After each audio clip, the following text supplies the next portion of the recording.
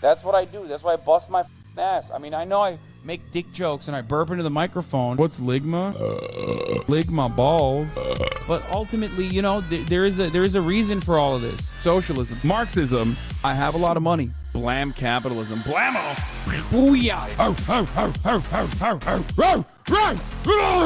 This is how women make me feel. Oh, I got your nose. Lick mich im Arsch. What about me? Me.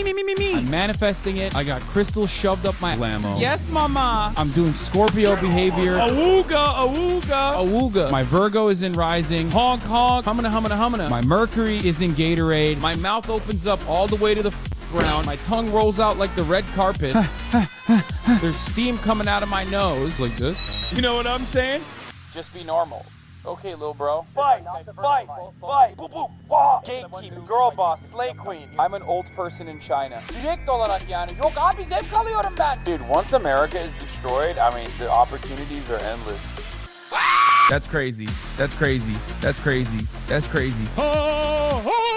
I'm losing brain power. Obama! I'm a sheep.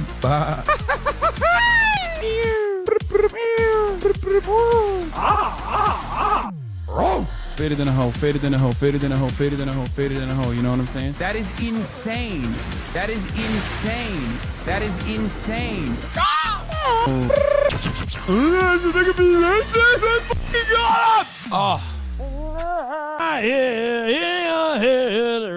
Blammo. What's going on, everybody? I'm Sean Piker, and this is the Austin Night Broadcast coming to you live from another sunny day here in sunny Los Angeles, California, folks. We're live and alive, and I hope all the boys, girls, and MBs are having a fantastic one because today is a beautiful day. Today is a wonderful day. Today is a Monday. It's 59 degrees and sunny here in one of the greatest states in the world, one of the greatest states in the greatest nation of all time. That's right. I'm talking Los Angeles, California, United States of America, baby. And I'm feeling pretty goddamn good right now. You might be wondering, holy shit, Hassan, you're in a cheery ass mood. And that's because, guess what? Took a day off. That's why I'm in a cheery ass mood, baby, because I took a goddamn day off. Woo! This is part of the broadcast where I tell you a little bit about my personal news. And honestly, there's a lot going on in the world of Hassan Hasanabi Piker. Okay? That's right. First things first, military commentary from military YouTuber. No thanks. No thanks. I do not want to hear about how J-Lots won't work in Gaza, but the Sons of Palestine might. I have no idea what this is. 14 minutes long. Some of you guys subscribe to me just to send me videos right off the jump. Anyway, this is part of the broadcast where I tell you a little bit about my personal news.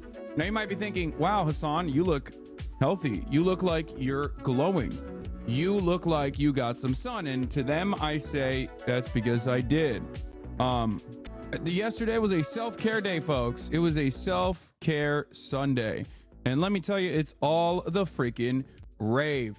So I ended the broadcast on Saturdays, you guys know, Saturday night.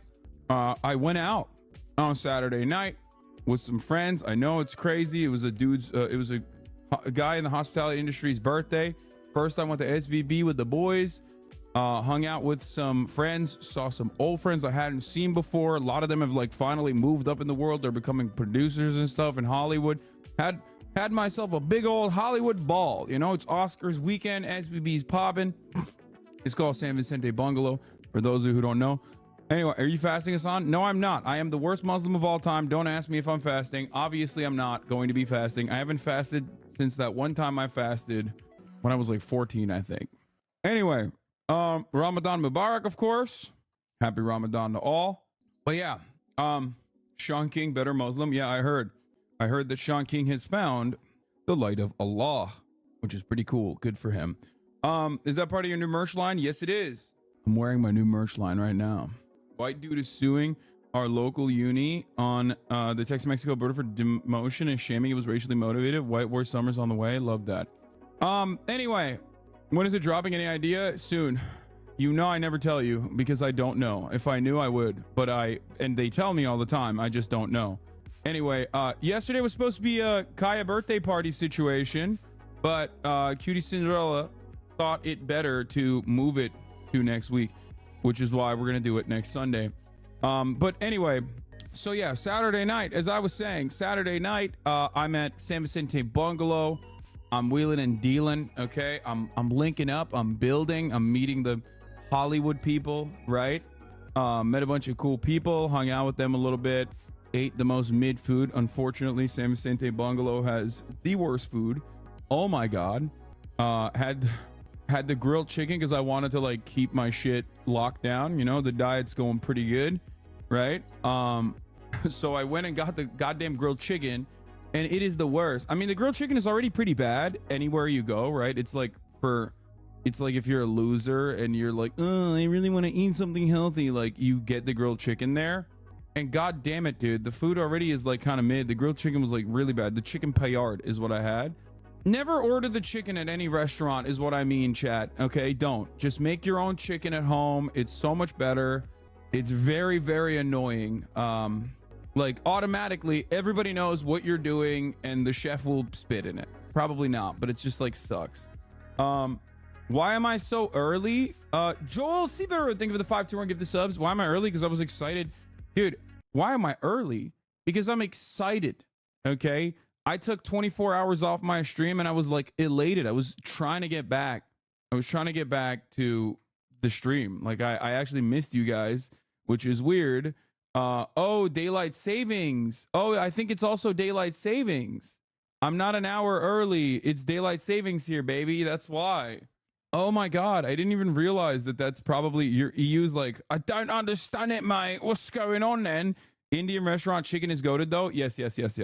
I'm talking about like when you go, yeah, no, Indian restaurant chicken is very different. I'm talking about like the chicken that they offer at every like steakhouse, every fancy restaurant.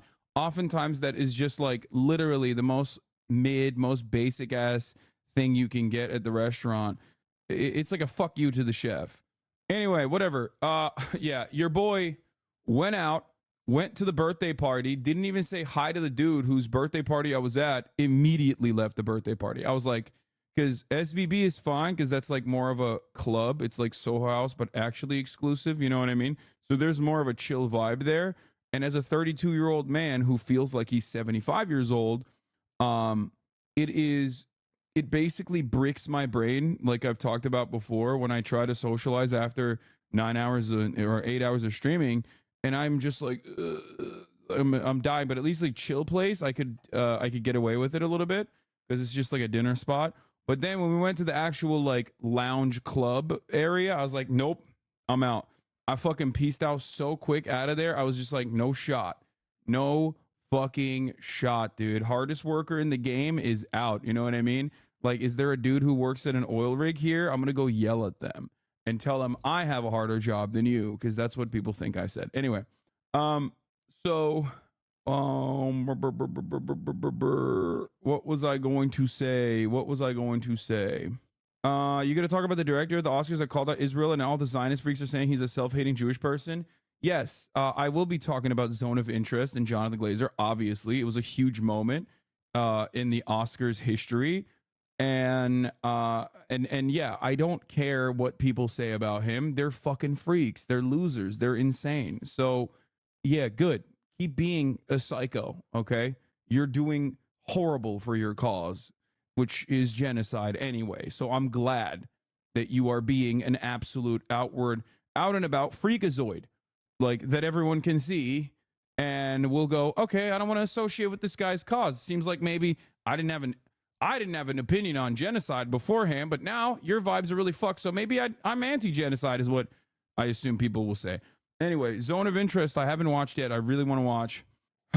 Anyway, Ryan Gosling's performance is great. We're going to talk about the Oscars. Hold on. Let me go through it. So Saturday night's over. The next day, yesterday, Self-Care Sunday is what people are calling it. Many people are saying it is the greatest self-care ever examined, ever experienced. Okay. And to them, I say that is correct. I did a lot of self-care yesterday. And I hung out with Kaya a lot yesterday. First and foremost, took Kaya out, made her run, wrestled with her in the sun, played a lot of basketball, was very tired. Kaya was sleeping the whole day. That's how hard. Played a lot of Yakuza, Infinite Wealth, watched the Oscars, had to get YouTube TV just so I can watch the Oscars. Stood out in the sun a lot. I feel like I got a little bit of a tan on me. That was good. And I used a mud mask and a hair mask, which I didn't even know was a thing, and I bubble maxed. Okay, and that's why I'm kind of glistening right now. You know, it was on NBC. Dog, what do you mean? I think it was ABC, right? Or was it NBC? It doesn't matter. I was watching on YouTube TV, which has all of the channels. I don't have cable. Can I borrow some of that Sheen, bro? You're sparkling. Yeah, that's why my hair might look like a little weird because of I assume there's a thing called hair masking. I use the hair mask. I guess it's just like a really heavy, a really heavy conditioner. Non-Muslims participating in Ramadan and you're not? What? Yeah. Well, I am Muslim, so I don't have to do this stuff. Okay? Like, no, I've already been through this. No, thank you.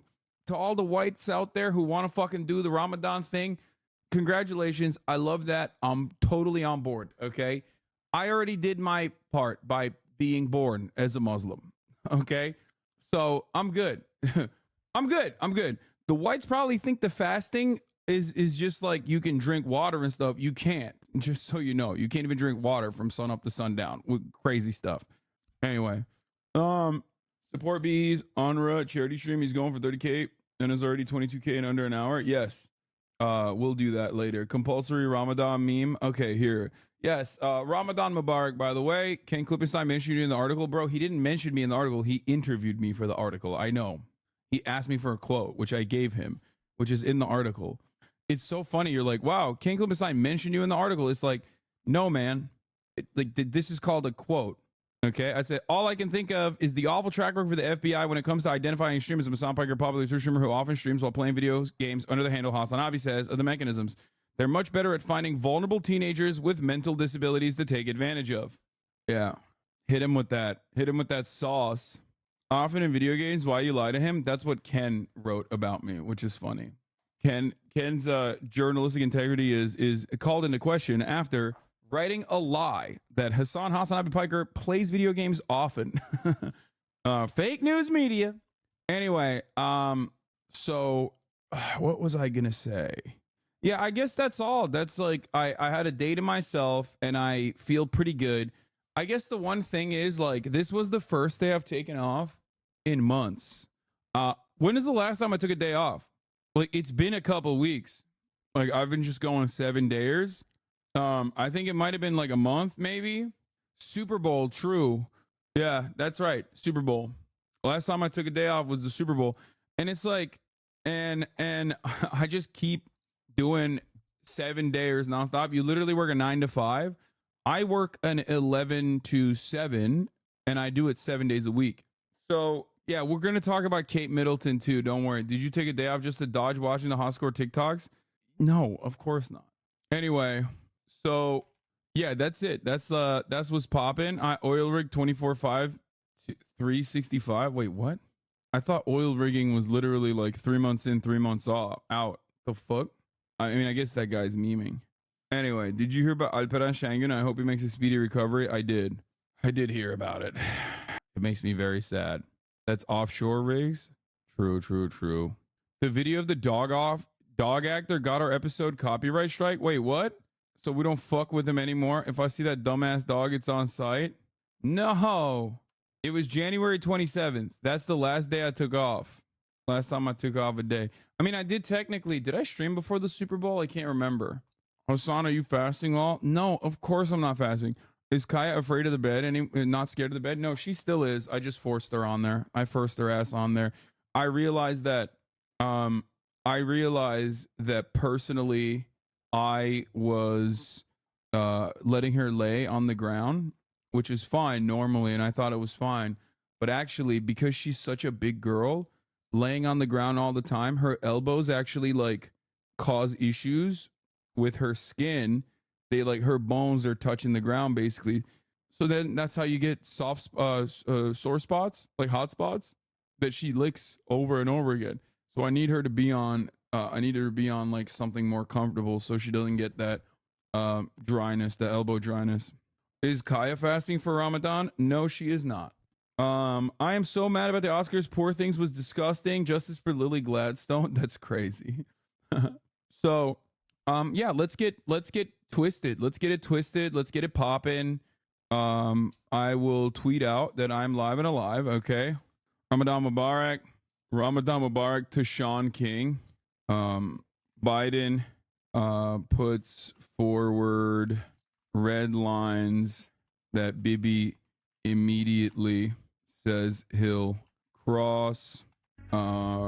Oscars drama, zone of interest, director draws parallel between Holocaust and Gaza. Y'all, she literally was a child in an adult body getting taken advantage of and raped. Wait, what? Dude, I have not watched Poor Things, and honestly, any single time someone tells me what is going on about Poor Things, I am further confused by it. Like, my first introduction to this fucking movie was my friend being like, I just watched Poor Things last night. And like, you know me, I'm very like a liberal guy sexually. And even I was like, I could not believe it. Like the second half of it is just like insane. I would consider it pornographic even. And this dude is like a very open-minded guy, right? And I was like, okay, fine. That seems cool. And then he was like, Emma Stone fucks an apple. And I was like, what do you mean she fucks an apple? How is that possible to fuck an apple? Like, does she put a strap on? She's like, no, she like puts the apple inside of her. And I'm like, oh my God, that sounds insane. And since then, anyone that tells me anything about this fucking movie in like short increments has made me so much more confused. I have like, you know how you can kind of pick things up about a movie from like 3 to 4 different points of reference from 3 to 4 different people. Okay. And you're like, okay, I kind of get what's going on here. Poor Things is like anytime I learn something new, it literally causes me to further be confused about the movie. Like Zone of Interest, great example. People are like, it's a Holocaust movie, but not in the cliche way. Okay. They don't show you what you normally would see in the Holocaust movie. It's about the banality of evil and how middle managers like would love to elevate themselves no matter what the human cost of that is. And I'm like, I get that. That sounds sick. I want to watch that. That sounds like that is right in my fucking wheelhouse. Okay. But then with like Poor Things, it's like, it is insane. It's like Emma Stone is a woman, but child brain. She has a child's brain and she's having sex with an apple. And I'm like, that's crazy. That is, what are you saying? It's actually in a different dimension. I'm like, stop. Shh, don't do it. Don't do it. I don't know. I don't know what's happening. I don't want to know what the fuck is going on. To me, it was like, I'm already talking about the Oscars. You see, this is crazy. I haven't even blasted off yet. Anyway, Ramadan Mubarak to Sean King. Biden puts forward red lines. Biden, Gaza, red lines that Bibi immediately says he'll cross. Oscars drama, zone of interest director draws parallel between Holocaust and Gaza. And then real Uncle Sam Cedar is on later. Get in now. It's just a weird movie, not to have a deep meaning. Wait, what? Are you going to cover the conservative civil war over whether or not it's gay to find Southern tomboys attractive? Yeah, that sounds like it's in my wheel. I know what you're talking about. I've seen conservatives like negatively polarize themselves against like women who love doing fun shit like mudding and like catfishing, catfish hunting. Like these are conservative staples that used to be, you know, important. And I think like noodling, sorry, not catfish hunting, noodling. Yeah, that's the proper term for it. And I guess like conservatives now think that that's gay. If you like a woman who likes the same shit that you're into, like that must mean it's gay. Which, you know, cool. More for everybody else, right? So yeah, we're back. We're freaking back. Thank you, Themasius. Seriously, what's up with Chuz? Like, why are they into now disliking everything? Recapping Hollywood's biggest night, Jonathan Glazer. I think honestly, so much love and so much respect for Jonathan Glazer. Straight up. I tweeted about it immediately after, but like, you know, as far as the, oh yeah, Kate Middleton conspiracy, I'm going to talk about that too. Shit. There's so much news. There's so much news going on.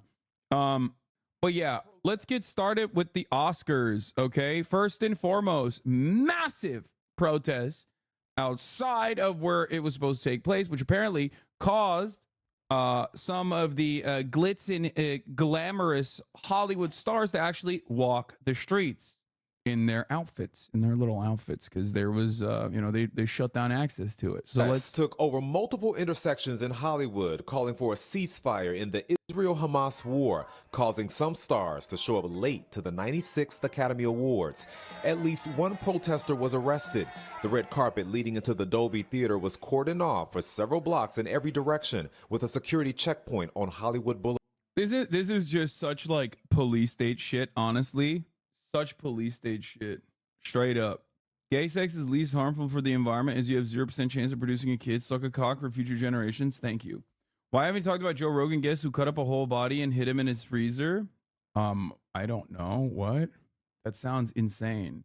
I think probably because I don't really care about who Joe Rogan has on as a guest, because who cares?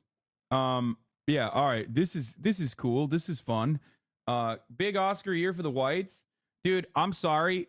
It's a good year for movies, and it was a good year for fucking for the Oscars. Stop. I hate that like conservatives have now become the most annoying fucking guys out there, who they always were, obviously, but now they're doing the exact same thing that like annoying liberals were doing, but this time from the conservative side. So it's doubly annoying because at least the liberals had like empathy and morality on their side. Conservatives are just as smarmy and just as annoying in their identity politics, and it's also immoral.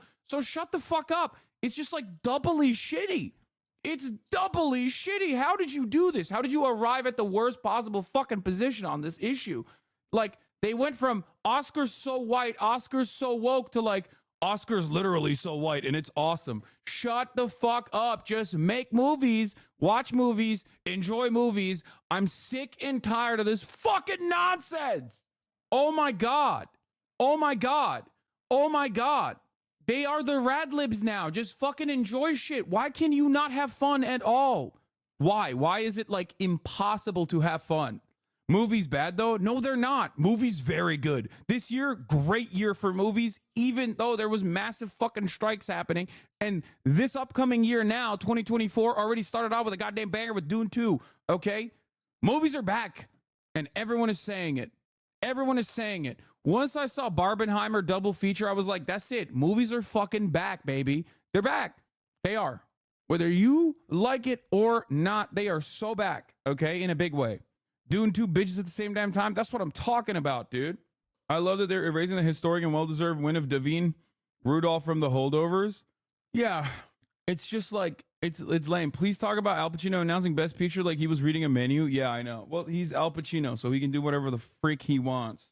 But anyway, let's do the recap real quick, and then I'll get to the conservatives fucking complaining and being like, oh, wokeness is dead. I saw Sydney Sweeney's titties. It's like, dude, none of the things that you are mentioning are political, okay? The Oscars is still incredibly fucking libbed up. It was always libbed up as an institution. And obviously, as a liberal institution, it has some conservative reactionary values, right? That's the reason why you see like open applause for 20 Days of Mariupol, which it deserves for the record. But then like it's relatively controversial to talk about Gaza in similar terms. Like there's obviously like some reactionary shit, some liberal shit, some things that are permissible, some things that are not. The notion that like Cillian Murphy winning Best Actor is somehow woke or not woke is idiotic. It was stupid when the fucking Radlibs were talking about it under similar terms as well, by the way, to be like, oh wow, this is really messed up. I can't believe like they're not celebrating enough like people of color as actors. Like, it was dumb. But they were right. Morally, they were right, because an argument is to be made about more diversity, more representation, which makes better cinema overall. So on that front, there's at least a little bit of a crumb of like truth to the argument on there's a what? Why are you a rape apologist? Bro, what is happening, my boy? What the fuck? Where is this guy coming from? I'm talking about the Oscars. This motherfucker said, why are you a rape apologist? Are you okay? Dude's been following since 2021. Previously 1 month subscriber. Are you all right? Take your medication, dog. Take your medication, homie. Big homie, take your medication. You need your medication. Anyway, this is what happens when you start dodging the free subs. This is why you shouldn't watch Poor Things. It's the New York Times article thing. Are they saying that white people are better? Everything by default and should always get the awards? Aren't they just admitting to be racist? I mean, they are always admitting that they're racist. You know where he came from? I don't know where he came from. Anyway, I genuinely don't know because I don't have Twitter anymore on my phone. So I literally just like post, and then like yesterday when I was watching the Oscars, I saw the Zone of Interest speech and I was like, oh, I want to tweet about this. I literally ran upstairs, grabbed my laptop, tweeted, and then closed the laptop, never looked at it again. I only have Twitter on my desktop and my laptop. I don't have it on my phone anymore. You still have it on your phone? Now it's another app with an X for an icon. Yeah, good one. Yeah. Why not? Because it's just like an incredibly right-wing shitty space, and I feel like it makes me feel bad. That's it. That's literally it. I constantly am seeing awfulness all the time. And like as a part of my job, I already have to read a lot of awful shit anyway. And I was thinking like, God damn, why am I so like, I don't think it's good for my brain to constantly see like right-wing propaganda all the time from like the stupidest people. Why to use it at all? Because there's still a lot going on there. There's still a lot of discourse on there. There's still journalists on there. I still rely on it. Like there's a level of usefulness still to Twitter. It's just that it's not useful for me to be on it all the time.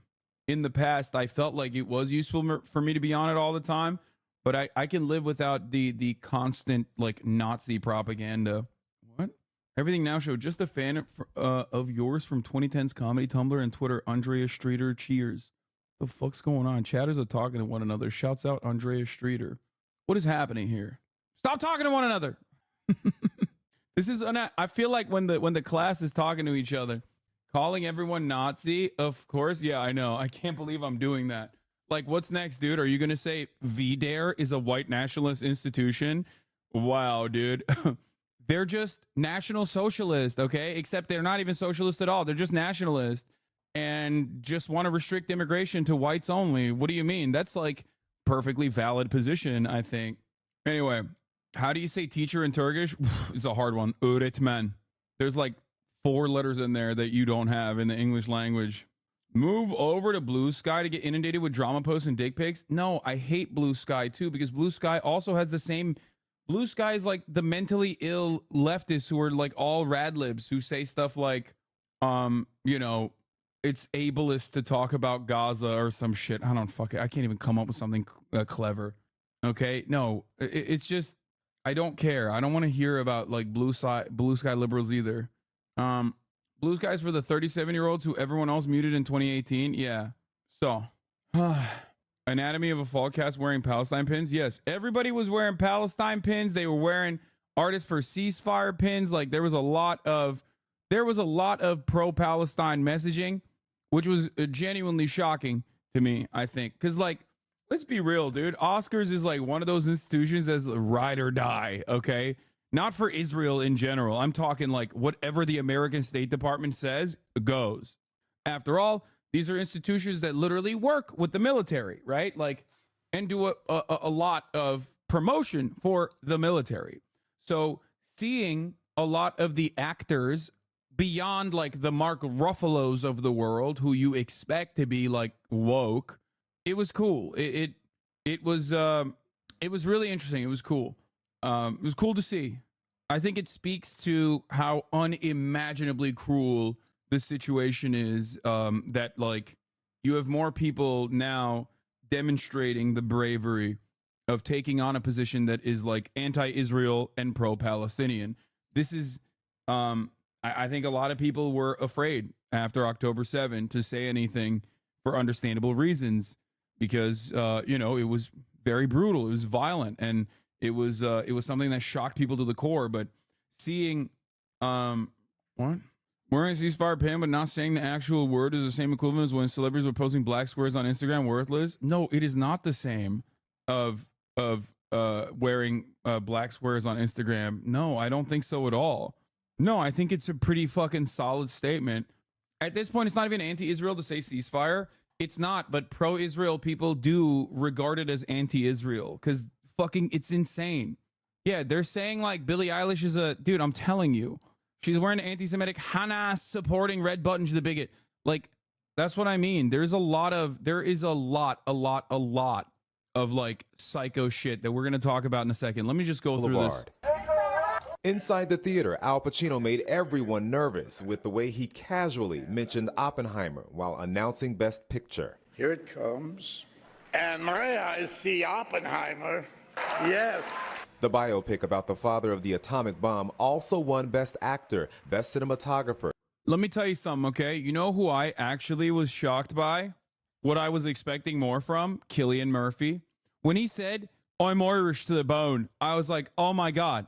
He's doing it. He's going to say free Palestine. And then he capped it off with shouts out to all the peacemakers around the world. We're living in a post-Oppenheimer world. Shouts out to all the peacemakers around the world. I was like, come on, bro. Come on.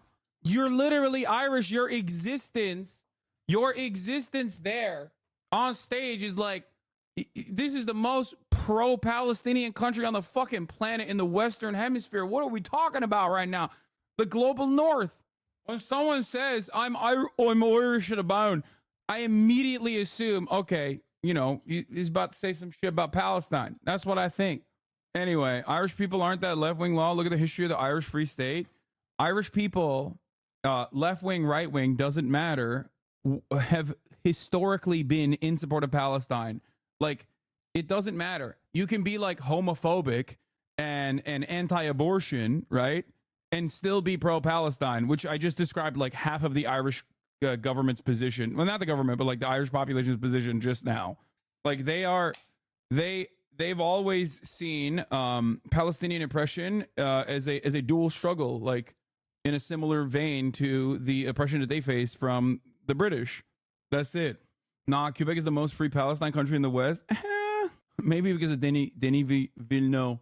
So anyway, do you think, and forgive me if I missed it, but I feel the Finns are more performative, specifically in Billie Eilish's case, where she won, had a pin and a platform to say something she already has, and was still silent. I'm not saying it's their job, but I don't know the pins really mean anything. I mean, it's the least. There's a reason why many people don't do it, because it is like, it's still a statement. Hollywood is, and as we know, as I've covered extensively, allergic to any mention of like Palestine. Hollywood across the board is very reactionary towards Palestinian struggle. Look at what fucking happened to Melissa Barrera. They made an example out of her. Okay. I've already told you, like, listen, I have experienced it myself personally from people who have literally been like, yeah, you got to fucking dial it back, big dog, on the Israel Gaza stuff. You know, it's a little too hot for us. You know, I've told you this. Yeah. People get blacklisted and shit. Anyway, so where was I? No Hassan biopic coming anytime soon. Yeah. I think it's a good thing overall. I do definitely wish that more people would speak out. I wish everyone had like a zone of interest type speech ready to go, locked in the chamber. Don't even try it. Down. Good girl. They gave one of the worst movies the most overt forms of propaganda Best Picture, The Hurt Locker. Exactly. Like, Hollywood isn't like pro-Israel in the anti-Semitic conspiracy way either, by the way. It's like pro-Israel in the most like State Department propaganda ways possible. There are certainly a lot of people who are hyper-Zionist, like ultra-Zionist across the board. And then there are woke kings like the guy heading the agency that I'm with, who are liberal Zionists, like Ari Emanuel. It's true. Very much anti-Netanyahu. That's right. Ari is anti-Netanyahu. So just remember that. Anyway, maybe that's why I haven't been dropped. But yeah, the Ukrainian documentary speech was very tense. I thought it was very good. I get what he was saying. He said that I wish I didn't have to make this movie. I wish I never got this Oscar. I would trade it for Russia not invading Ukraine in a heartbeat, which makes total sense. Cillian's politics have been well known for many years to those who just learned his name because of Oppenheimer. I get it. No, that's why I said, that's why I'm shocked, because of his politics. That's why I'm shocked that he didn't say anything. And he went with the cowardly route by being like, I'm Irish. Shouts out to the peacemakers. Anyway, yeah. Best Score and Best Director. And Robert Downey Jr. By the way, Oppenheimer deserved it. Anybody that says it didn't is a fucking liar, okay? won Best Supporting Actor for his role in the film. It's his first Oscar. My His goat. career has included a series of arrests for drug-related charges and a year in prison. Okay, everybody needs to fucking dial it back, dog. Jesus Christ, dude. That's a crazy way to approach the story. I know that they're trying to say like, okay, rehabilitation works, like, but goddamn, dude, just let the man fucking. I don't He know. thanked his wife for helping him turn his life around. I'd like to thank I'm a veterinarian. I meant wife, Susan Downey over there. She found me a snarling rescue pet, and you love me back to life. That's why I'm here. A stunned Emma Stone won Best Actress for Poor Things, her second career win in the category. And Barbie, the highest grossing film last year, took home 1 Oscar. Dude, I think I'm Just Ken got robbed on this, straight up. I think I'm Just Ken was such. I'm a loyalist of I'm Just Ken. I think that's a great song. Unironically, such a good song. Billie Eilish and her brother Phineas won for their song What Was I Made For? Eilish is now the youngest 2-time Oscar winner ever at 22. We won 2 years ago, and that still hasn't sunken in or gotten normal. It doesn't make sense. Later, Ryan Gosling, who played Ken, performed the movie's other nominated song, I'm Just Ken.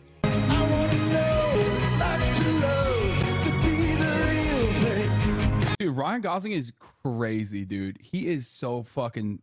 This performance was phenomenal. There was a lot of mid performances, I think, of that night. I really thought this performance was great. He is very talented. He is. The performance included guy. 3 dozen backup Kens. I'm just Ken, anywhere else I be. And an appearance by Slash from Guns N' Roses. Yeah, it really was a good show. And one of those Ken backup dancers says that the group practiced for 2 days in the theater lobby, sometimes until 10 o'clock at night. It's wild. Yeah, you're right. Well, he's not even a singer primarily is not true. I think he was in an indie band or something, right? Early on in his career. So he definitely has he has that dog in him. He certainly has that background. But Man's Bones, is that what it's called? Killers of the Flower Song Nom was good as well. He was literally in the Mickey Mouse Club. Lamau, not a singer, my ass. Yeah, he definitely is a very talented guy. He definitely is a very talented dude. So it's not shocking to me that he just kind of clapped up. He was not. I guess the point is he was not a 100% singer-songwriter, and there were 100% down singer-songwriters there that actually didn't do as good of a job as him. All right, let's get to this. I think this is the most important part of the night, from my perspective at least. I thought the John Cena naked stuff was funny, but I'm going to talk about Jonathan Glazer. Jonathan Glazer is the director and now Oscar award winner for Zone of Interest. I have not seen Zone of Interest yet. I really, really want to watch it, but I understand it. I get it. I've seen Zone of Interest type movies at the very least a million times over, even though this movie in and of itself does not go the played out cliche route of the Holocaust movies, some of which are phenomenal and obviously masterpieces. Others are basically just fucking, just rehashing the same Oscar bait stuff. Jonathan Glazer wrote a movie or made a movie about off of book about the banality of evil and also the self-interest that people demonstrate even in times of intense cruelty. Tragedy Oscar bait is the normal trope, yes, but I think that it takes a very interesting, very different look talking about the normalization of cruelty, exactly how normal people operate next to fucking Auschwitz, right? And I think that is obviously a very important story and a very important framework, especially considering the parallels between what is going on in Gaza, right? The normalization of cruelty that comes with a fascist government. And we are there. We're there. This is what's going on. And what's going on in Israel is a great parallel. And I would have been shocked, like I said, like I tweeted yesterday, I would have been shocked if he didn't actually bring that up, but he did. And for that, a lot of people are yelling at him, as a matter of fact. By the way, thank you, Majority Report, for the raid. Hope to see Sam Cedar, Uncle Sam, soon. Okay? I'm going to have him on the broadcast in a little bit. I said, Glazer made a movie about the banality of evil during the Holocaust. It would have been odd if he didn't mention the parallels to Gaza. Respect for saying something to an otherwise hostile room. Remember, they booed Michael Moore's speech for criticizing the Iraq War. Jonathan Glazer calls for a ceasefire, highlights the importance of separating political conflicts from the shared humanity and suffering experienced by all involved parties. So, you mean the Nazis are shouting at him? Jonathan can glaze my zone of interest anytime? Okay. Jonathan Glazer's speech was blacklisted from the Oscars YouTube account, Lamau. Yes. Here's the thing, okay? And look, let's just hear what his speech is, and then I'll go through it. Thank you to the Academy for this honor, and to our partners A24, Film for Access, and the Polish Film Institute, to the Auschwitz-Birkenau State Museum for their trust and guidance, to my producers, actors, collaborators. All our choices were made to reflect and confront us in the present, not to say, look what they did then, rather look what we do now. Our film shows where dehumanization leads at its worst. It shaped all of our past and present. Right now, we stand here as men who refute their Jewishness and the Holocaust being hijacked by an occupation which has led to conflict for so many innocent people. Whether the victims of October the 7th in Israel or the ongoing attack on Gaza, all are victims of this dehumanization. How do we resist? Alexandra Bistron Kaladziejczak, the girl who glows in the film as she did in life, chose to. I dedicate this to her memory and her resistance. Thank you. I mean, why is saying it on the stage so important? The people that watch this shit are sheep anyways? Dude, what are you talking about? First of all, that's like the majority of the planet. Everyone is a sheep, okay? The entire point is waking up sheep. The people cheering and clapping aren't the Americans. Let me out. Yeah. So I think that was a massive deal, okay? That was a massive deal. It's the biggest stage. His movie directly talks about it. He openly says using Judaism and the Holocaust in the name of like contributing to atrocities that people face akin to like the similarities are there, the mechanized version of death that befalls upon a largely civilian population. Like it's a perfect take. Okay. It was a very brave thing for him to say. And the reason why it's a very brave thing for him to say, obviously, like a lot of you are brain broken from hearing me constantly fucking talk about this. But there's a very big difference between me talking about this on my stream versus saying it at the fucking Oscars after winning as a Jewish man, winning a award for your movie that literally talked about the Holocaust. The fact that you're bringing that up there, he is the perfect person to talk about this, okay? The perfect person, the singular perfect person to talk about this on that stage was him. And he did it. He used the moment. So, I mean, it's just like he has literally all the backing and all the credibility. And guess what, dude? The ADL is fucking big mad, of course. So many ultra-Zionists are so unimaginably ass-pained over this shit, okay? There was, what is that? Noah Tishby lady was like, I cannot believe how fucking anti-Jewish the Hollywood liberals have become. And it's like, dude, what the fuck are you saying? You are the most delusional person on the fucking planet, dude. They are all Hamas supporters. Like, fuck you. Anyway, ADL, Times of Israel, accepting Oscar. Glazer says, don't use our Jewishness and Holocaust to justify Gaza war. Director of award-winning The Zone of Interest Holocaust movie laments occupation, dehumanization in Israel and Gaza. Several celeb wear pins calling for ceasefire. As widely predicted, Oppenheimer, the biopic of Jewish nuclear scientist J. Robert Oppenheimer, swept a number of categories at Sunday's Oscars, including Best Picture, in a year unusually heavy with Jewish nominees. But the most talked about Jewish moment of the night came courtesy of Jonathan Glazer, writer-director of the cerebral Holocaust drama. Dude, it's kind of funny. I just realized that, like, two dudes that were up for Best Male Actor were two Gentiles that were portraying themselves as Jewish men. I didn't even put that together. That's crazy. You had fucking Bradley Cooper and Cillian Murphy. That's wild. Anyway, there was an end Jewish hate commercial during the Oscars too. Yeah, exactly. There was a literal like anti-Semitism ad and everything. Standing alongside producer James Wilson and Len Blavatnik during his acceptance speech for the Best International Feature, Glazer, who is Jewish and came to Israel on a 5-month program with a student at London Jewish Free School, denounced Israel's occupation of Palestinian territory, which he said had led to dehumanization that had affected both Israelis and Palestinians. Our film shows where dehumanization leads at its worst. It's all shaped all of our past and present. Right now, we stand here as men who refute their Jewishness and the Holocaust being hijacked by an occupation, which has led to conflict for so many innocent people, whether the victims of October 7th in Israel or the ongoing attack in Gaza. He added to the applause and cheers. This part is really important, okay? He is directly pointing out the atrocities of October 7 and laying the blame in the hands of the Israeli occupation where it fucking belongs. He is right to say this. This is the correct take. This is a take that would get you fucking blasted a couple months ago. Okay? This is a take that I've had since day fucking one that like the Harvard student coalitions had as well and got punished for it, like aggressively punished for it. Did you see all the lying monsters intentionally cutting the quota? We denounce our Jewishness. Yeah, I don't know what happened. I don't know what they were saying, but Jonathan Glazer, you hijacked the Oscars for a naive, selfish, and vile narrative blaming the victim. Gaza was not occupied on October 7. Yes, it was. Yes, it was. Glazer's reference to Israel's war in Gaza came after pro-Palestinian protesters snarled traffic around the Dolby Theater as Oscars kicked off.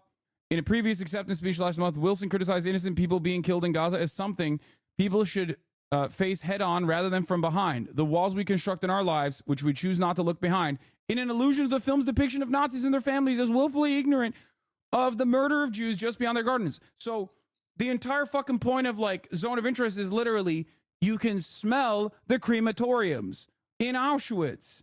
You can smell it. Some people know what it's about. Other people don't. But you should be fucking curious as to what's going on. And many people just know. They know. Deep down inside, they know. They hear the screams. That's the whole point. Okay? That's the whole fucking point. Variety should really correct this. This is not at all what Jonathan Glazer said. It's missing some key words. Right now, we stand here as men who refute their Jewishness, whether the victims of, yeah, what the fuck? They misquoted them? Jesus Christ. This hard? They purposely misread his speech, basically this. I simply cannot fathom the moral rot in someone's soul that leads them to win an award for a movie about the Holocaust and with the platform given to them to accept that award by saying, we stand here as men who refute their Jewishness. This is a good fucking, what the fuck? The full quote, we stand here as men who refute their Jewishness and the Holocaust being hijacked by an occupation which has led to a conflict for so many innocent people. Ben is so mad about it. Of course he is. In Jonathan Glazer's Zone of Interest, you don't see one Jew. Those are the best Jews, according to Glazer, the faceless victim screaming in the distance. Ironically, he's the villain, picking up awards from the bodies of these anonymous dead Jews while ignoring the living ones getting slaughtered in Gaza envelope by genocidal murderers. Bro, that's crazy. Ben is the most Israel-coded American Jewish man I've ever seen. Like, down to the fucking wire of, like, just the aggressive militant attitude. Like, how did you develop this, dog? You grew up in Los Angeles. If you say stuff like this, you have to be wearing capri pants and DJing, okay? Like, this is, I'm wearing capri pants and I'm DJing and I'm saying Hamas terror babies energy. You grew up in LA. What the fuck? It doesn't make any fucking sense. Where did you develop this? You don't even listen to techno music. You are not allowed. If you don't listen to the worst techno you've ever fucking seen, you can't have this energy, bro. He went to Walter Reed Middle School and a Jewish high school. That's where he got it. No, but it doesn't matter. It doesn't matter. This energy is like, this energy is straight up like a very right-wing Israeli energy that Ben should not have at all. Okay, that's my point. Like, this is like learned behavior. Anyway, you are surprised to learn that the world has more sympathy for the victims of a genocide, the Palestinians, rather than its perpetrators, Israelis. I heard from many people you are the best the right has to offer, but this tweet suggests you are an incomplete Israel apologist. I mean, he is, yes. I'm a little confused what he means by refute his Jewishness. Can you explain what he was saying a little? Yes, he's saying we refute our Jewishness and the Holocaust being used by Israel. He's not saying he refutes his Jewishness. He's saying he refutes Israel's utilization of Judaism and the memory of the Holocaust to do a genocide. That's crazy, dude. Did you see the guy who tried to dedicate Glazer's Oscar to Israel himself? I dedicate Jonathan Glazer's Oscar to the brave and brilliant men and women of the IDF and the state of Israel. Don't stop till the enemy is defeated. Zionists undefeated and finding new unique things to steal. Like, what do you mean? Nah, I don't care. I don't care what the movie's about. Nah, la la la la la. I can't hear you. It's actually about. I've decided it's actually good. The movie is not telling me what I think it's telling me. I will refuse to learn. It's my Oscar now. E. Fartlow came out hot. I woke up this morning and felt unbelievable despair about Hollywood. For years, I felt it is a bad place. Okay, I'm doing her accent correctly because remember, she is Scottish, okay? She's Scottish. Eve Fartlow is Scottish. I have witnessed firsthand several times how this epicenter of popularity treats people with courage.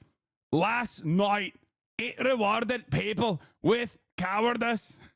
Jews who refute their identity were applauded on the Oscars podium. Non-Jews who wore red pin badges celebrating Jewish lynchings in the name of peace were photographed having the night of their lives. Hours later at Vanity Fair, Mark Ruffalo said humanity is winning. No, Mark, humanity is not winning. Ego, money, and power is. Oh, Jesus Christ, dude. Yeah, that's what she sounds like. Look it up. That's literally, yeah. Another banger from Eve Fartlow. Remember that former banger from Eve Fartlow where she said, just left a massage therapist, saw a free parking sign, thought that the sign said free Palestine. Us Jews are tired.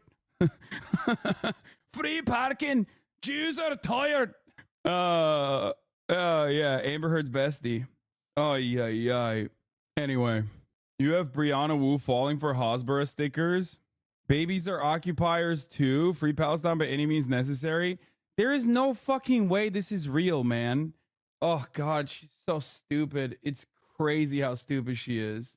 Wait, what? I don't want to go after him publicly, but the concept of baby settlers recently popularized by the #1 Twitch streamer.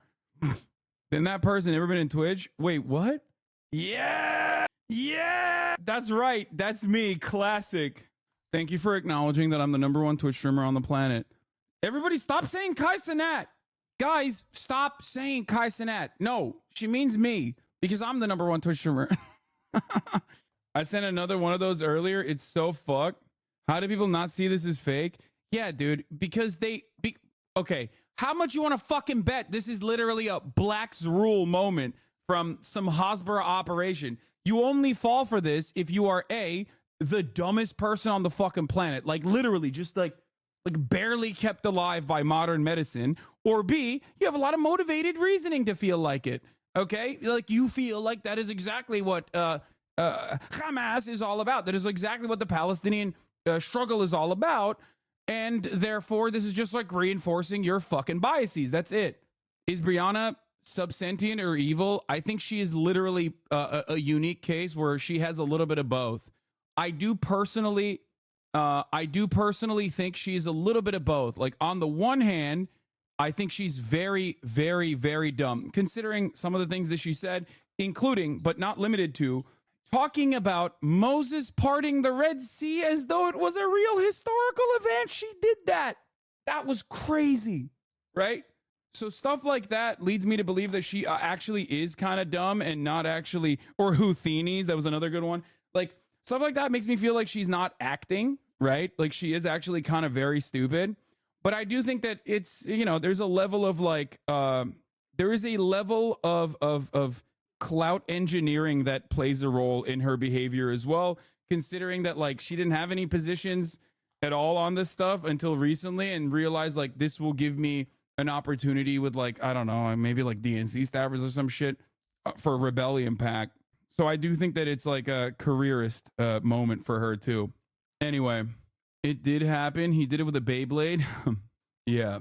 She gets too much credit for people, even though her entire career was making one of the ugliest games ever made. Got famous for being yelled at by guys like Quarter Pounder and Milo, and she looks like Marilyn Manson during his court appearances. Oh my God. Jesus Christ, M. Hood. Yeah, this was pretty funny. I said Biden's take on Palestinian lives are disgusting. No other words. He mentions the 30K killed by the IDF as though they're victims of a natural disaster. To which Brianna quote tweeted me, apparently. I didn't even know. Yeah, I was absolutely disgusted by his plans to literally build oceanic infrastructure to ensure steady supply of food gets to the Palestinian refugees. Oceanic infrastructure. What ocean? Does Israel have an ocean near it? Why do these people, here's a very cool way to like recognize that someone is stupid, but portraying themselves as like intelligent, okay? Trying to present themselves as intelligent, okay? It's a sea, it's not an ocean, but she said oceanic because in her fucking mind, it comes across as like intelligent to say oceanic. Just say, build a fucking port. That's it. But she don't want to say that because she wants to like genuinely elevate, like, for a lot of dumb people on Twitter, she wants to come across like more intelligent than she actually is. Anyway, it's fine. It's besides the point. Oceanic infrastructure. To ensure a steady supply of food gets to the Palestinian refugees, no matter what Netanyahu decides. What an asshole. To which Talia Jane absolutely fucking cooked her ass. Talia said, I remember years and years ago when you didn't bootlick for genocide or proudly carry water for meager half measures that could easily be resolved by forcing fascist freaks to stop blocking existing aid. You at least tried briefly to be for the people. I am for the people. The difference between us is I think Jews are also people. The difference between us is that I'm an actual Jew telling you you're on some fascist dog shit. You're a Shonda Goy selling yourself out to chase temporary approval by whoever will give it. For now, ethno-supremacist extremists, knowing deep down inside, none of them will have your back when you need someone to defend your rights. When they're on the chopping block, you will not be remembered. You sold your soul. You're an empty, a tool, a replaceable glass gleefully being filled by arbiters of hate on the comical delusion you're doing anything remarkable, a paragon of uselessness. Why did you block me, Brianna? I thought you said you believe Jews are people. Am I not a person? If you prick me, do I not bleed? Holy fuck. God damn. Talia fucking absolutely destroyed her. Talia, for the record, was the one who exposed the Tyler Oliveira shit early on. Remember Tyler Oliveira, the YouTuber that we looked at, who was like talking about how he was interviewing random New Yorkers about the Jewish tunnels and also immigrants somehow that are connected. Okay. But yeah, it was great. And she toasted Brianna pretty aptly. She might be in here right now. She's great. She broke the Aaron Bushnell story as well. Yes, that's right. And also did a really good job with that as well. She was very careful and considerate, got consent from Aaron's family before revealing the footage, and literally said that like Aaron wanted this footage to be out there and Aaron's family wanted this footage to be out there as well. She's great. Quiet. So yeah. Okay. We're going to move on from this. Fucking Ben, dude. I don't know. I just like, it's so ridiculous, dude. Anyway, much respect to Jonathan Glazer. Like I said, what a fucking G, what an absolute G for openly coming out there and being like, listen, not in our name. This is bullshit. Okay. I have so much respect for a dude who was the most qualified to talk about this on stage. And now everybody's yelling at him. The ADL, which is a fraudulent institution at this point, okay, ultimately, in its inception, it was for a very good cause. Obviously, anti-Semitism is horrible and should be stopped. ADL is now Apartheid Defense League through and through, okay? Apartheid Defense League to the goddamn bone, okay? Holy shit. She's in here. Law, hi again, Hassan. Hope you're having a lovely day. What is this? Brianna is on some straight Nazi shit. What is this? Good morning, trans Twitter screaming at me for... I don't care. Don't show me any more stuff of Brianna Wu, okay? It's irrelevant. Like, even when she says dumb shit, it is irrelevant, okay? Hi, Talia. It is irrelevant. Brianna does this thing where, like, she's just farming. She's farming the other fucking dumbasses on Twitter. That's it. Twitter is now, like, unfortunately, a right-wing shithole full of the dumbest people you've ever fucking seen. and you can get hug boxed by them if you agree with them. That's it. And that's what Brianna is doing. What is this? Michael Rappaport, let's go. My goat. Why do you weak ass as a Jews have Jewish in your profile? Yeah, tell it to him. Tell it to him, Michael. He's the beacon, the paragon of strength, dude. Yeah. God, I love him. At least he's like, out of all of the Hasbara ultra nationalists out there, I think Michael is the most tolerable. He sucks so bad, but like at least he's watchable. You know what I mean? Brett Gelman, unwatchable in my opinion. Amy Schumer, unwatchable. But when Michael goes off, I'm like, that's my guy. File or Jew for ceasefire. I'm a Jew for. Like he always seems like he's gonna do a rap battle for defending Israel. It's like any one of you that wants to take it up, I will fucking put the mic on and do a rap battle for Israel. Do you understand? Yeah, they call it a genocide, but the real genocide was October 7th. Recognize. If you don't like techno music, you can fuck off. Palestine in your profile, huh? Why do you feel the need to explain that? You think you get good guy points for that bullshit? It shows how much you care. No, dude, no. It's because people genuinely have, like, I know this is really hard, okay? I know this is really hard for you to comprehend because you're a piece of shit. But people, okay? But other people legitimately look at that and go, that's fucking insane, okay? That's really bad. And they probably have a real distaste in Israel doing all of this stuff while simultaneously saying that they're doing it for Judaism when it is so far removed, okay? That's the difference. Or how evolved you are from all the other Jewish people. Yeah. Hamas is being a sucker MC, yo. You weak ass self-hating. You have no knowledge of self. You could post as many watermelons and flags and explain this, that, and the third. But know this. Okay. If you were in Israel on October 7th, you would be raped, kidnapped, murdered, and had your homes burnt down with you and all your Jewish family in them, just like all the other Jews. If they had a chance, those radical jihadists, to get... So like when on October 8th, victims, survivors from Kibbutz Be'eri, when they were saying that this is a direct consequence of Israel's apartheid, Israel's occupation, okay? Is Michael Rappaport owning them in the marketplace of ideas as well? He's like, you're a fake Jew, unlike me in New York, safe and sound, right? Like they were saying it too. It's just so, it's ridiculous. It's ridiculous. Glazer is a descendant of survivors of the Kishinev pogrom, which was one of the major justifications used for the Zionist movement and the need for a Jewish state in the early 1900s. Get their hands on you. Never, ever, ever, ever, ever forget. You could post all you want, but if they had a chance, they would treat you as a Jew, you weak ass, embarrassing. I think that like the notion, and this is like very real in ultra Zionist circles, like if you criticize Israel, you're just like anti-Semitic, is just so damaging to the discourse, and it's completely shut off some people from like from basically seeing the light in this situation. It's just like there are a lot of people who saw the atrocities on October 7. It broke their brains, and they were just like, I'm done.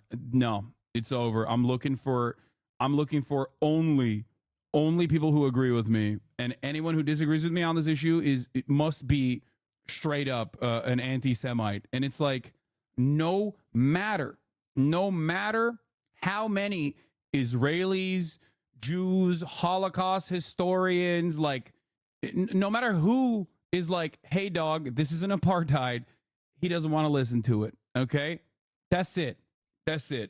No more information can come in. Exactly. It's just, I'm shutting out anyone that opposes this take. Anyone and everyone. All right, let's listen to the Jimmy Kimmel monologue, opening monologue, briefly. Not even other Jewish people. Yeah, don't. That's what I'm saying. It doesn't matter. It doesn't matter. Like, I see it. Like, I've heard it. I've heard it myself. Like the treatment of anti-Zionist Jews as though they're like self-hating Jews. is an inherently anti-Semitic thing to say, like calling them capos and shit. And it's crazy. Anyway, what is this? To be honest, I think Dan is only seeing half the picture. Okay, that's a good one.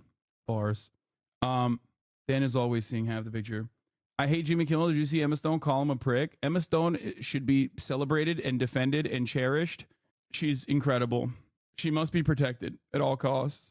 Anyone that hurts her, anyone that hurts her, I will stand in their way. No, she stole Lily's Oscar. Honestly, I think like, dude, I'm saying this partially because of her speech. Like I thought she was being very real. She was fucking bawling her eyes out, trying to hold her tears back from all the emotions. Don't forget, you'll always be Jewish. The world will never let you forget. So support the genocidal state.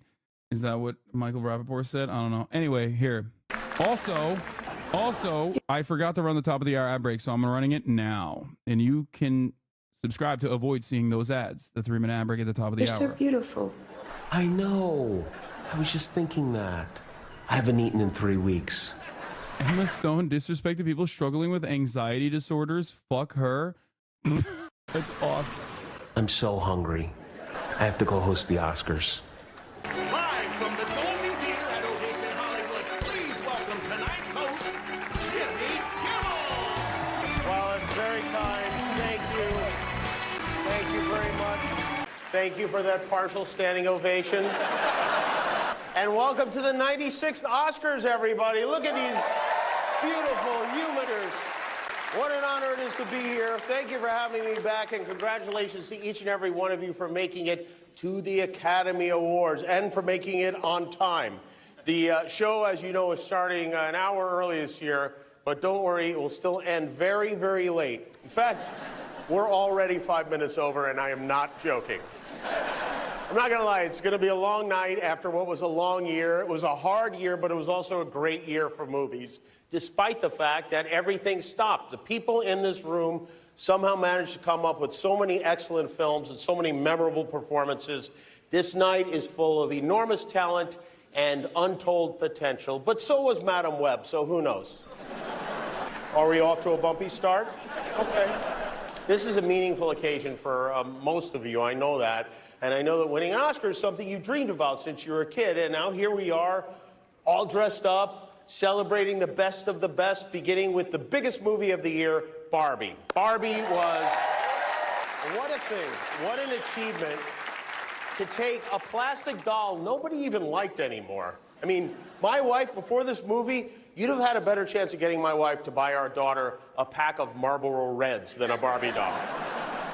Now Barbie's a feminist icon thanks to Greta Gerwig, who many believe deserved to be nominated for Best Director. I know you're clapping, but you're the ones. To clarify what Jared was talking about with Emma made a statement about people turning situations not about themselves into situations about themselves, i.e. exactly what that chatter did, and something you say all the time. She even clarifies it's not meant to insult them. Oh yeah, she was talking about her anxiety. She was talking about her she was talking about her anxiety and saying that like she had a conversation and it was like, this is not about you, this is about a larger thing. This is about the entire body of work. Who didn't vote for her, by the way. Don't act like you had nothing to do with this. And I don't want to leave out Margot Robbie. Margot put this giant hit together. She did. Margot Robbie and Ryan Gosling are here Emma Stone did Yellowface. I don't care. Yeah, okay. Cancel it. Tonight. Look, kids, it's Barbie and Ken sitting just near each other. Ryan and Margot, I want you to know that even if neither one of you wins an Oscar tonight, you both already won something much more important, the genetic lottery. Okay, I think we'll skip it. This was the only line that was like very libbed up, and it was conservabate, and I don't even think the conservatives ate this. Do leftists ever enjoy things? No, they don't. Leftism is about being permanently unable to enjoy things, because enjoying things, depending on what kind of leftist you are, is either bourgeois decadence or morally degenerate. Okay? Well, the morally degenerate part is like the same as the conservative saying it too. Anyway, it's just it's jokes are morally abhorrent because you are laughing, and laughter in a world that is succumbed to so much inequality and injustice means that you're basically laughing at the victims. You are laughing in a world where no one is, right? In a world where the lesser fortunate do not have the capacity to laugh.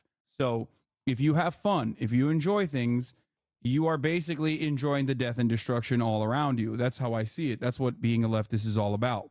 Yeah, the more we suffer, the better we are. Can we talk about the Oscars? The 96th annual Oscars were held last night in Hollywood. If you couldn't stay up that late, Oppenheimer came into the night with 13 nominations. And if you couldn't stay up that late, fuck you mean? It started at goddamn 4 p.m., dude. The fuck? It started at 4 p.m., 7 p.m., okay? 7 p.m. Eastern. Who can't stay up past 7 p.m. Eastern? What the fuck? Ended up with the most wins, including Best Picture. Morning Joe is talking to an audience of one, Joe Brandon, is talking to an audience that woke up. This is at 4 a.m., okay? 4 a.m. Mountain Time, I guess. So what is that? What would that be? Best Actor for Cillian Murphy. Best Supporting Actor for Robert Downey Jr. Americans think there's only one time zone. My friends, this is MSNBC, okay? It's not like this is CNN International. It's not like this is the BBC, okay? This is a East Coast television program speaking to a broadly American audience.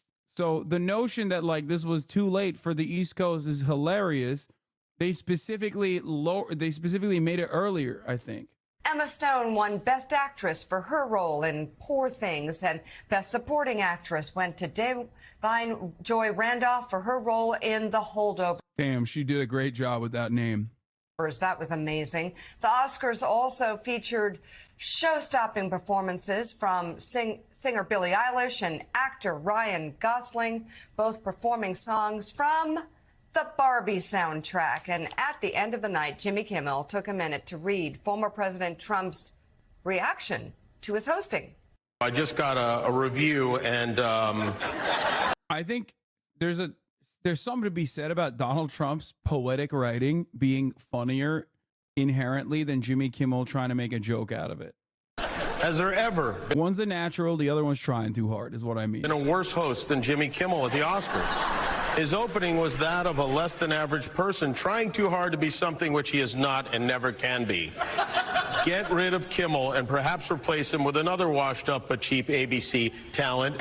See if you can guess which former president just posted that on Truth. Anyone? No? Well, thank you, President Trump. Thank you for watching. I'm surprised you're still. Isn't it past your jail time? Okay, and here we go. That's the thing.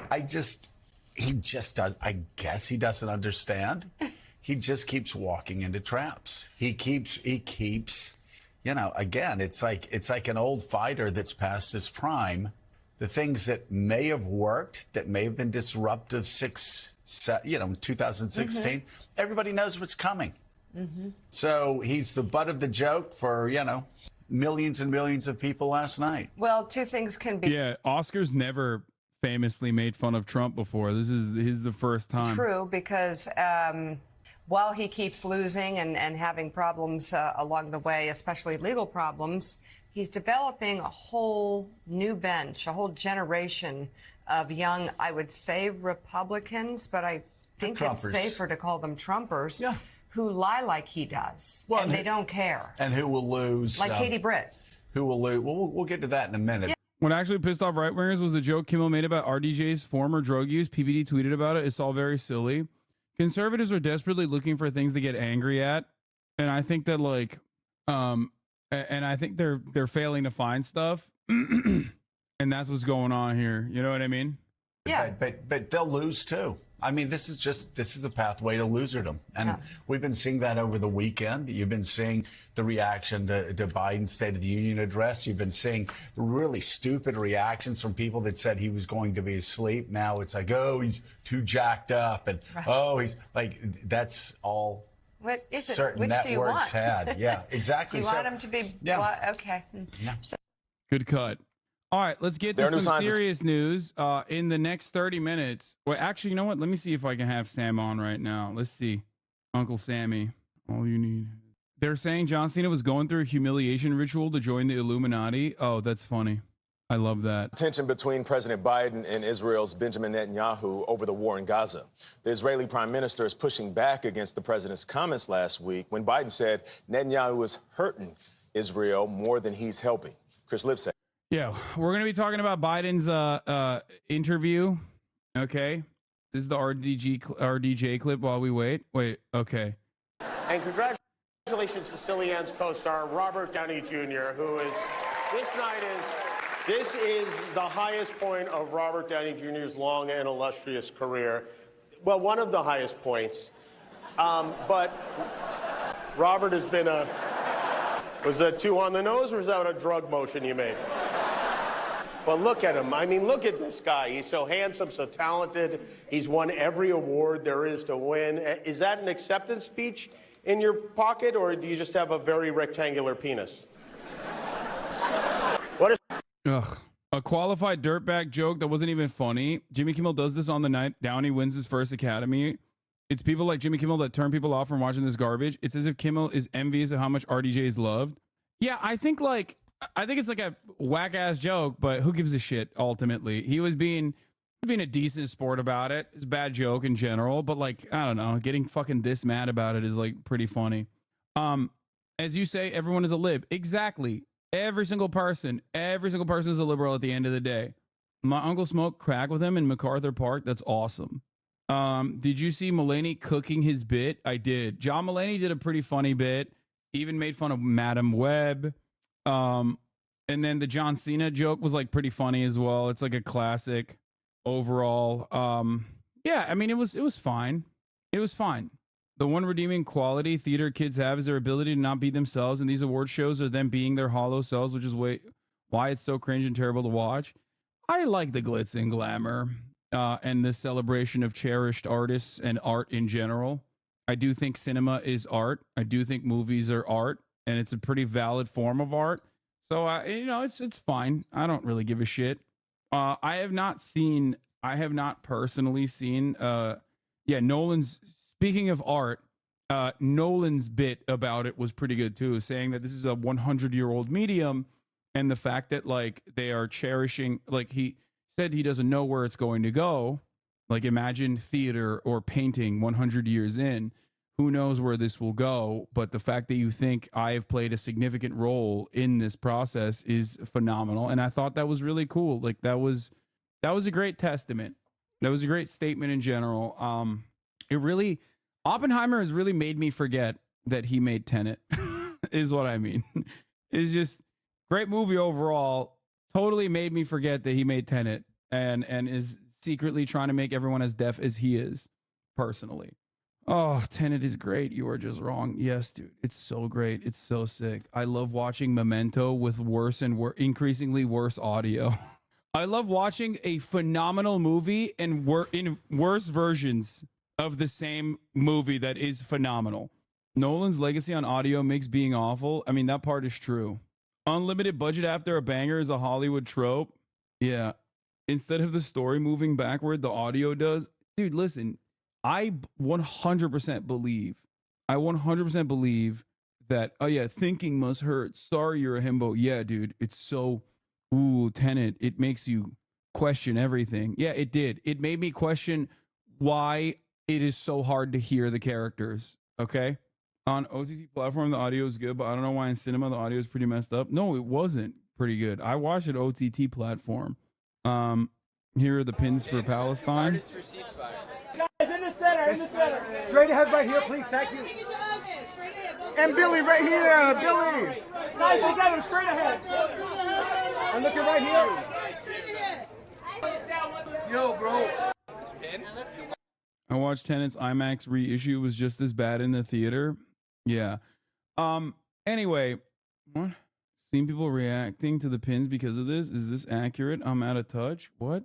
Blood of butchered Israelis is on their hands, literally. Apparently, people don't realize that's where the Oscar red pin comes from. I'm floored. How could they not? What? Dude, this has 37 likes.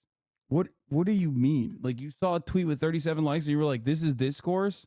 They're saying the pin is actually butchered. The bloody hands in the pin are actually not Palestinian hands, but instead Israeli hands. Is that what you're saying? Most celebrities wearing red pins don't know that the image of the red hands is associated with one horrific event imprinted in the minds of Israelis and Palestinians.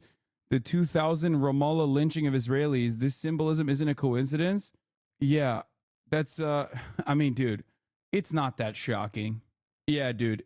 Yeah, Israel invented blood on your hands. That's right. Just like it invented falafel, just like Israel invented shawarma, just like Israel invented hummus, Israel also famously invented, you have blood on your hands, the statement. Yeah. Yeah. It's just, you know, Israel invented feta cheese, coffee, baklava, and also the blood on your hands. You have blood on your hands. The way they're scrambling for PR points is insane. Like, that's not what this pin means at all. Yeah. Yeah, before the year 2000, when Israel invented you have blood on your hands, no one ever said it. Chad is asking where Sam Cedar is. He's currently about 11 miles away. He's live streaming his rollerblading to Hassan's at rumble.com/themajority report/live. Yeah. Yeah. Israel also invented civilization in the Middle East, invented democracy also. Yes. 1948, the year that democracy was invented. They invented Qaddafi too. Yes, of course. And also, another thing that Israel invented was the keffiyeh. Just a lot of stuff. All right. Speaking of the last bit of the insanity and the conservative reception to the Oscars, wokeness is dead. Well, that was surprising, says Elon Musk. Best picture, all white cast. Best supporting actor, white guy. Best actor, white guy. Best actress, white chick. Best director, white guy. How fucking desperate are you to turn around and utilize Oscars so white, but then say it's like a positive? Winning an Oscar now just means you won the woke contest. Guess I was wrong. And then of course you have the John Cena was actually doing a humiliation ritual for the Illuminati takes. Twitter is just insane now. It's just insane. Winning an Oscar now just means you won the woke contest. They should rename it as Wokewood or Holly Woke. Yes. Just the greatest discourse, dude. Just the greatest fucking, just a bunch of like very dumb people who are only creative when it comes to like being incredibly mentally unwell. Elon caught workshopping that tweet. The genius gears turn. Winning an Oscar now just means you won the woke contest. Winning an Oscar now just means you were the best Quisling. What? Ugh. Okay. I think it's worth noting that I have not sent you an Elon link in several months now, by the way. I know, it's pretty funny that it's not even Megaphonics anymore. It's everyone else has become Megaphonics. RD hates people talking about his past. I get it, dude. He's like moved on. I understand it. I think it's like lame as hell to just constantly reducing a man to what he once was is a really shitty thing to do, especially when he's like overcome great odds, right? Addiction is a thing that you carry for the rest of your life. It's a great burden, and it is very, very, very difficult to overcome. And people just like bringing up RDJ's past like that over and over again for like a shitty joke is pretty lame. Robert Downey Jr. is who we're talking about. Also, Godzilla -1 won, and their cast had Godzilla -1 heels that they were all wearing, which I thought was pretty sick. His publicist is like, dude, shut the fuck up. Oh, Jesus. Mark Ruffalo, I mean, is classic. The heels are made by a Japanese brand named Hazama. Their designer is Matsurosuke. They'll be selling more of them soon. Yeah, I saw them. They were sick. Here are the heels made by Hazama. It is pretty cool that they did that. I still haven't watched Godzilla -1, and I do want to. See ScarJo on SNL? No, I did not watch SNL. These moments seem small and insignificant, but they matter more than people realize, where everyone chooses to be silent in the face of whipping people from their land. Yeah. Godzilla -1. Ben Shapiro Dune 2 is hilarious. He pretty much misses the whole point of the story. I wanted to react to that, but I feel like everyone is going to complain about spoilers if I react to it. And I just don't want the fucking onslaught of chat crying about how they still haven't seen Dune 2 as I lose my fucking mind and as I find myself in the throes of mental illness, slowly but surely. It's a fucking book that is 60 years old, and multiple movies have been made about it, and it's just like look at this. Do a VOD stream talking about it if you're interested. Thanks, Chat Chan. Yeah, I think I'm not going to do that. I think I'm not going to spend like the 3 hours that I am not live making extra content so that the 300 people who haven't seen it that just want to be annoying will come in to yell about it. We're not going to do it. All right, we're moving on. I've already talked about Dune 2. So let's get to Israel. Joe Brandon had an interview where he talked about red lines. One of them being invading Rafah, where the remaining millions of Palestinians in Gaza are trapped inside of, basically, which was supposed to always be a safe zone, devoid of Israeli incursions. Turns out there are no safe zones in Gaza, which we already knew about. Netanyahu very openly making him look like a fucking bitch, by the way, making Brandon look like a bitch. Let's take a look. Has the report. Amid the mounting humanitarian crisis in Gaza, Israel plans to invade Rafah, a Hamas stronghold, but also a refuge to more than 1 million Palestinians. President Biden was asked if that would be a red line. It is a red line, but I'm never going to leave Israel. The defense of Israel is still critical. So there's no red line. I'm going to cut off all weapons. But there's red lines that if he crosses, and you cannot have 30. He's like, there are red lines, but there is no red lines where I'm going to cut off weapons. Like, he can't even get himself to say, like, do not invade Rafah where all the civilians live, you fucking animal. Joe Biden, you old, demented, genocide dare piece of shit. Oh, my Lord. What an awful way to try and communicate to the entire world that you are definitely not asleep at the wheel. Holy shit, 34MKD50. Thank you for the 50 gifted subs. Jesus Christ. 250, 100 gifted subs. I just don't understand. You are the United States of America. Check this post. I feel like libs can't maintain the bloodlust without backlash. Together we stand. I mean, this is the least shocking thing to see in Houston. Houston has more ultra-Zionists than New York, okay? I don't think people understand. Houston, Dallas, these are the real areas, hotbeds of ultra-Zionism. Evangelical Christians. You've never seen a televangelist church sermon if you do not understand this take. The entirety of the South of the United States of America, the Deep South, every fucking evangelical church is the most ardent supporters of the state of Israel. They are also the number one supporters of the settlements in the West Bank.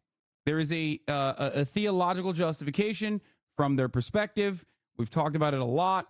It is not even remotely shocking to see Together We Stand posters out there by some of the most anti-Semitic people, by the way. Yes, I see the graffiti. It says Together We Stand in Genocide. I know. Yeah, this is something to remember. The two people I knew in college who were really pro-Israel were evangelicals with an Israeli flag and a poster of Reagan in their room. Yup. Biden, once again, doing the worst, trying to fucking communicate a position that is, comprehensible. And then Benjamin Netanyahu taking Biden's position that is already incomprehensible and making it comprehensible, claiming that Biden is actually offering a red line, and then saying, fuck your red line. 1,000 more Palestinians dead. In response, Israeli Prime Minister Benjamin Netanyahu vowed his military will go to Rafah regardless. I have a red line. You know what the Joel Sivera, thank you for the 5 get the subs. red line is? That October 7th doesn't happen again. Never happens again. This week. Bro, you are responsible for October 7th more than anyone else, okay? You are. Like, oh my God. Okay. Marks the start of Ramadan, the Islamic holy month, a time of prayer and fasting, but in recent years, violence as well, over Israeli restrictions on accessing Muslim holy sites in Jerusalem. Summer Sinijlawi is an activist with the Palestinian political party Fatah. I wish the Americans will be able to put more pressure in the coming few days. It's a ticking bomb situation. It's a ticking time bomb. Nobody can tell you what could happen. Something will happen. Now, President Biden continues to push for a ceasefire deal in exchange for dozens of Israeli hostages still in Hamas captivity for 5 months. But despite that punishing Israeli ground offensive and now the beginning of Ramadan, Hamas refuses to make a deal. Gail? All right, Chris Livesay reporting from Israel. We thank you. Fox News alert. President Biden calling out Prime Minister Netanyahu as Israel defends itself from Hamas terrorists who murdered more than 1,200 Israelis and still hold more than 100 hostages. What is your red line with Prime Minister Netanyahu? For instance, would invasion of Rafah, which you have urged him not to do? It is a red line, but I'm never going to leave Israel. The defense of Israel is still critical. So there's no red line. I'm going to cut off all weapons so they don't have the Iron Dome to protect. Biden's line speech is okay. Oh, I'm waiting for the groomer, the dog groomer, to be here as well. But Sam Seder is landed. Let me see if I can find real quick. I'm trying. Bro, you really not gonna address that framing? Me? No, we're gonna talk about all this in a second. I am trying currently to get Uncle Sam Seder on first and foremost. Okay, Sam Seder, what a fucking nightmare. Oh my God, Sam Seder, what a fucking nightmare. All right, that's what I'm trying to do right now. Unk. Here's something for Hogwatch later. Kansas Hogs beating on Biden in effigy. Yeah, we'll do that. Did you figure? Wait, where is it? I think we figured it out. All right. Wait, what? This might not be the correct one. I'm gonna give a video call, hoping that this is the correct one. Hello? I do this? Yes. Oh my God, it is the correct one. I was worried because it says you've been a Discord member since like 2021. Oh yeah, man. Yeah, you're Are you kidding me? Sam, you are hip as hell. Okay, let me just say. Here I Can't see you. will turn on my camera so you can see me. Wait, oops, wrong one. Here it is. There it is. Okay. What's up? Oh my God, Sam Seder, what a fucking nightmare. Here he is, ladies and gentlemen. The real uncle, Uncle Sam, my real uncle. He's here with us on this joyous occasion. Well, not necessarily a joyous occasion, but it's a joyous occasion when you're on. But you know, the things that we will be talking about, excited. the things that we're going to be talking about are not so joyous overall. So Sam, for those of you who don't know, it has a show called The Majority Report. I love The Majority Report with Sam and Emma and everyone else. Great show. Watch it all the time. Big fan. And I wanted to have Uncle Sam on because people were saying he's a Zionist, which I thought was very funny. But that's not the real reason why I'm having you on. It's been a while since I've had you on, and I wanted to just check in, see how you guys are doing over there. It's a shit show. Right. It's really. I mean, we're all doing fine on our show, but it's a really ugly time, and to have to watch this, every day, it's just it's painful to see this type of suffering that is, that we, with our tax dollars, with our government, are enabling in many respects, and so that's difficult, but all things considered, we're doing okay. Yeah. Couple things I wanted to get started on. So given your background as a Jewish man who is an anti-Zionist himself, I wanted to ask you a couple things because I feel like you can speak to this issue as far as like the reception from the audience in a way that I cannot, given my background as someone who is Muslim. Like, I feel like there are a lot of people who are going to be more receptive, considering your track record in the space, for how many years you've been engaging in commentary, and also being a professional speaker. I think that I just wanted to touch base on your perspective on some of these issues, starting off with Jonathan Glazer's speech. Did you watch Zone of Interest? I did. Yeah. He won I think Best Foreign Film. Yeah, I think Best International. Best International.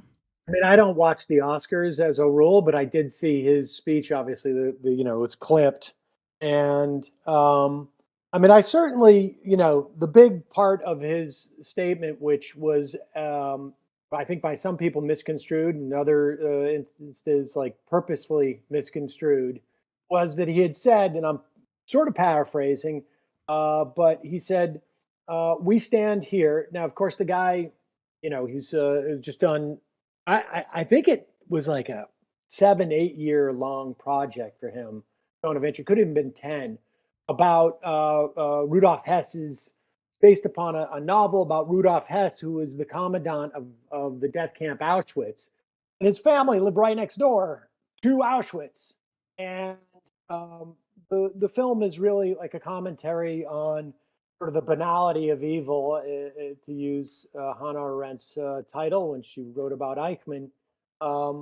But about the living next there and how how they just sort of live their lives, Yeah. without. And so the guy's, he's steeped in this. And he said, "We stand up here." I think he was talking for his producers, and refute our Jewishness and the Holocaust. And that's where, like, apparently some reporting put a period. Yeah, But he the, said, the "We Hollywood refute." Reporter, I think, or no, Variety did that, which is insane. Like, this Insane. is a premier establishment journalistic outlet for all things Hollywood. The fact that they would flub this quote, I don't think it's a mistake. I just I can't chalk this up as like a simple mistake. I think that they wanted to draw that out. Like, this is a trade publication. That is what they wanted to draw out of that speech. I mean, whether it was just like incredible incompetence or nefarious, regardless, people ran with that. And the actual statement was, "We stand up here and refute our Judaism and the Holocaust being used as a shield or a justification for, the onslaught." I don't know how he phrased it, in Gaza. And so the idea, and that's a sentiment. I mean, I think that, frankly, a lot of Jews in this country and around the world feel. I mean, you hear a lot of the protesters yelling, "Not in our name."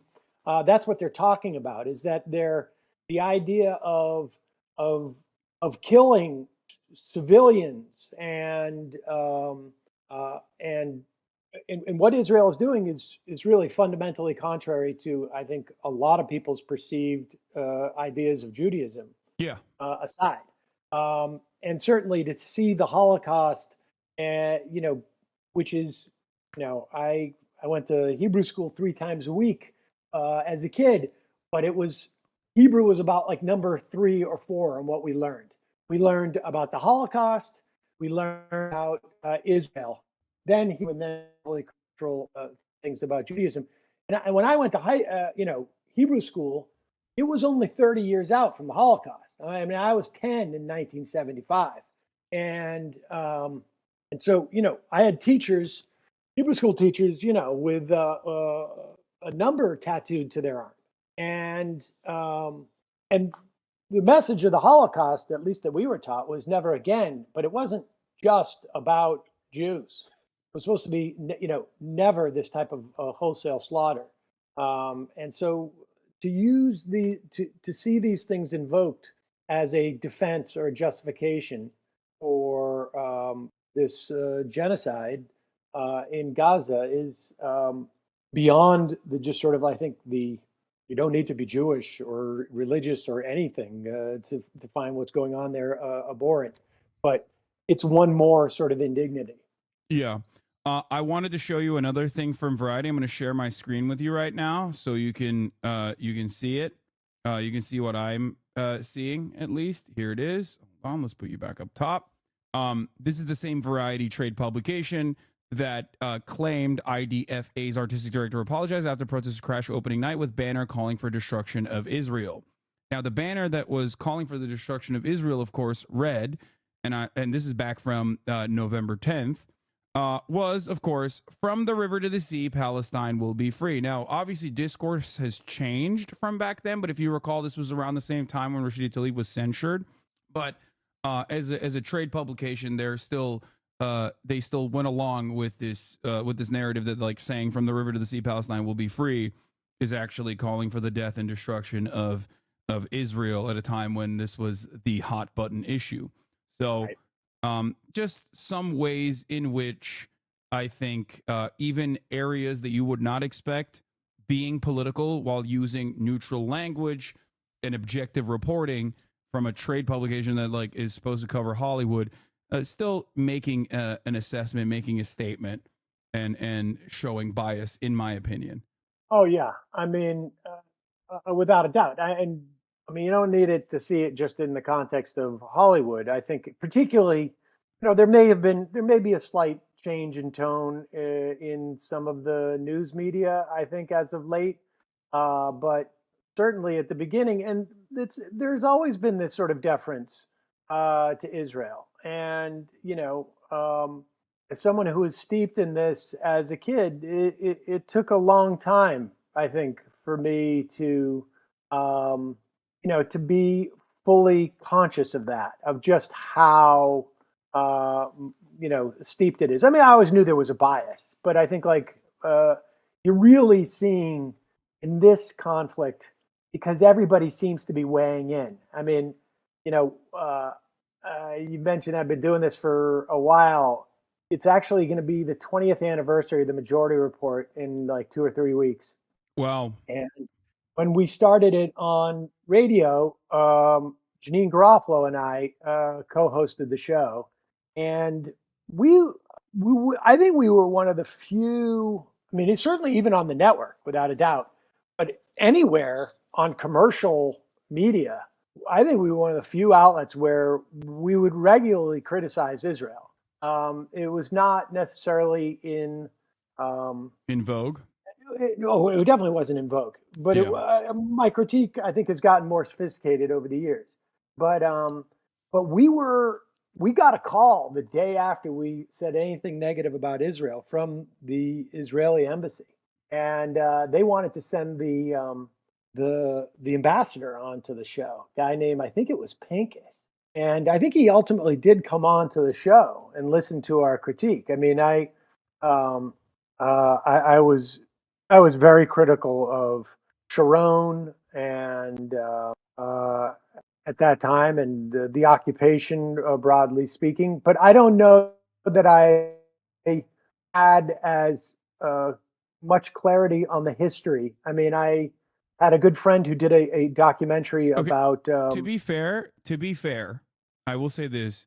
What you're talking about is a time that literally predates the new historian era of Israeli history, I feel like, or was like right around the time when that happened around in the 80s and 90s. But I wasn't, at that age, 80s and 90s, I'm still in my teens, early 20s, and I wasn't. But it was, I had a friend, a guy named Benny Brunner, and you can see his documentary he did. He was Israeli, I want to say Dutch, and he did the documentary that is available, or he's done many, but one which really struck me was called The Great Book Robbery. And it's a documentary about trying to establish that there was, in fact, the land was not empty. There was a Palestinian culture. There was a Palestinian civilization. Yeah. They had, and he makes that case through all the books, Palestinian books that were stolen and are actually stored in a subterranean level in the Israeli National Library that you really can't go in and see. And it was very enlightening to me, and being aware of, like, because as a kid you're taught, like, the land was empty, et cetera, et cetera. Yeah, for a land without. For a people without land, for a land without people, or land without people, for a people without land. Exactly. Yeah. Exactly. And so, my critique has evolved over the time. Like, I didn't, I don't, I mean, I think you saw this exchange I had the other day on my show. I never labeled myself a Zionist, although I think, maybe, I don't know that I was ever a Zionist, different people had maybe draw the distinctions at different points. But I never labeled myself an anti-Zionist because I don't feel like I have to participate in the this concept. I believe in democracy and I believe in human rights, and I believe that if you're occupying land illegal, it's illegal, and I believe in the concept of settler colonialism, and I can make an assessment. So I think to the extent that I've been called an anti-Zionist, it's more by people who call themselves Zionists. But I don't have a problem with it being called an anti-Zionist. But it's not something that I spend time identifying myself with because, frankly, rhetorically, I don't find it particularly effective. And if it's not effective in me helping change people's minds, then I don't employ that type of stuff. But it's been a very clarifying time where people stand, and surprising in some instances too, to be honest with you. So, do you mind elaborating on your own personal journey? I've talked about mine as far as like overcoming national mythology and nationalistic myths that you learn from an early age as someone who's Turkish, who grew up in Turkey, who was a product of both the private and public education system in Turkey. Like, I have talked about my understanding of the Armenian genocide and what was taught to me, and how I was, how my opinion on it evolved from an early age, despite the attempts of indoctrination.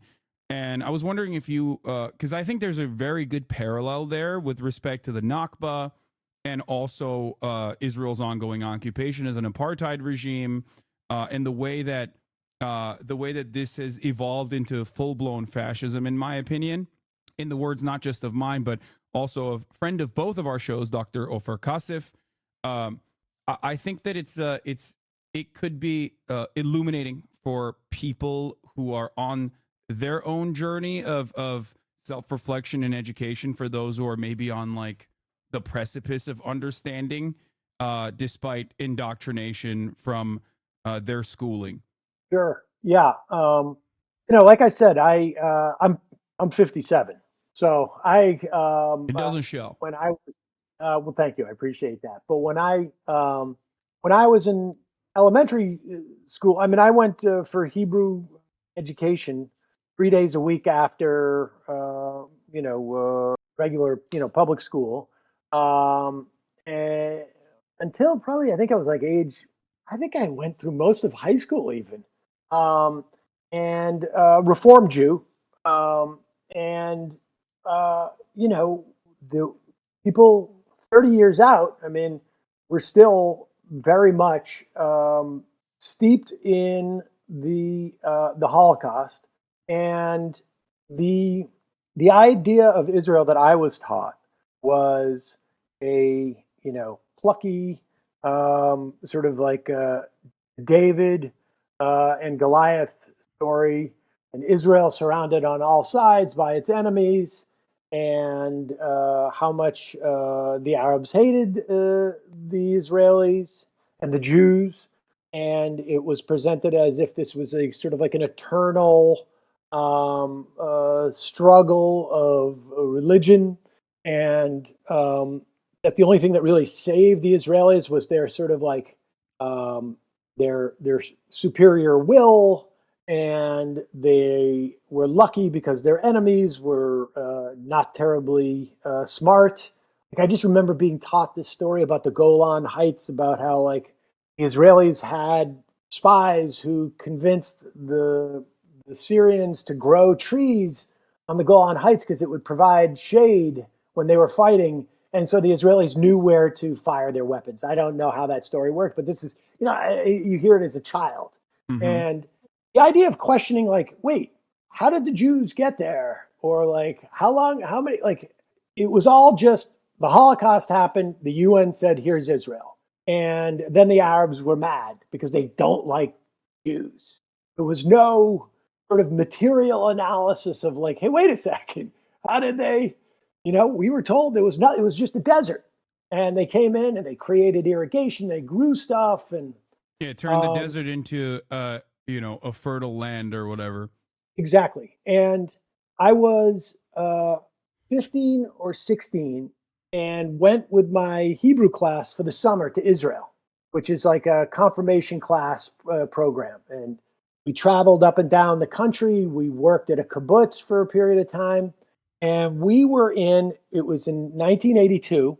And at one point, and I feel like it was early on, I can't remember exactly, but I feel like it was early on in the summer. We were up in Caesarea, and we were in the ruins of this like Colosseum, and we saw dozens of attack helicopters going low across the Mediterranean north. And we're like, what's going on? I mean, it looked like something was going on. I mean, because Israel, everybody, you had soldiers, everybody, they carry their guns around, and you get used to that, after a while. But like this was something different. And within, I don't know how much time it was, not long.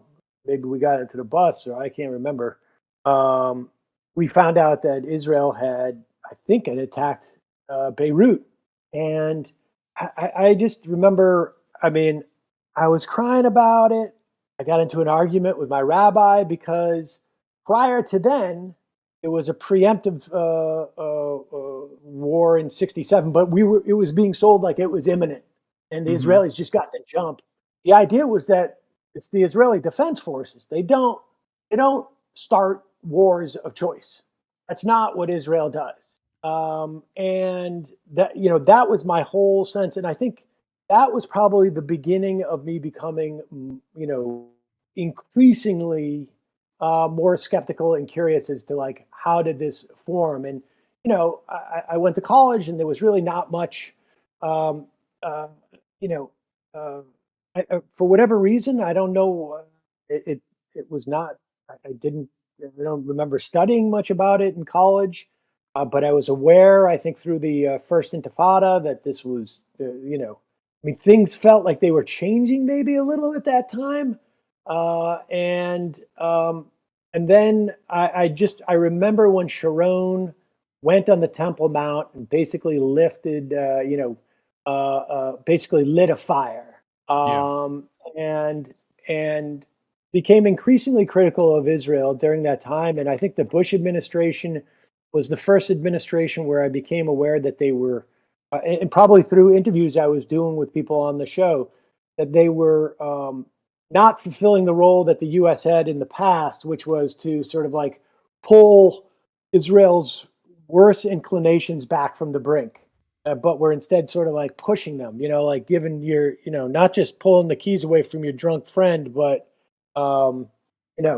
handing them the keys, despite the fact that you bought the car for them in the first place.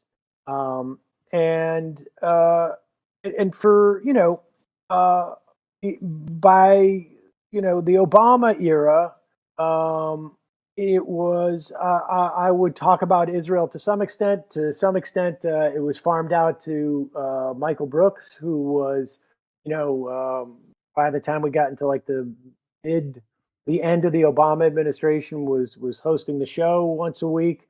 And he was, had studied foreign policy and was much more, I think, sort of engaged in it. And I think to a certain extent, I had just basically given up on Israel. And my disposition was basically, I remember distinctly having, arguments about this with, because among Jews and on like, email groups I'm on, this would come up. This is sometimes the biggest like political difference I would have with people who in many other ways were, progressives or, liberals or progressive whatever. except Palestine. Yeah. And I distinctly remember the argument I would take with some of these people is like, you're the one who's endangering Israel, the existence of Israel, because this cannot go on. The Democratic Party, was clear, like to me, like when Tim Kaine, you know, refused to go see Netanyahu speak in Congress. I was like, if Tim Kaine's doing this, you guys have a problem. And because Israel is going to become increasingly isolated. And, 10, 15 years from now, you're going to have the Christian Zionists in this country. But if a Democrat is in power, they're going to lose their funding. And they're going to get increasingly isolated. And it's going to be like a South Africa type of situation, except for they won't take that off ramp. Well, it turns out they showed you by being like, nope, unconditionally in support of Israel, actually, as the Democratic Party. I think that we are now at the apex of that support. Yeah. Yes. No, I think absolutely. we will never have a Democratic administration that will even come remotely close to how the Biden administration is acting. I think, Biden, I think I don't know why, but has some unique, you saw that story in The Internationalist. It's written in this book by Alex Ward, maybe. Have you heard the story? Menachem Begin? That Begin told, and you've probably recounted it, but it was, when Begin has to be the one saying to Joe Biden, like, hey, take it easy. We don't do that. Even though you're saying it's okay for us to kill women and children, we don't do that. When Begin has to be, and this is the guy who participated in the blowing up of the Hotel David in 1948. I mean, if that guy has to be the voice of reason, that Biden's got some particular, I don't know, bloodlust. I don't know what it is, but I think Ryan's assessment on your show was actually pretty interesting, where Biden is known as a cipher, right? Like, he always finds the middle ground on every issue, and he's just like a perfect political machine in many ways, whether it was busing and segregation, desegregation back in the day, all the way to, super predators, crime bill, noticing that, like, learning a lesson from the opposition that he had to Afghanistan and not repeating it with Iraq, like all of this stuff. I think all of this stuff played a role in him developing his positions, but Israel was never really an issue that the Democratic Party had even shown a little bit of criticism on, with, I guess, like Obama being, ironically, considered the exception almost. But like, even then, Barack Obama, obviously on his way out, gave $30 billion in a 10-year aid package to Israel for the Iron Dome and numerous other instances. So, like, I think he never had like a reason to develop a middle of the ground approach. So that just kind of stuck with him. Again,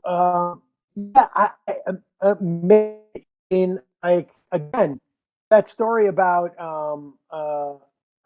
Begin, where you get admonished by the leader of the country to be like, no, we're not going to be that vicious. We don't want to associate that. There's something else going on there. And I know Peter Beinart came on the program and he had a good explanation. He's like, if you want to know, you want a sense of like where people stand on this, the 1619 Project is a good sort of surrogate in which to assess. Like, if somebody fundamentally cannot believe that the United States was founded appreciate the sort of like settler colonial origins of the United States, and that it's built on the genocide of the indigenous people here, they will not be able to get it with Israel either. They're just too invested in that sort of like that myth. They can't give it up. They're just riding for all settler colonial genocidal states. I mean, if you're going to do for one, you might as well do for all. He loves Australia. He loves it all. He doesn't care. He's like, it's great. It's the best we could do at the time.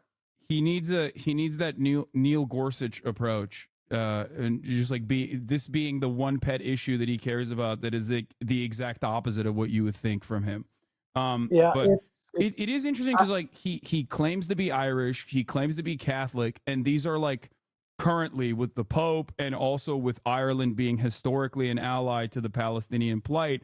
It is very odd that he would take such a staunch, ultra nationalist approach to the matter.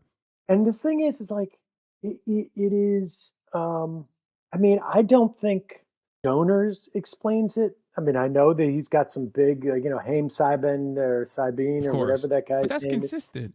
But I think it's very hard to understand because from a U.S. national security standpoint, there really is not a sense that this is in any way helpful whatsoever. Oh yeah, Ilan Pappy we had on the show. He's like, when has Israel ever been helpful from a U.S. national security standpoint in terms of like in practice, right? Its existence. There's an argument. Maybe there's a beachhead there within.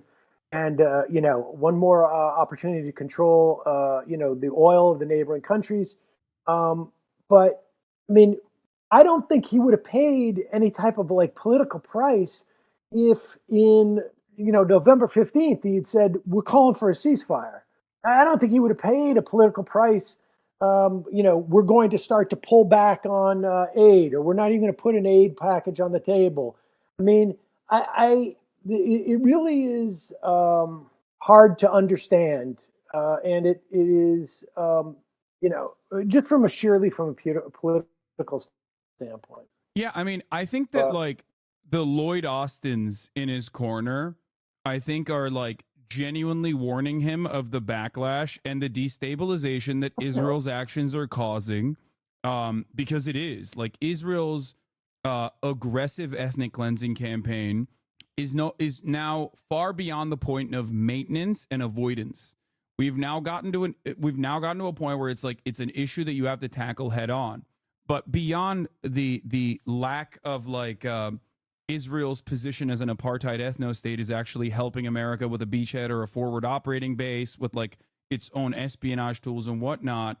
The destabilization it's causing is obviously far outweighing the benefits that you get from like the Pegasus program or whatever, right? But beyond that, and this is something that you and I 100% agree on, it is horrible domestically. It is playing so poorly because every single instance where Joseph Robinette Brandon goes on stage and says there are red lines, but there are actually no red lines, like he did on this MSNBC interview, the Saturday Show with Jonathan Capehart. When he says that, it shows incompetence. It looks like he's an old man asleep at the wheel, which is why someone like Donald Trump, who also obviously benefits from not being the president while this is going on, still is like outperforming Biden by 10 points on the issue of Israel, because at least he has consistency in the eyes of those who are being polled on the matter, where like Trump is consistently bad on Israel, but at least he's consistent. He's showing strength and support for Israel. Biden, on the other hand, is losing the demographics that he obviously needs for re-election, whether it be the Arab vote in key states, whether it be the pro-Palestinian vote as a younger demographic is clearly overwhelmingly in support of Palestinians now. He's losing out on these key demographics in all states, but especially so in places like Michigan, obviously, and even Minnesota. And it is entirely, in my opinion, due to the fact that he looks weak and he looks like he's asleep at the wheel, because what he's saying does not match what people are seeing. Every time he says, "Oh, Israel, I called him a son of a bitch," or whenever you see a leak in the news about how like he's really gonna change pace on Netanyahu's actions in Gaza, and then you see more children being slaughtered, you see more women and children being ruthlessly massacred, you see the flower massacre that occurred at the humanitarian aid convoy. People are like, well, what the fuck is this guy doing? You're losing out on both ends at that point. The other thing I wanted to say, was another thing I wanted to mention. Oh, Benjamin Netanyahu's reaction also consistently undermining him makes him look, even on the international stage, it makes him look like we can't even control our attack dog at this point. Yeah, I mean, I think, I've been saying for a while that I think like even the age stuff with Biden is fundamentally the subtext there is leadership, right? Yeah. Like, look, if I think somebody can do the job, I don't care if they're 110. It's a leadership question, and so he botched this in my estimation with the immigration thing too, because he was out there saying like, I wanted them, like I was willing to do what they wanted to do, but I couldn't convince Congress to do it because the guy who's not president is in charge of them. And it's like, well, wait a second, dude. All you're saying is if we want action on this, hire the leader who has control of Congress. Yeah. And this whole thing with Netanyahu, it plays into that same thing where it's like, you say they shouldn't do this, they do it, and you're just like, they shouldn't do it. All you're putting aside all the sort of like, the immorality. And the concrete aspects of this. The subtext is, I have control of this situation, I'm not a leadership position. And I think that's I would say that from a general electorate, even if they don't care about the Palestinians, they're seeing somebody who is somewhat feckless, or the news media is seeing someone who's feckless, and this basically becomes a self-fulfilling prophecy, right? Yeah. Like you that narrative gets established, and they start to apply it to everything. And then the other thing is, you said like, how it's hurting him electorally. I think it's hurting him electorally in that way, in terms of that the sort of subtext narrative. I think it's hurting him, and I think it's who knows how many actual votes he's losing for this. But I do know that in talking to, sort of like more or less normie to progressive Democrats who are in the sort of like organizing space, it's depressing them. And so like, even if you don't lose all of these votes directly, the second order issue is that the people you need to go out and inspire people to vote for you are just feeling like my stomach's churning.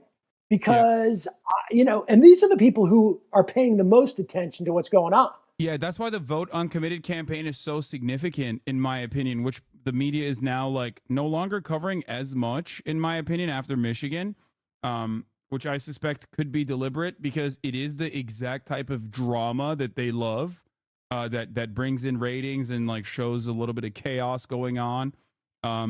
But these are not uncommitted voters, uncommitted to the Democratic Party. I mean, these are voters who are committed to the Democratic Party, because the real uncommitted voters just don't even go out and vote in the primaries. And there are many of them, right? That's the average voter.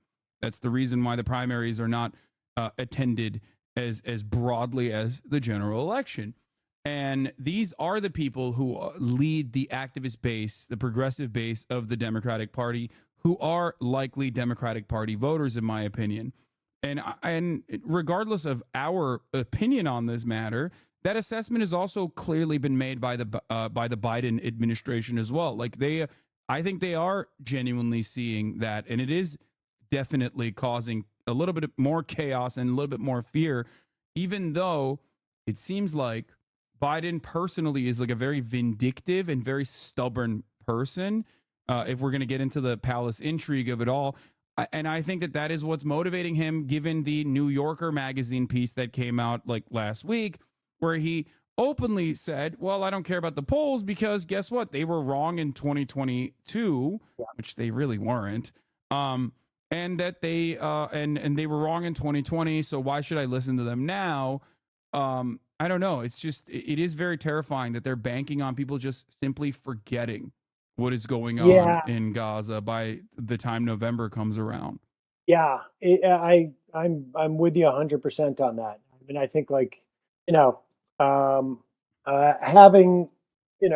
I know guys like Biden, in that age bracket, maybe related to some, and there is a quality of like, hey, maybe you don't need to drive at night as far as you're driving or attempting to drive. It's not a problem for me. Look, the problem, the dent on that car is because they're making parking spots, smaller. They're making them narrower. That's the problem, not my driving. And there's a real quality to Biden about that. Like the guy is, I don't know if he's ever been particularly flexible, but in this instance, there is a certain, I don't know. I mean, there's a certain, I think, delusion. Maybe you see a little bit of like they feel like they need to pay a little lip service, but the amazing thing is too is that like, well, what makes them think this is going to end? Like, they can't have thought in November that, okay, this is going to go until next November and we'll just deal with it. Like, they had to have thought, like, at one point they were like, this is going to wrap up by January. This is going to wrap up by March. I mean, I think there's reporting that said that that was their belief. And it's quite clear that Netanyahu has absolutely zero incentive to do anything of the sort. And here's the thing that really scares me too. Netanyahu also likes Trump. Like Netanyahu would benefit from a Trump re-election. 100%. 100%. I think he's open about that too. Like I think the reason why he keeps saying no two states immediately after Biden says there will be a two-state solution, which in and of itself is already like a contested concept at this point because of, you know, what the two-state solution in theory versus what it looks like in practice is very different. It's just been a continuation of settlement expansion under the guise of like a potential two-state. But, you know, beyond that, it's just very obvious that I think Benjamin Netanyahu comes out and says the things that he said yesterday, specifically because he wants to undermine Biden. Oh, I mean, look, I think he it's a huge twofer for him to embarrass Biden in this way. Huge twofer. And I think he probably calculates the longer I hang in here, the better. The better for Trump, and then ultimately the better for me. And I'm not convinced that whatever forced Hamas to make this attack and this timing, knew that this was also going to put the United States in a difficult position and put Biden in a tough position. I can't imagine they ever thought that he would be this sort of like all in. But there's no doubt about where Netanyahu is on that. And it seems like the Biden administration just had they did not calculate this. And they didn't even appreciate the situation. I think Biden walked back from this red line thing, my understanding, a little bit later today, or at least the administration did. But I mean, he walked back on it in the interview where he says there are red lines, and then he goes, but there are no red lines for weapons delivery. So there are no red lines then. He said no red lines for defensive weapons. He said like the Iron Dome. And I don't know. Maybe I was parsing that too. I think that is that is the legalese. That is the legalese that they engage in an effort to say, oh, we're sending Israel, and you've talked about this before, we're sending Israel defensive weapons, actually, only defensive weapons, and not offensive weapons. We're just like replenishing their munitions that are depleted in defense of Israel. Why are those munitions being depleted? Well, because they're using those weapons in a forward posture in their illegal occupation and further ethnic cleansing in Gaza. I think that's like a way to get around there are specific armaments for Iron Dome, right? Because I'm looking down the line when somebody in the Senate is going to raise this bill. I don't know when it's going to be, but they're going to say, we're cutting off all weapon sales except for these specific armaments. The Tamir interceptors, I think they are specifically. Yeah. And so, something to that effect. Now, do I think that Biden is sincere with this? I doubt it. But the fact that he's having to articulate this stuff and try and put himself in a position where, because they must be looking at this going like, we've underestimated this on some level. And what are we going to do if this is happening in June? What are we going to do if this is happening in September? Like, where do we go? What is our fallback? And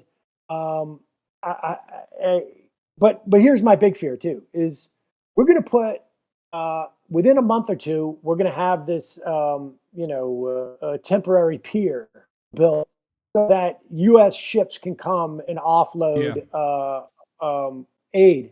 You know, it's unclear to me how that aid's going to get off that temporary pier and get distributed, but it seems to me that both Israel and Hamas have great incentive to mess with that, to involve U.S. Military personnel, to blame the other side. It is like the idea that we are actually, you know, I remember when Reagan sent peacekeepers into Lebanon and 250, I think it was, Marines got blown up. Reagan could get away with something like that, and leave. But Biden, he may have to go the other direction. Like, you know, the idea that we're even coming even remotely close, never mind what we're doing with the Houthis, but the idea that we come even remotely close to getting involved in an armed conflict because of this is just, it's mind-blowing. It's mind-blowing that there would be this level of risk taken on by the United States when the alternate is we cut your weapons, send the trucks. Exactly. It's just like it's taken a long way to grab your ear grab your left ear with your right hand. It's just like there is no reason to get into all of this and basically make this process infinitely harder for yourself and convoluted and potentially really devastating and this is the fundamental question that really frustrates me when no one asks this question to Biden directly in media, which is, why is there need for a pier to begin with? Are there no humanitarian aid convoys that are waiting? Why is there even a need for aid in Palestine? Let's ask that question. Is this a natural disaster? Is this, is this a byproduct of a typhoon? Did an earthquake happen there? Or is it actually our ally engaging in a deliberate, calculated ethnic cleansing and ethnic displacement campaign? Oh, shit. I think my dog groomer is here. 1 second. Good. I mean, dog groomer aside. He just knocked like the cops for a second. Hold on. I'm going to run this video and hear Biden's thoughts real quick. You can see it as well. And Prime Minister Netanyahu, as Israel defends itself from Hamas terrorists who murdered more than 1,200 Israelis and still hold more than 100 hostages. What is your red line with Prime Minister Netanyahu? For instance, would invasion of Rafah, which you have urged him not to do? It is a red line, but I'm never going to leave Israel.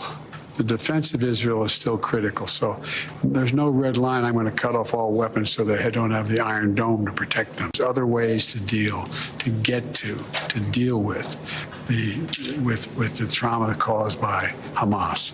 But the red line is Rafah. Israel Prime Minister Benjamin Netanyahu joins us live from Jerusalem. We don't have to give you the news. You follow American news as if you're still here, Prime Minister. His red line is Rafah. Don't go into Rafah. What's your response?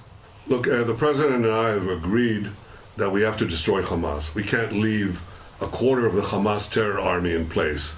They're there in Rafah.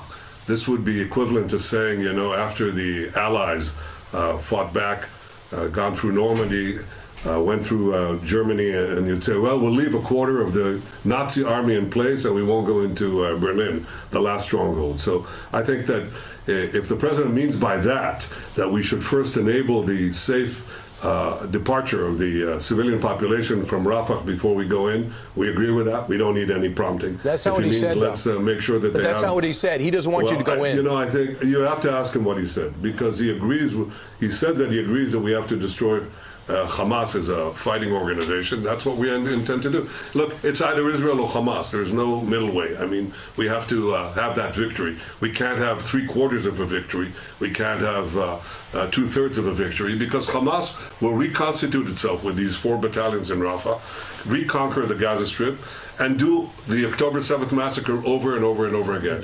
And for us in Israel, not merely for me, Mr. Prime but Minister, for the people of Israel, that's a red line. We can't let Hamas survive. Mr. Prime Minister, we don't want to put you in a difficult position, because we know that you have to work with the U.S. I know we're still strong allies. But there's been multiple comments, whether it was a red line from the President of the United States or Kamala Harris saying that we need a ceasefire now. I know there's been conversations in the press about a fractured relationship. Can you tell us about what's going on between you and the president? Because right now, what I'm hearing from the IDF and some of my friends that are going out there to battle Hamas is that they don't have the support truly of the United States right now, and that you guys are being pressured to come off the gas a little bit. Is that true? Look, we have our agreements on the basic goals, but we also have disagreements on how to achieve them. Ultimately, it's Israel that has to decide. Our neck is on the line. Are they encouraging you to get off the gas, though, Prime Minister? And beheaded. Well, I'm telling you that we're not getting off the gas. I'm telling you that we have to take care of Israel's security and our future, and that requires eliminating the terrorist army. That's a prerequisite for victory. That victory is important not only for us, it's important for the civilized world as we're fighting these barbarians. And let me tell you something. You know, I've seen these recent polls where 82% of Americans support Israel in its battle against Hamas. 82%. That's been constant over the last 5 months. So they recognize that our battle is your battle and our victory is your victory. And I'm sure that deep down, everyone in Washington understands that. And that's what we're going to do. We're going to defeat Hamas. We're going to do what is necessary to minimize civilian casualties, do the humanitarian aid, something that we believe in. But we have to destroy this terrorist Nazi army. Otherwise, there's no future. It's crazy that they just have direct line to Benjamin Netanyahu. Like, oh yeah, I mean, I wouldn't be surprised if he's actually just in an office at Fox. But what's also really telling about this is his analogy as to why they have to keep going into Rafah is as if the United States left 1/4 of the German army, operating, or wouldn't go into Berlin. And I hear this quite a bit when people justify like how much destruction Israel has wrought in Gaza. They'll cite Dresden, or they'll cite Nagasaki, Hiroshima, and the idea that you can justify this carnage by comparing the threat between Hamas and Germany and the Imperial Japan is just absurd. It's just absurd, and they've got to make that leap to justify it. But it doesn't work. I'm sorry, it just doesn't work. It's not the same. Yeah, it's wild for a couple different reasons, including something that Biden himself mentioned, which is that we wrote rules after. Like he literally said that in an interview, if I recall, where he was talking about the Dresden comparisons ahead of time. Like he was getting ahead of that narrative because he's heard it so many times probably. That like, one, we did write rules, new rules of engagement after that. And two, this is one thing that always frustrates me about the comparisons to the Holocaust, which Benjamin Netanyahu, as I'm sure you know, is a Holocaust revisionist himself. So this is something that he likes doing regardless, is that if there is a group, if there is a militarized state that is like engaging in ethnic cleansing and ethnic slaughter, the comparison falls not on the hands of a resistance group that will take it to violent means, built originally by like fundamentalist guys as well, for sure. It's the other side. It's Israel. Like Israel is infinitely closer to the mechanized slaughter than Hamas is. Neither of which is, I'm saying, identical, obviously, to the atrocities of the Holocaust. But like one side is clearly closer to the Nazi regime than the other side. Power differential. You look at the power differential. Yeah. I mean, that's just what it comes down to. I mean, you just look at the power differential, and who has control of their territory and who does not, and who, where the mass starvation is happening and where it's not. I mean, the power differential is quite obvious. This is not, a world war. This is a highly sophisticated country with far more advanced weaponry than maybe anyone else around, frankly, in that neighborhood, and certainly, more so than Hamas. And again, you're not going to completely eradicate them. And the idea that that Hamas is some type of sort of like alien force that can be, Israel, it is almost impossible to imagine that Israel hasn't created 5 different variants of Hamas in what they have done to the population. It would be astonishing. Yeah, Israel Hamas continues itself. to think Hamas itself Israel- is an evolution. Hamas's tactics itself has become an evolution due to Israel's increased violent actions. Like, I think Zach Foster. I don't know if you've ever had him on your stream or not, but he is a Zachary Foster is a professor. He's a PhD at Princeton, a historian of Palestine, and he has like documented each step and the evolution of Hamas all the way from the Islamic Charity, which it began as a Muslim Brotherhood cutout, all the way into like the old charter, new charter, and how Hamas changed its tactics throughout time as a consequence, as a reaction to the Israeli negotiations, peace process, and the obvious continuation and the rapid expansion of the settlements, and also Israel's suppression of like religious freedom and whatnot in the West Bank, and how it became what it is. Everybody understands this. Like everyone in Israel understands this. Former Shin Bet officials understand this reality, and Israel itself understood this reality in its outward communication to the Trump administration. One key detail I bring up from time to time is that I believe in 2017, Donald Trump no longer was giving any aid, I think due to one of his campaign promises. They were going to completely shut off aid to Palestinians. Do you remember this? They stopped funding UNRWA. Yeah. They cut off funding to UNRWA. Yeah. And you know who was actually against that at the time? The Israeli government. The Israeli government itself had petitioned the Trump administration to not cut funding because they recognized that this would be a national security issue for Israel if the Palestinians were completely starved out, that it would become, the situation on the ground would get worse. So the fact that Israel in 2017 recognized this reality, and yet the outward communication coming from Benjamin Netanyahu and others within the Israeli government, including the defense minister, is the exact opposite now. Genuinely, I think shows that the situation has gotten worse and the fascism has completely taken hold. If you can, I think if people can understand the concept of Donald Trump doing whatever he can to get elected president so that he can stay out of jail, which I think a lot of people can, then I think you can start to understand and doing whatever he can, despite, what it means for the country, the future of the country, then I think you can begin to understand Bibi Netanyahu, because I think for him, the more turmoil, the better for his personal sort of lifelong trajectory. Like, I think he knows that the moment there is any type of calm, any type of peace, any type of argument that there is, no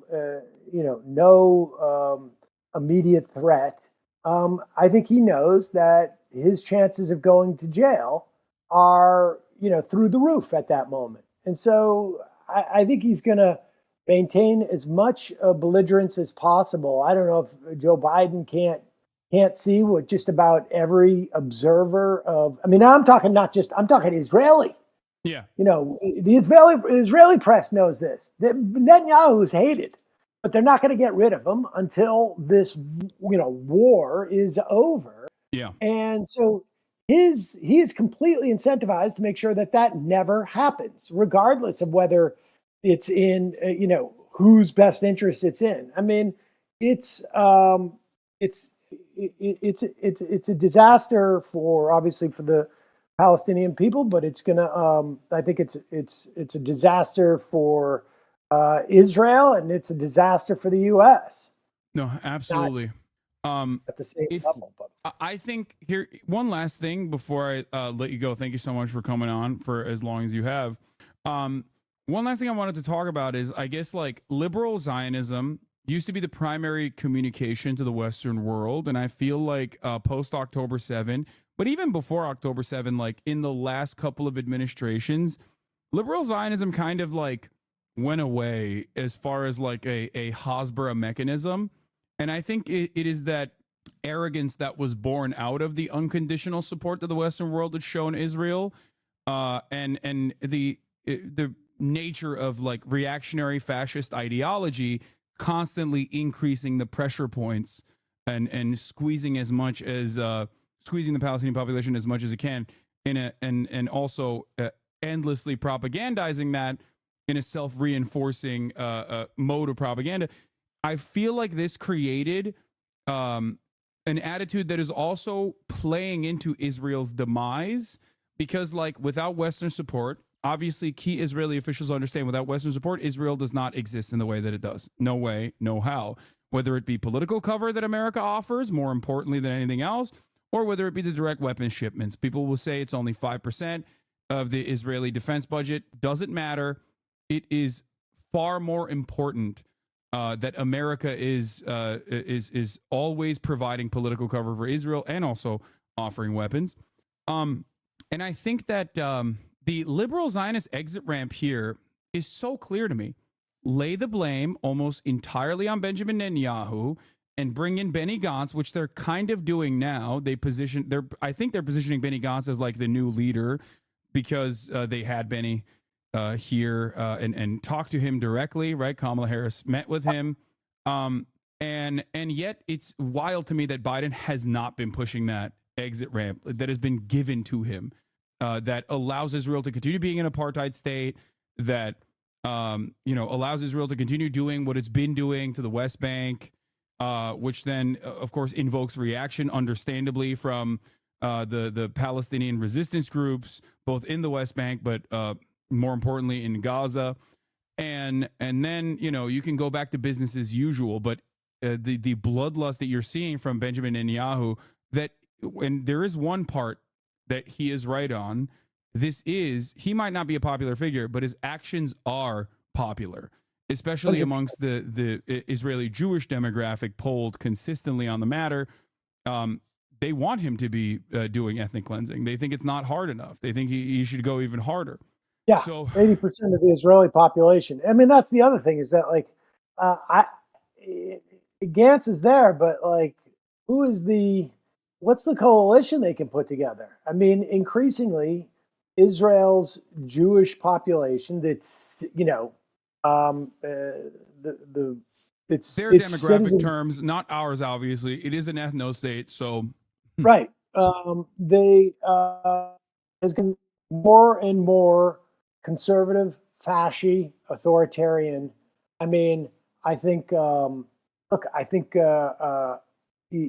you had a huge influx of people who lived under the Soviet Union and were raised in that system, which is, basically a crash course in being authoritarian.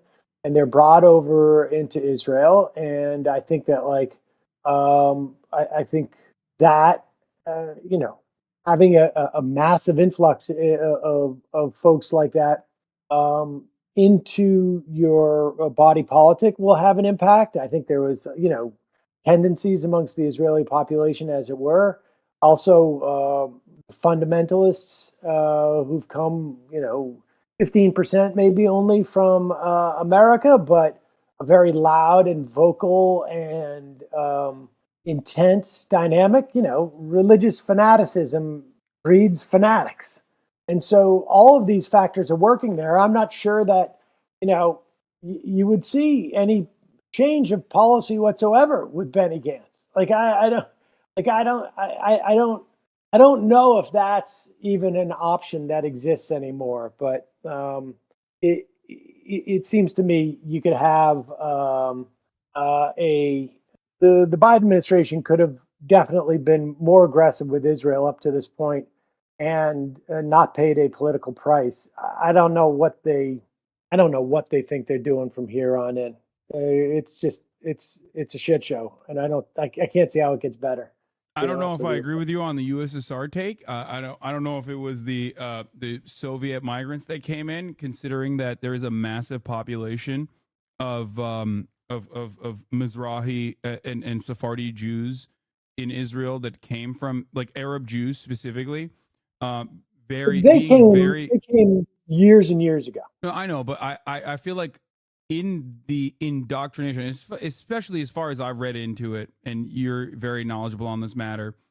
Maybe I'm misunderstanding something, but as far as I understand, their integration into Israeli society in order to overcome like being second-class citizens, being regarded as like, you know, the same barbaric scourge that the rest of the Arab Muslims and Christians are in the eyes of like the fascist mythology that they were developing in Israel, for it to be an ethno-state. I feel like that integration process caused many, like the Ben-Gvirs of the world, to be infinitely more reactionary than like some of the older population of like Ashkenazi Jews even. That may be the case. That may be the case to some degree. There may be like a, but I think the inclination of new immigrants, Avigdor Lieberman, and you got, and that whole sort of like influx of settlers, right? I mean, that was part of the project of putting boots on the ground. I would imagine. Oh yeah, a significant portion of those settlers. It still continued to this day. Like the Russian like passport cycle is like still very much in existence. It's like a weird like white supremacist in the way that we understand white supremacy here in the Western world, here in America. Like it's almost a continuation of similar policies to like make Israel more white seemingly. I think that is definitely like a genuine interest by some in the Israeli government, like a deliberate attempt.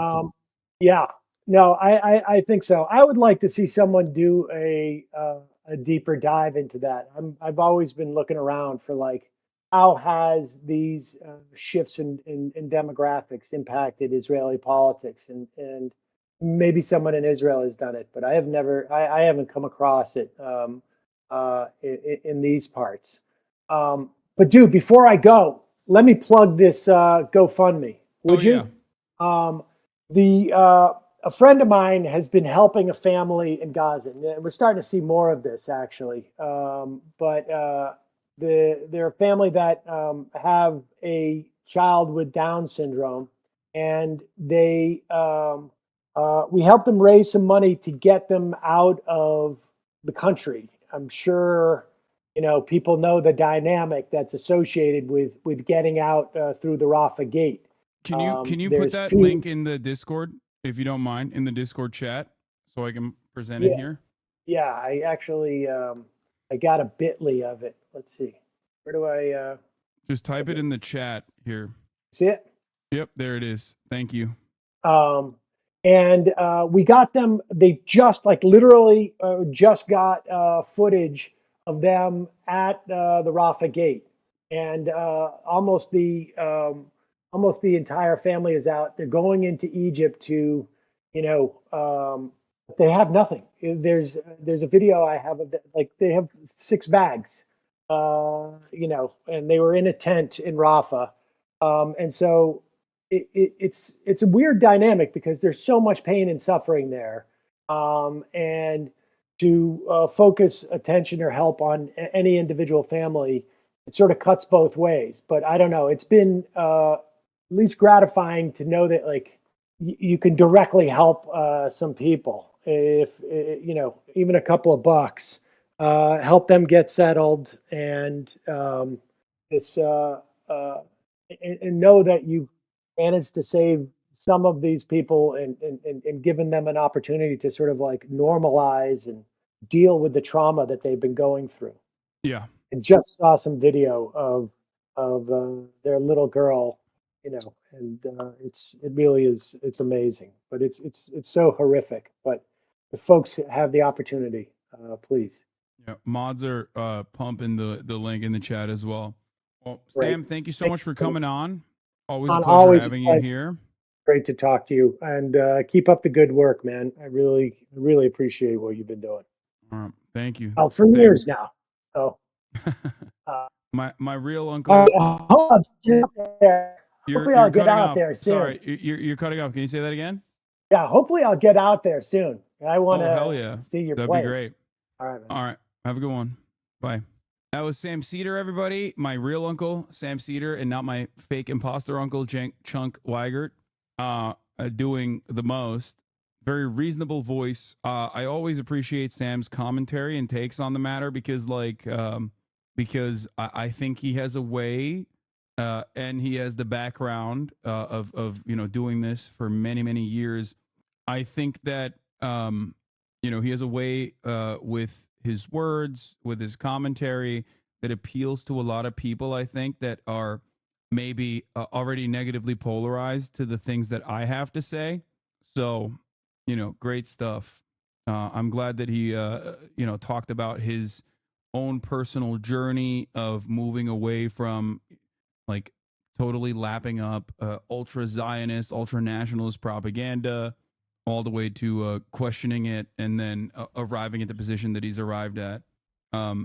And I think him not wanting to be called, no, he didn't say he doesn't want to be called anti-Zionist. He said he'd never called himself anti-Zionist. And I think that plays a role in exactly what I was talking about. Do you understand? Andrew Filer, thank you for the 20 community gifted subs, allowing 20 people to no longer see the ads at the top of the hour, by the way. He does not care about being called that. He's just saying he never called himself that. People used to call him that already. I think it's more of a testament to that label being like that label immediately shutting you off for a lot of people who are positioned against it. Yeah.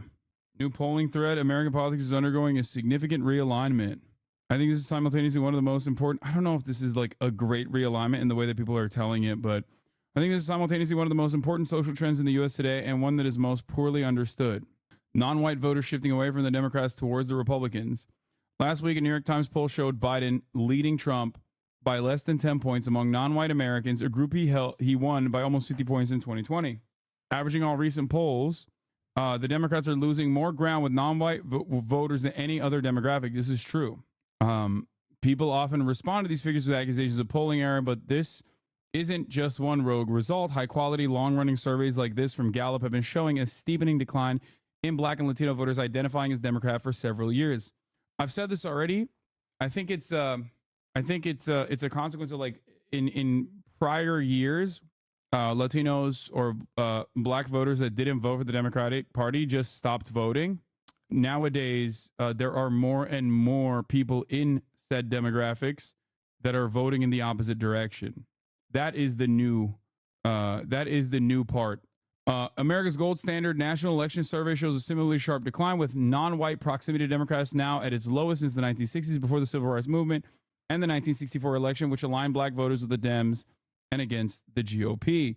So the non-white shift away from Dems seems very real, but what's driving it? One factor is fading memories. The Civil Rights Movement and 1964 realignment formed very significant and very strong political bonds for the people who lived through it, but this is less true for more recent generations. The bond between young Black Americans and Democrats is far weaker than among older cohorts. I don't think everyone appreciates that the familiar young favor Dems, old favor Republicans gradient we see in the U.S. population overall is inverted among the Black population. The oldest Black Americans whose political allegiances were formed in the 1960s and 70s identify as Dems over Reps by a margin of 82%. Among the youngest Black voters who have grown up in a very different socio-political environment, the Democratic advantage is just 33%.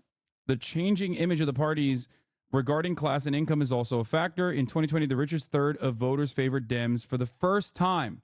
Yeah. And the Republicans improved with the poorest. The GOP now appeals to working and middle-class voters of all ethnicities. I think that not doing enough, specifically not doing enough for the working poor, for the working class in general from the Democratic Party is, and this same principle existed in the Texas GOP and how they were able to dominate the Latino voters in Texas in perpetuity.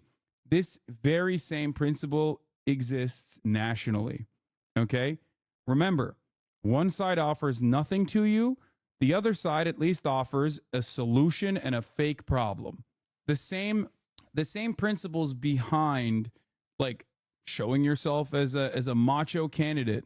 The same principles behind like all of the other forms of bigotry that definitely persist in every every subsect of the American population is absolutely, in my opinion, part of the reason. Democrats aren't giving you anything, but the Republicans are at least like preserving your guns, protecting you from, protecting you from having your guns be stolen from you, or, not letting your children get queer or whatever kind of fucking madness that they create. And also multiple decades of right-wing sentiment being expressed by both parties as it pertains to deregulation and tax cuts for the wealthy. Tax cuts in general. Obviously, tax cuts for the wealthy are not presented as tax cuts for the wealthy. Tax cuts for the wealthy are presented as tax cuts for the poor. It's sold to the American population as taxes for the poor. The starving the beast narrative that was born out of the Reagan years created a worse and worse government, increasingly worse government that was underfunded, with a hyper focus on only funding one institution, the military. And that, in my opinion, plays a big role in why people are way more willing and able to not fucking want to fund the American government at all. They're like, why the fuck would I go on Bad Empanada's fundraiser stream? I cannot. Bad Empanada is unfortunately banned from Twitch. I cannot go on his stream. He is doing an UNRWA fundraiser right now. And it's great. And I highly recommend you go show support to it. I personally cannot go on his stream while I'm live, however. Okay? I don't know why people don't see that. My cat hates turfs. Thank you for the 5 get the subs. So beyond that, but fading memories and increased competition for working class votes are fixable problems. So long as these voters' values remain fundamentally aligned with those in the Democratic Party, the right reason, policy, or rhetoric can win them back. However, much more ominous for the Democrats is a less widely understood dynamic. Large numbers of non-white Americans have long held much more conservative views than their voting patterns would suggest. Their values are very much not aligned with the party. Now, and this is why I think the Hispanic voting bloc, which is very diverse, obviously, especially with like very specific carve-outs for Cuban voters and Venezuelan voters in places like Florida, for example, the Hispanic voting bloc wants, across all demographics, more social spending. I would say that the black voting bloc also has similar inclinations. Social safety nets are very valuable and very important. These are voter blocs that have not gotten their fucking brains lasered with American austerity and neoliberalist propaganda in perpetuity in a similar vein. They recognize the value in social safety nets. They still have somewhat of a belief in the government actually helping them, not in the same way that like white voting blocs have completely lost sight of that reality. However, that principle is changing, because the Democratic Party is also not doing anything on that front either. So when that happens, and one side is not offering you anything and saying, no, things are fine, the other side is racist, and they are, by the way, make no mistake, they are fucking racist. If one party, the Democrats, keep consistently saying, you have to vote for us defensively, you have to vote for us defensively, you have to vote for us for harm reduction, you have to vote for us, because if you don't, then the racists are going to come in and charge. Most Americans will do that for 2 election cycles, but then they're going to fucking tap out. And many had tapped out for a while. But the other side is at least offering them a clear-cut reason for why they're experiencing economic hardships and volatility, even if it is a red herring, even if it is a false reality. Why are you angry all the time? It's not because the wealthy are robbing you blind. As a matter of fact, it's because gay people, it's because abortion, it's because this, it's because that. And obviously it's different for the black voting blocs versus Hispanic voters and whatnot. But the reality of the matter is, one side does not even work to try to address the problem and show what the accurate reasons for said problem are. The other side at least gives you a false analysis and then turns around and says, I will also help save some of the things you care about. But Republicans literally use non-whites as scapegoats and demonize them as non-American. I don't get it. You will never get it if you don't. You will never get this if you only are thinking with the old mindset. The further you move away, like these polls show, the further you move away from the civil rights era, where the Democrats did do something for the black population, the government did do something, in comparison to like genuinely being against it. The further you move away from that, the more people go, okay, well, neither party is giving me anything, so I'm just going to go and vote for the fucking guys that are at least like, I like guns. They're defending guns. This principle has been at the forefront of the Democratic Party's incompetence for my entire lifetime as I have observed the Democratic Party's operations. That very same fight you are seeing right now happen in real time. The more you capitulate the right-wing framing on issues and the more you refuse to counter narrative against things like immigrant crime, for example, and the more you cave and the more you concede that, like, yes, actually immigration is a matter of national defense and national security and not simply an economic proposition created by reactionary forces that want to create a steady pool of undocumented migrants that they can further exploit, that depresses wages for the natural born working class and the other naturalized and documented working class in this country. The more you move away from that reality, the more people become reactionary. That's it. This is the fault and failure of the Democratic Party. They do not fight back against Republican framing on issues, and then they end up adopting it.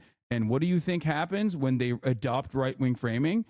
Well, you know what happens. People are going to go with the guy that they trust to deal with this issue.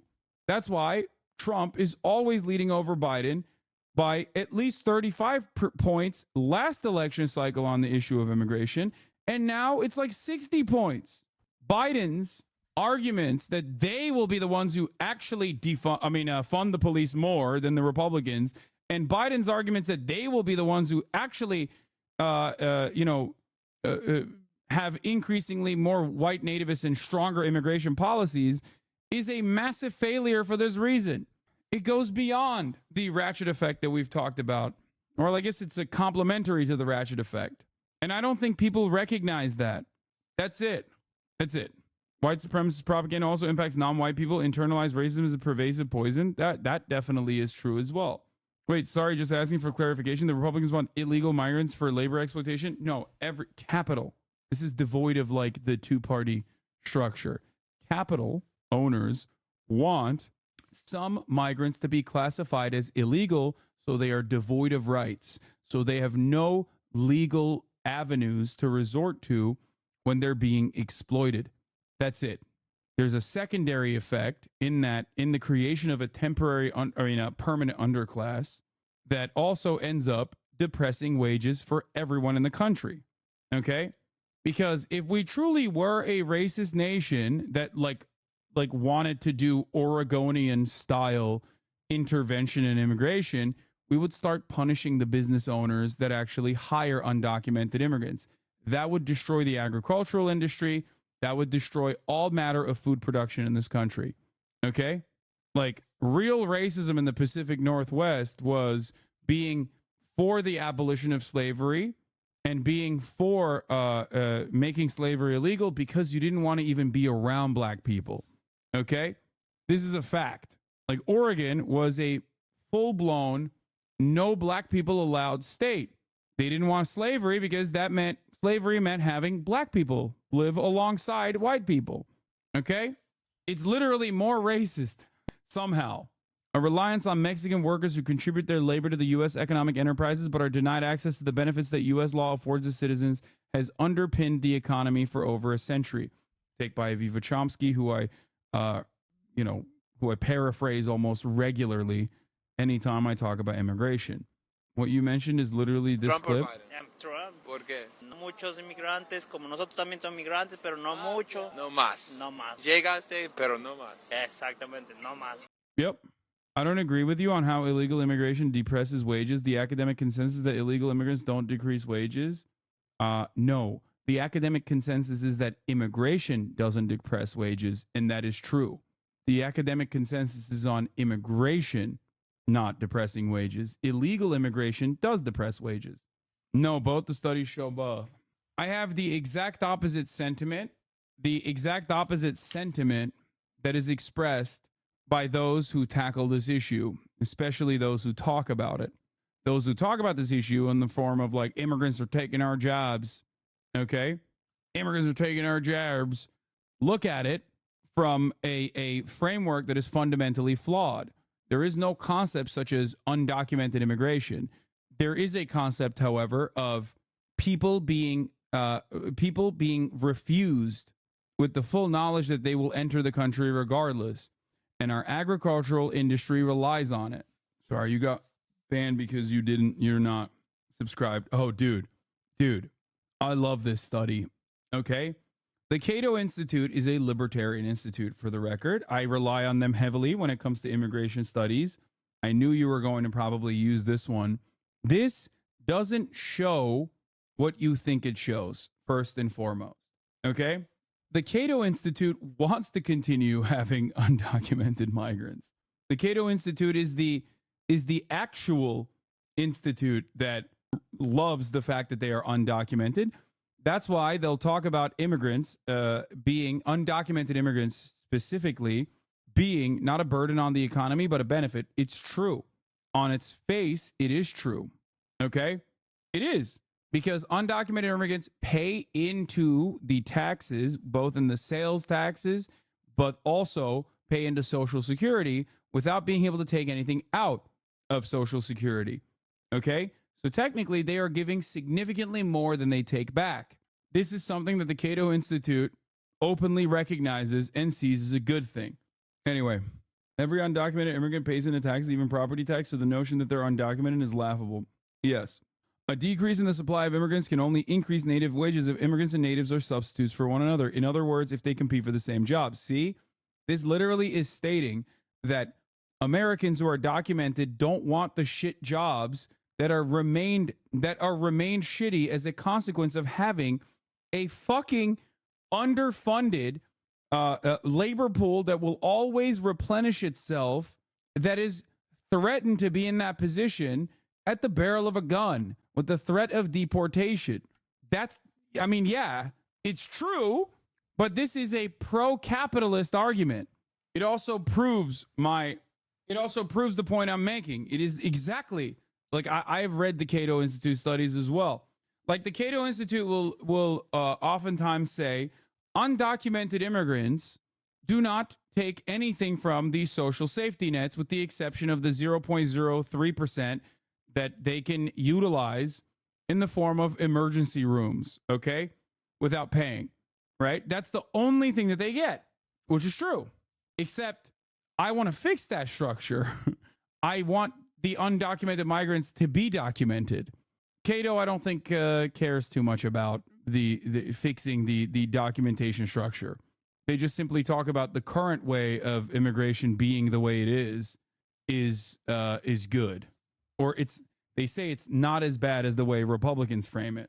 Here's the godfather of this sort of thinking, Milton Friedman. I have always been amused by a kind of a paradox. Suppose you go around and ask people. The United States, as you know, before 1914 had completely free immigration.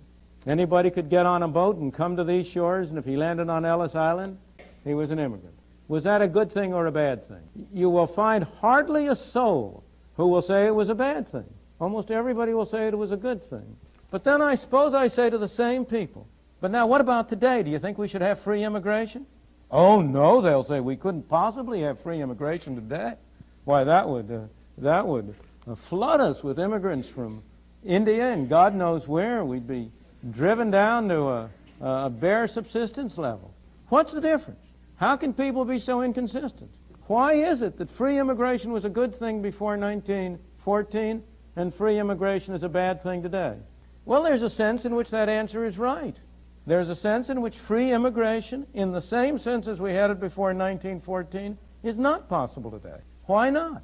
Because it is one thing to have free immigration to jobs. It is another thing to have free immigration to welfare. Yeah, our robust welfare state is propping up these free immigrants and their freeloaders, which he's going to address that point in a second and say exactly what I did say. Immigrants can't take advantage of the welfare state, and that's a good thing. It's not a good thing. It's a bad thing. The real solution, the permanent solution to immigration in this country is to greatly expand on the documentation process and allow undocumented immigrants to become documented, both through a pathway to citizenship and through opening up the migration structure, the migration processing that we currently have, so that undocumented migrants can become documented and alongside the already existing documented workforce, advocate for better wages and better conditions. This is how you create pressure, upward pressure from the ground up. This is the only way to do it, as a matter of fact. And you cannot have both. If you have a welfare state, if you have a state in which every resident is promised certain minimum level of income or a minimum level of subsistence, regardless of whether he works or not, produces it or not, well, then it really is an impossible thing. If you have free immigration in the way in which we had it before 1914, everybody benefited. The people who were here benefited. The people who came benefited. Because nobody would come unless he or his family thought he would do better here than he would elsewhere. And the new immigrants provided additional resources, provided additional possibilities for the people already here. So everybody could mutually benefit. But on the other hand, if you come under circumstances where each person is entitled to a pro rata share of the pot, to take the extreme example, or even to a low level of the pot, then the effect of that situation is that free immigration. If it's true that the illegal immigration makes a permanent underclass, explain why the Nazis say otherwise. Okay, come on. Boeing whistleblower found dead? What the fuck? No way, dude. A former Boeing employee known as raising concern about the firm production standards have been found dead? Yo, this is terrifying shit. Would mean a reduction of everybody to the same uniform level. Of course, I'm exaggerating. It wouldn't go quite that far, but it would go in that direction. Being documented alone does not give you bargaining rights. People in work visas are exploited. Yes, I know. I don't think that is appropriate either. That is another fucking labor safety concern. The H-1B visa structure also creates a negative incentive, creates an incentive for bosses, specifically in the tech sector, and I'm sure many of you now formerly software engineers working at any number of different tech companies have seen. It is not an accident that many people got fired, with the exception of H-1B visa workers, because they can be further exploited. The solution to that is to make sure that that can't happen, so that they also have the same level of safety that natural-born U.S. citizens have. There is a reason why Elon Musk did this exact same thing. He fucking fired half the workforce, kept only the immigrant workers in many instances, in many of the places, because he knew he could work them to the fucking bone, because their job doesn't have the same pressure, doesn't just have the same pressure of being tied to your health care, which is another way that capital owners exploit you. Just remember, you have no mobility because your health care is tied to your fucking job. You have no mobility because you are saddled with debt, right? Think about that. Now, think about a documented immigrant worker. Their existence, everything that they know living in the United States of America, trying to create a fucking life for themselves here as a documented part of the labor force, relies on them keeping their fucking job. It's not just the healthcare. It's not just the student loan debt that they have. But now there's a third reason. There's a third, much more severe consequence if you lose your job. So remember that. These are all pressure points. These are all ways that your bosses can exploit you. These are the reasons why we simply cannot get healthcare in this country, something that is often forgotten. And it is that perception that leads people to adopt what at first seem like inconsistent values. Look, for example, at the obvious, immediate, practical case of illegal Mexican immigration. Now, that Mexican immigration over the border. Same with H-1A workers who are largely temporary migrant farm workers. Yes. So this is the other thing I wanted to mention. A lot of countries do this. Okay? A lot of countries, you have different ways of taking advantage of creating like somewhat of an underclass in your labor structure. The most common or the most woke version of this is the EU structure, right? You can either, one, rely on the currency exchange in the home nation, right? And bring in migrant workers to be like, hey, listen, like you're getting paid a shit ton more here and you can fucking feed your family back home. Okay? This is another form of the unequal exchange that happens within the global north and the global south. That is literally the most woke version of this. Okay? That's one form of exploitation. Another form of exploitation is by tying it to the wages in your country, right? Polish workers in the UK is an example of this. This also still creates a depressive force in the existing labor structure, because these people will voluntarily take on jobs that have shittier and shittier workplace conditions, a lack of workplace safety, really gruesome jobs without demanding the pay that is allotted for said gruesome jobs in a circumstance where there is only one labor pool. Okay? The problem with America is that it is hyper exploitative, right?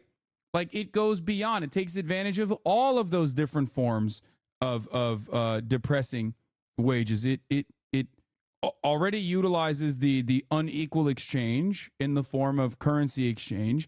It also then utilizes the H-1A visas, which offer migration, temporary migrant status to migrant workers that are utilized in California in the farmland, which is a form of documentation that, one, relies on the currency exchange and also relies on the poverty of the host nation where a lot of these migrant workers are coming from.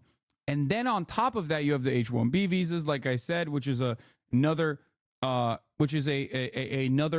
of taking advantage of the two different things that I just mentioned earlier. Plus, on top of that, the additional pressure of not wanting to lose your job and therefore lose your immigration status. But that is not enough for Americans, for our capital owners who are fucking so hungry for exploitation. The last part of the dynamic is undocumented migration. In spite of it all, we still know that people from places that we fucked up, by the way, with our interventions, places that we have not allowed to develop evenly, there will come a steady flow of migrant workers that can't have access because we've greatly restricted the first three versions that I just mentioned, the first two versions that I mentioned of documented migration. So therefore, we then also rely on undocumented migrants constantly coming in. This is the group that is the least protected, okay? This is the group that is the least protected, that works in the worst conditions, even worse than the other two conditions that I mentioned. Do you get it? Why? Because Purdue is a great example of this. The chicken producers at Purdue, in places like Alabama, they rely on undocumented migrants. They hire undocumented migrants willingly, deliberately. They create trailer parks for these undocumented migrants. And when there is a shit ton of back pay or sexual assault allegations launched against them, when the undocumented migrants say, like, enough is enough, you have to pay us more, or you have to pay us what you owe us, then they call ICE and they deport their own workforce, only to go back to the drawing board and do the exact same thing immediately after. Purdue Pharma is not Purdue Pharma. There's two different Purdues. There's Purdue Pharma, and then there's Purdue the chicken factory. So you have to remember, when you see the Alabama Hyundai facility utilizing migrant workers that are children, for example, that is by design. That is not an accident. That didn't like slip through the fucking cracks. That was a deliberate way to hire workers that have no legal form of restitution, no way to push back, no way to fight back. Okay? It is the most hyper exploitative structure that exists on the planet, with the exception of like slave labor in Dubai and places like that. Straight up, it's happening all around us every single fucking day, and it is a direct. It is what keeps the American engine running. Without it, we would not have an agricultural output at all. We would not be able to produce a surplus of food. We'll cover this in a second. Here it is. Chicken plants see little fallout from immigration raids because these plants are the ones who call immigration on themselves, for the record. I've covered this. These plants are the plants that call the INS or ICE now on themselves. They do it on purpose because the fines that they get that reduce their workforce only to because they know that they're going to be able to go and get new undocumented migrants immediately. The fines that they get, it's a math equation for them. Oh yeah, we get a slap on the wrist, we get a little bit of a fine, but guess what? We don't do the back pay. We don't have to now pay the back pay. They can't fucking sue for workplace harassment or sexual assaults, or even workplace a lack of workplace safety measures put in place in other places. So all of the money that they save greatly outweighs the money that they lose when they have to pay a fine for hiring undocumented migrants. It's a fucking tiny slap on the wrist. So the reality is, it's a cost-benefit analysis, and even the most like wonky Democrat, okay, even if you were, or the most wonky right-wing, hyper-nationalist, white supremacist nut job, if they wanted to greatly reduce immigration in this country, they would actually go after the business owners and make it so costly for them to hire undocumented immigrants that they can no longer get away with hiring undocumented immigrants and refusing to fucking give them the actual pay that they deserve. But nobody does that because even the most racist motherfucker still is a capitalist in this country. Do you understand? Just remember that next time someone presents this to you. There is a lot of capitalist exploitation that many liberals would be willing and able to look in the other direction of. America goes far beyond that. It's a good thing. It's a good thing for the illegal immigrants. It's a good thing for the United States. It's a good thing for the citizens of the country. But it's only good so long as it's illegal. See? He's saying it. That's an interesting paradox to think about. Make it legal, and it's no good. Why? Because as long as it's illegal, the people who come in do not qualify for welfare. They don't qualify for... This is why Milton Fried... This is where the Cato Institute is coming from, by the way. This is the angle that they come from. They won't say it like Milton is. Social Security, they don't qualify for all the other myriads of benefits that we pour out from our left pocket into our right pocket. And so as long as they don't qualify, they migrate to jobs. They take jobs that most residents of this country are unwilling to take. They provide employers with workers of a kind they cannot get. They're hard workers, they're good workers, and they are clearly better off. He's right, by the way. He's absolutely right. This is the reason why I believe we have to fix immigration, not in the direction that the Republican Party is going towards, and not in the direction that the Democratic Party is going towards. We have to fix immigration in the other direction. Okay, we have to document every citizen that works here. We have to offer them workplace protection so they are no longer fearful of deportation if they speak out. We have to allow them to unionize alongside the documented labor force to truly create one singular labor pool. This is the only way to greatly improve wages and workplace safety standards in this country. And unfortunately, many people, due to decades of right-wing framing on the matter, don't ever broach the subject with the same certainty. Okay? That's it. If you ever want to know how what people prefer, the surest sign is how they vote with their feet. And there is no doubt how the braceros vote. They vote to cross the border with their feet, on their feet, or in any other way they can. He's by so the gross. by the He thousands. fucking said the braceros. Jesus Christ. Dog, it ain't 1943. The fuck? That's crazy. And perhaps millions, for all I know. Illegal immigration is fascinating because it shows not only the main point I'm trying to bring out now, how interconnected are the various aspects of freedom, how interconnected is the problem of governmental arrangements for welfare and governmental arrangements for immigration and other things. But it shows a very different point that's kind of a digression. And that is how bad laws make socially advantageous acts illegal. And therefore, like, one immediate solution to this, without even touching migration, would be sectoral bargaining. Okay? Obviously, we need to fix the immigration system. It's fundamentally broken for this reason that this fucking asshole is like gleefully recounting. Okay.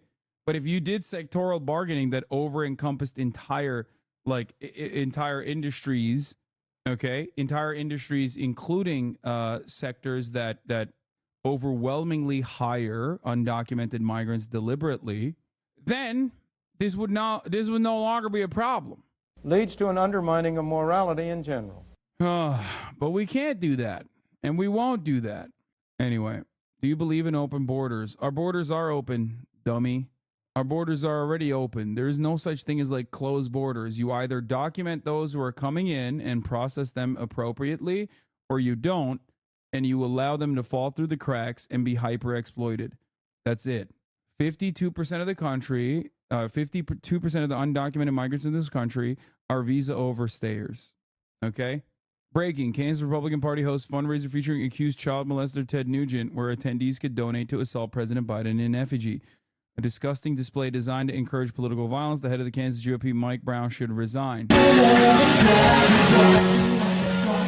Dude, this is awesome. I feel like they're gonna throw out a hip trying to kick Biden. Biden's still standing, baby. Yep. Here's the Brandon take on the red lines. We're gonna cover that now. For anyone in the Middle East. I think everyone, Mr. Prime Minister, is trying to figure out what is meant by President Biden, how that defines your relationship. We're trying to figure out what it means by a red line, what it means by what Lawrence is articulating, and what it means when President Biden says something like this on a hot microphone at the State of the Union. Let's listen together. We got to keep pushing what you're doing about the humanitarian stuff and all this shit. That's so crazy. Fox News, once again, putting a foreign nation's leader at a higher value. What is up with these fucking right wingers, man? What is up with these right wingers? Like, it's so crazy. These guys are traitorous to the United States of America. It's making me fucking goddamn patriotic right here. Pissing me the fuck off. It's like they care more about the fascist project than they do about America. It's goddamn un-American. It ain't no different than fucking being like America first, baby. That's why we love Hitler. Okay? The hell's going on? These guys hate America. They hate it. I told him, baby, some people,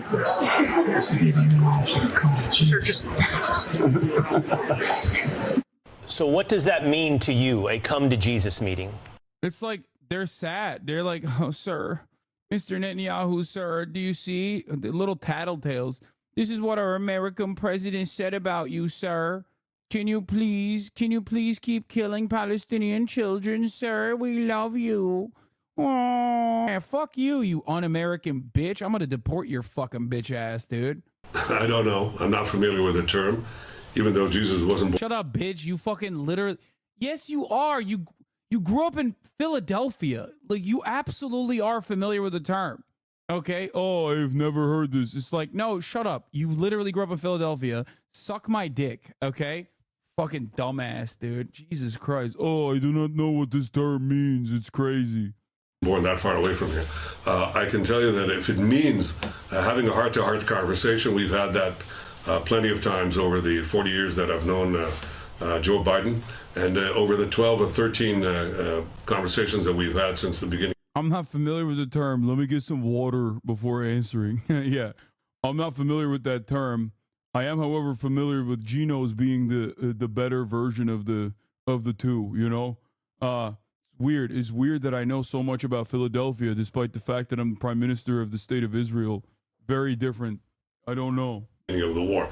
But ultimately, you know, I'm the Prime Minister of Israel. I'm responsible for the security and future of the Jewish state, and I'm supported in my policies. That's important to understand. The overwhelming majority of Israelis support my policies, that we have to eradicate Hamas as a terrorist and governing organization, that we have to get our hostages back, and that we have to make sure that Gaza doesn't form a threat to us anymore. 99 to 9 Knesset members, that's over 90%, supported my policy of opposing a Palestinian state being rammed down Israel's throat. That's the vote we had the other day. So when people say, well, we have to have this talk with Netanyahu because he's holding back the prospect of this wondrous peace with the Palestinian state, you don't have an issue with me. You have an issue with the entire people of Israel. They're really united as never before in uniting to destroy Hamas and ensure that we don't have another Palestinian terror state like the one they had in Gaza that could threaten the state of Israel. That's something that the people of Israel are united behind, and from what I can see, most Americans support that as well. Prime Minister Netanyahu, President Biden's been around a long time. It's easy to surmise, at least here in the American press, he knew he was on a hot mic in that moment. It was after the State of the Union, after all. I'm wondering what that does to negotiations, that message was communicated to you via the press instead of in the privacy of diplomatic channels. What does that do to the ceasefire negotiations? What does that do to the more than 100 hostages being held, including one-year-old Kafir Bibis, that sweet little baby, in Hamas hands? Well, look, to the extent that the world thinks that America and Israel are united, that helps the war effort, and it helps our effort to achieve victory and obviously the release of the hostages. To the extent that Hamas believes that there's daylight between us, that doesn't help. I appreciated the support that President Biden and the administration have given us since the beginning of the war. I can only hope that it will continue to victory, because victory is at hand. Victory is close. I mean, we've destroyed, as I said, 3/4 of those fighting battalions. We're very close to victory. The best thing we can do for the future of the Middle East, for the future of peace, for the future of those hostages, is get a speedy victory. And the victory will... Sorry, I interrupt this part of the broadcast to show you the clean girl who just got groomed. Little baby. Hello. Yeah, that's right. Why'd you let a groomer into your house? Don't care if it's a dog groomer, it's still gross that you let a person like that into your house and you let the top of the hour ad break into your stream. Oh my, what a ridiculous thing that I just read. I'm going to stop reading the chat, dude. I'm going to stop reading the chat. That's just nutty. That's such a bad fucking, hey, it wasn't even that good. Still got some hair on her, but here's the 3-minute ad break coming at you. If you no longer want to see those ads, all you need to do is subscribe for $5 or for free with a Twitch Prime by connecting your Amazon Prime account to your Twitch account, where you get 1 free Prime subscription a month. You can also get gifted a sub if you're lucky. Here's a 3-minute ad break now. Bibi still hasn't given 1 interview to the Israeli media, says MHUD, while giving 15 interviews to foreign press, including 6 to Fox News. He's such a transparently evil bastard who doesn't even give a shit about his excuses for genocide, doing everything in the dark. Yup. Well, he knows he'd get cooked. The thing is, Israeli media would absolutely fucking cook him, which is why he only does Western press, because he knows Western press's reception towards him is way more positive than the Israeli press. Because, like, Israel is totally on board with the ethnic cleansing campaign, but they are not on board with who's leading the helm. That's it. As a matter of fact, his continued ethnic cleansing campaign is what is, like, basically keeping him alive in Israel and not in the throes of the legal process where he does belong. Oh, fuck me. Will come as soon as I think will come sooner. The more united we are, not divided, or at least not given the appearance of division. Well, I know what you're saying, but with Kayleigh's point, I did hear that you guys had virtually something agreed to with Hamas, and as soon as they see the fracture with the U.S., they said we can hold out for a better deal since they're getting all this pressure, and that blew up the deal on the hostage for prisoner swap. Once again, gross, wrong, and also, on top of that, objectively un-American. He's saying that, yeah, sorry, Benjamin Netanyahu, that our American government fucked up your ceasefire deal, which is not even true, by the way. Like, he's just lying. He's just fucking lying he's lying against Biden and for Benjamin Netanyahu. Fucking awful nonsense, dude. Didn't Israel reject it? Yes, because Israel did not want any ceasefire. They did not want Hamas's conditions for a ceasefire, which was actually very valid. It reads like something that the American or international intermediaries would put forward, like a pathway towards a permanent ceasefire. Oh, also, lo and behold, shocking news. Oh boy, UNRWA report claims some agency employees admitted Hamas ties under Israeli coercion. Wow. shocked that that was a thing that Israel did. Shocking, I tell you. I don't understand. Wait, you're telling me the good guys are the ones who are torturing and offering coerced confessions under torturous conditions by humanitarian rights workers and AIDS workers from an international organization? Bro, it's literally like, yo, Israel is like operating in a comical villain fashion at this point. Straight up. Like, this is villainous. This is villain shit. Like actual B-movie villain shit. Not even like a complex villain that you can understand the point of and the perspective of. Just like straight up bad, evil, comically evil. It's incredible. Yeah. I love to torture UN workers, the good guys. Two things can still be true at the same time. They can be if you're motivated enough, okay? Even if there was 100 UNRWA workers that actually participated in October 7, the fact that this would be reasonable, this would be grounds enough to fucking delete UNRWA, the primary mechanism for Palestinian existence, is unimaginable. It's insane, okay? There's no metric this is no standard you would ever apply, because if that was the case, you'd fucking nuke Israel, okay? Get the fuck out of here. You'd be like, well, sorry, there's 10, okay? There's 10 UNRWA workers. There's one UNRWA worker. There's 100 UNRWA workers that worked and that played a role in October 7. Okay, how many fucking Israeli soldiers and government officials have played a role in the ethnic cleansing of Gaza? Okay, it's just like, it makes no sense. Okay, what do we do by that standard then? It's just, again, collective punishment to the Palestinian population. Also, my point was not that there were no UNRWA workers that participated in October 7, but the point I make still stands, which is that if there were that many UNRWA workers that participated in October 7, okay, then they wouldn't have to fucking coerce these confessions. That's the point. Oh, I'm not sure that's exactly what happened. I think Hamas from the start has demanded just outlandish demands that were nowhere in the ballpark. So yeah, outlandish demands like a pathway towards a permanent ceasefire. You know, outlandish.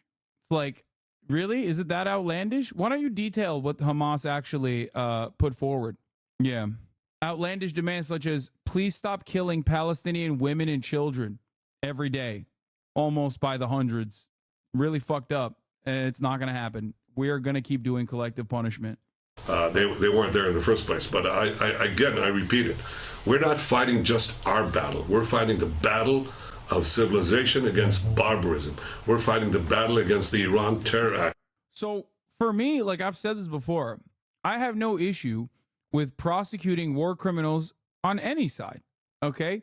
Except if you think under international standards that there are going to be war criminals being prosecuted, if we lived in a perfect world where the international rule-based order was real, if you think even for a moment that there would be a significantly higher number of Israeli officials and Israeli military members and also the media in the United States that participated, aided, and abetted in the fucking genocide of the Palestinian population, if you think that number would far greatly outweigh the Palestinians that participated in atrocities, you're delusional, okay? Straight up.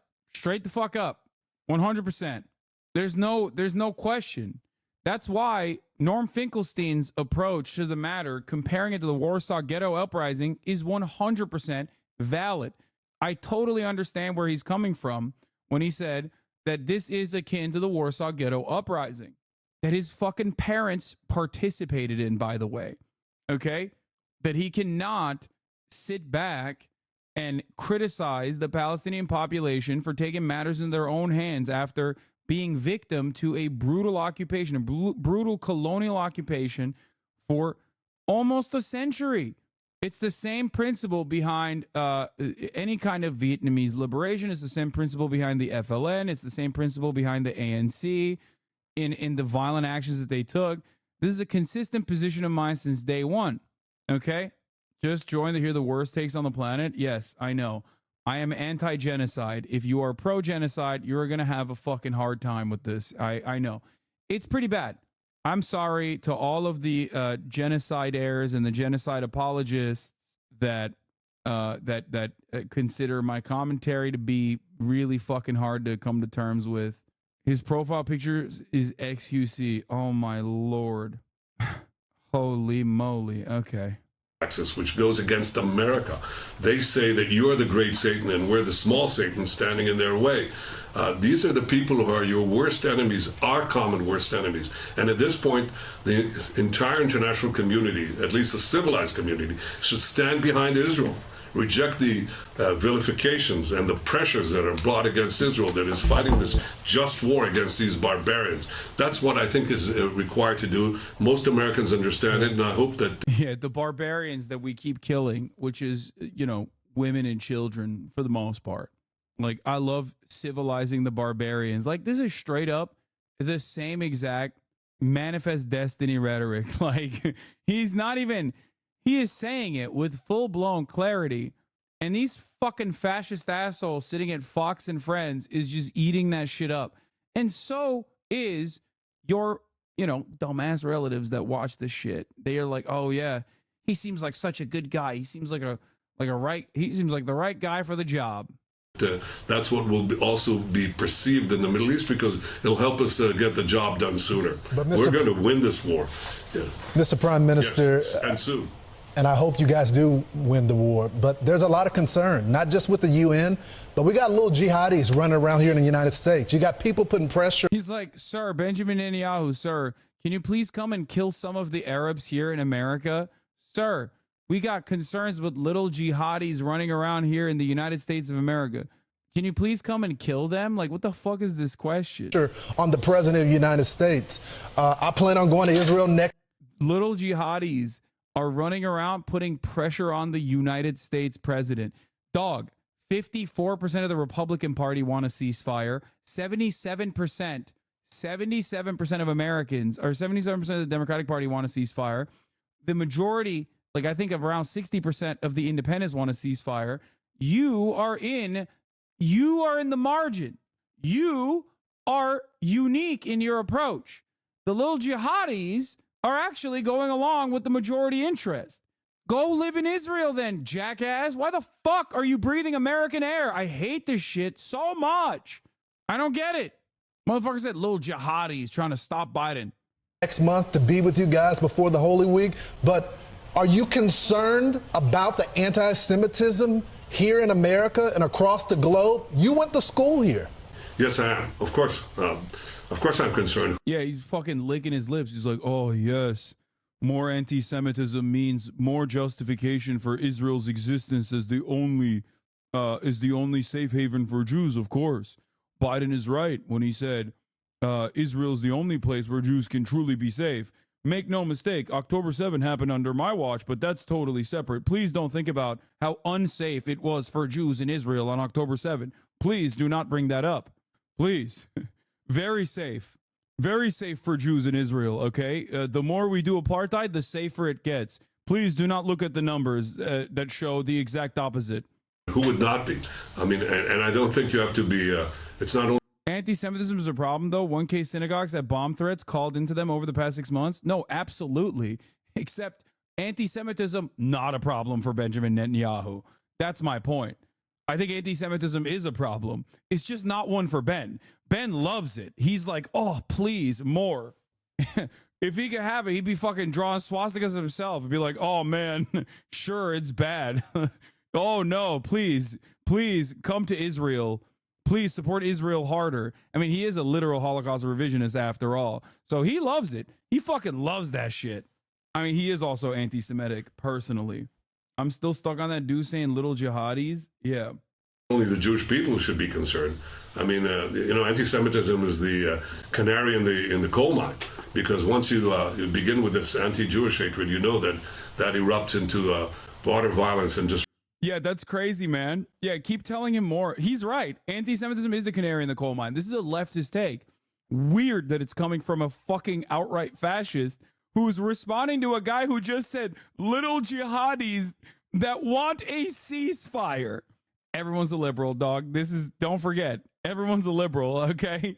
My man literally is like, yeah, anti-Semitism is a canary in the coal mine for much more devastation to come. True, except you're talking to the purveyors of said devastation. Disrupts entire societies. I think that this is a real badge of shame for those who are supporting Hamas. They're supporting these mass murderers, these rapists, these baby burners, and they're supporting it against the one democracy. It's just like, he don't give a fuck. He's like, yeah, no, I'm going to say all of that, even though half of the things that I just brought up have been shown to be untrue. You know what I mean? Fuck it. Why not?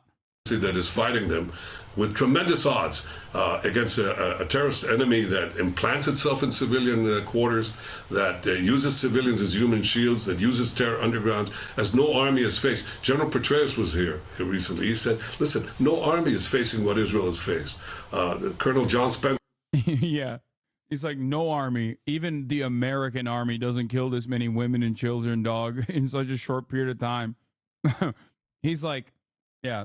Israel faces the gravest threat of all is the Israeli army, women and children that they're bombing with with Mark 84 2-ton munitions. No army, guys. Damn, y'all really doing this, huh? That's what he said. He was like, damn, dude, shit is crazy out here. The head of urban warfare at West Point says no army has gone to the lengths that Israel has gone to. Yeah. Yeah, here are some other here's some other things that the American military, at least like former generals, have openly admitted. Israel greatly diminishing the prior rules of engagement. Like the ratio of civilian to military infrastructure destruction is insane. Okay, no army has done that. Even the American army. Just think about that. And when I talk about the American army, I'm talking like these guys are pretty fucking bad. Okay, this is not to defend the American military operations by any means. Okay, these guys have been doing shock and awe every single day for like the past 5 months to avoid civilian casualties. So Israel is fighting this just war against the most unjust of enemies, and these people are protesting in the streets, supporting these mass murderers, these modern Nazis.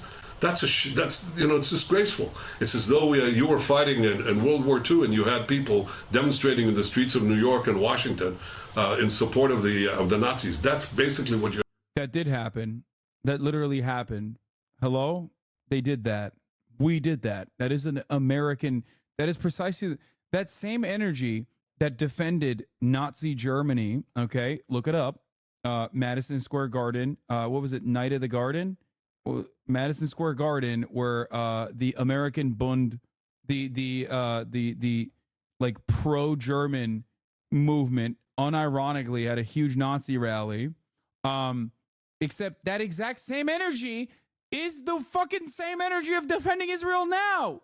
That is exactly what's going on. You are talking to the guys who literally are the guys channeling that same energy of the dudes who did the Nazi rally at Madison Square Garden. That's it, bro. It's crazy. You have here. So I think the majority of Americans have it clear. Their moral compass is clear. They understand that Israel is fighting this battle of civilization. They also understand that we're going to undue lengths to minimize civilian casualties. They also understand that dude, then you're the most incompetent. That's the funniest part. It's like either what you're doing is criminal, which I think it is, or your incompetence is criminal, which I also think it is. There's no way out of it when you've killed 30,000 people, 25,000 plus like women and children. You can't say it's negligence, okay? Oh, we're going out of our way to minimize civilian casualties. It's like, well, bitch, go out of your way further. You've done a bad job, objectively, by international standards. Even if I were to take your statement at face value, which I don't, because you're a liar and a son of a bitch, okay? Like, even if I were to take that, dude, that's crazy. This is criminal negligence that would require you to go to prison. Yeah, we're going out of our way to minimize civilians. Please do not look at the casualty numbers. The future of the Middle East, the future of many Muslims, the future of Gazans is dependent on our victory, and we don't intend to give up. We're going to achieve this victory. I hope with the solid support of the American government as we've had up to now, and I hope it continues. But one way or the other, we're going to do it. You got to finish the. Got to go for the win, or else we're going to be back here in 18 months right after this with an. Yeah. Little jihadis, bro. Assholes, dude. Mr. President, it's great to see you again. Thank you for doing this. Now look at this dumbass. Look at this dumb fuck. Okay.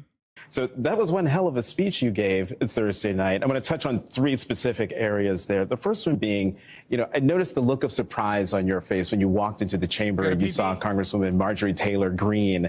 It was priceless. You feigned shock at seeing her. But during your response to her heckling of you, you used the word illegal when talking about the man who allegedly killed Laken Riley. An undocumented person. And I shouldn't have used illegal. It's undocumented. And look, when I spoke about the difference between Trump and me, one of the things I talked about on the border was that the way he talks about vermin, the way he talks about these people polluting the blood. I talked about what I'm not going to do, what I won't do. I'm not going to treat any of these people with disrespect. Look, they built the country. The reason our economy is growing. We have to control the border and more orderly flow, but I don't share his view at all. So you regret using that word? Yes. What was it like for you to see Republicans not cheer your tough words for Vladimir Putin or for defending democracy or any of the other things Republicans used to stand for? Well, I think some of them still do stand for it, but they're pretty much intimidated by Trump right now. I mean, the idea that, look, I'm talking to you, I'm down here talking to these folks who are starting businesses, getting endorsed by minority businesses. He's up with Marjorie Taylor Greene in North Georgia. Yesterday, he spends the time at his mansion at his resort with Orban. He talks about his great respect for, the president of North Korea. I mean, he praises Putin. I mean, it's a different world. Dangerous hot take that might make chat go insane. Everyone is brainwashed into believing. Wait, oh, come on. He had a good take. Everyone is brainwashed into believing and swearing Palestine is 100% just. But how many people are actually looking at the Israeli perspective? It's great, man. We have looked at the Israeli perspective. Any moment that I don't actually show the Israeli perspective, for the record, is literally a moment because I want to preserve the opinion that, like, Israel as an institution is not entirely comprised of psychopathic, bloodthirsty fascists. Okay? Just so you know, because the Israeli perspective is all gas, no brakes, keep going. It's really funny that you just said that when we literally just listened to Benjamin Netanyahu talk about the Israeli perspective. We just watched him. He said they're barbarians and we have to defeat them at all costs. People are not brainwashed into believing that Palestine is 100% just. People can make up their own minds on Palestinian justifications by seeing the asymmetry of violence. That's it. I also unbanned you, so if you have another take, you can maybe try and deliver it here. But just so you know, there is no world in which Israel's ethnic cleansing campaign is just. There is no world in which an apartheid state is just. You will never be able to convince me that an apartheid state is actually just and is totally morally permissible. Okay? It is antithetical to everything I believe in. It is antithetical to my values. It is insane, in my opinion. I got banned for free speech. No, you didn't, you dumb fuck. You're unbanned. You literally are only able to write this because I unbanned you. So you can keep saying dumb shit if you would like. Immediately, these fucking delusional clowns jump to, oh, wow, you're hurting my feelings. I just simply wanted to defend the genocidaires and their framework for a brief moment. Why did you do that? I'm being incredibly charitable, allowing you to fucking operate in here after you already tried to run defense for a genocidal apartheid state. You are not a fucking martyr. Stop missing the point. Instead of crying about being banned potentially and saying, duh, go ahead, explain what you want to say about the Israeli perspective. Take advantage of the opportunity you have been given. Take advantage of the much larger platform that you currently have in this moment. They were banned because it's an account created on March 4th and has been following since March 9th and most likely is a sock account that is just in here for shit stirring. That's the reason why they got clapped fast. And also because they were defending ethnic cleansing. Okay? Was that a mistake on Trump's part to host Orban? I mean, he is a member of NATO. He's a member of NATO, but he says he doesn't believe in democracy. I mean, look, the guys I host, the people I'm with, are people who, in fact, in NATO have great respect for one another. And look, when you have a president who, in the midst of the carnage going on as a consequence of Russian attack on Ukraine, and talks about, come in, Putin, if these guys haven't paid their dues, you just do what you need in NATO. I mean, yeah, the people he has on, like Giorgia Meloni, are definitely not fascist, even though they say they are, you know? But, you know, that doesn't really matter, I guess. He talked about getting out of NATO. I mean, it's critical to our national defense. We made a commitment after World War II to never happen again. Look what he's doing. He's dangerous. You were caught on a hot mic after your State of the Union address talking to Secretary of State Antony Blinken and Senator Michael Bennet, saying, quote, I told him, Bibi, and don't repeat this, but you and I are going to have a come to Jesus meeting. What do you mean by that? What I meant was, it's an expression used in the southern part of my state, meaning a serious meeting. And it was, I've known Bibi for 50 years, and he knew what I meant by it. So what's the come to Jesus part? Like, what tough love are you going to give to the prime minister? What's happening is he has a right to defend Israel, a right to continue to pursue Hamas, but he must pay more attention to the innocent lives being lost as a consequence of the actions taken. He's hurting, in my view. So nothing different. Got it. Okay. Nothing different at all. Got it. Sick. He's hurting Israel more than helping Israel by making the rest of the world, it's contrary to what Israel stands for. And I think it's a big mistake. So I want to see a ceasefire.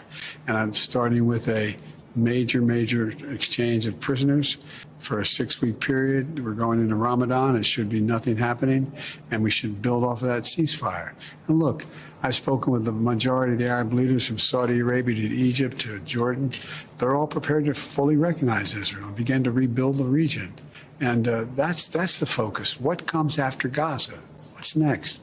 It's a tough decision, but there's a lot that can be done. On the ceasefire, it is Saturday. The holy month of Ramadan starts on Monday.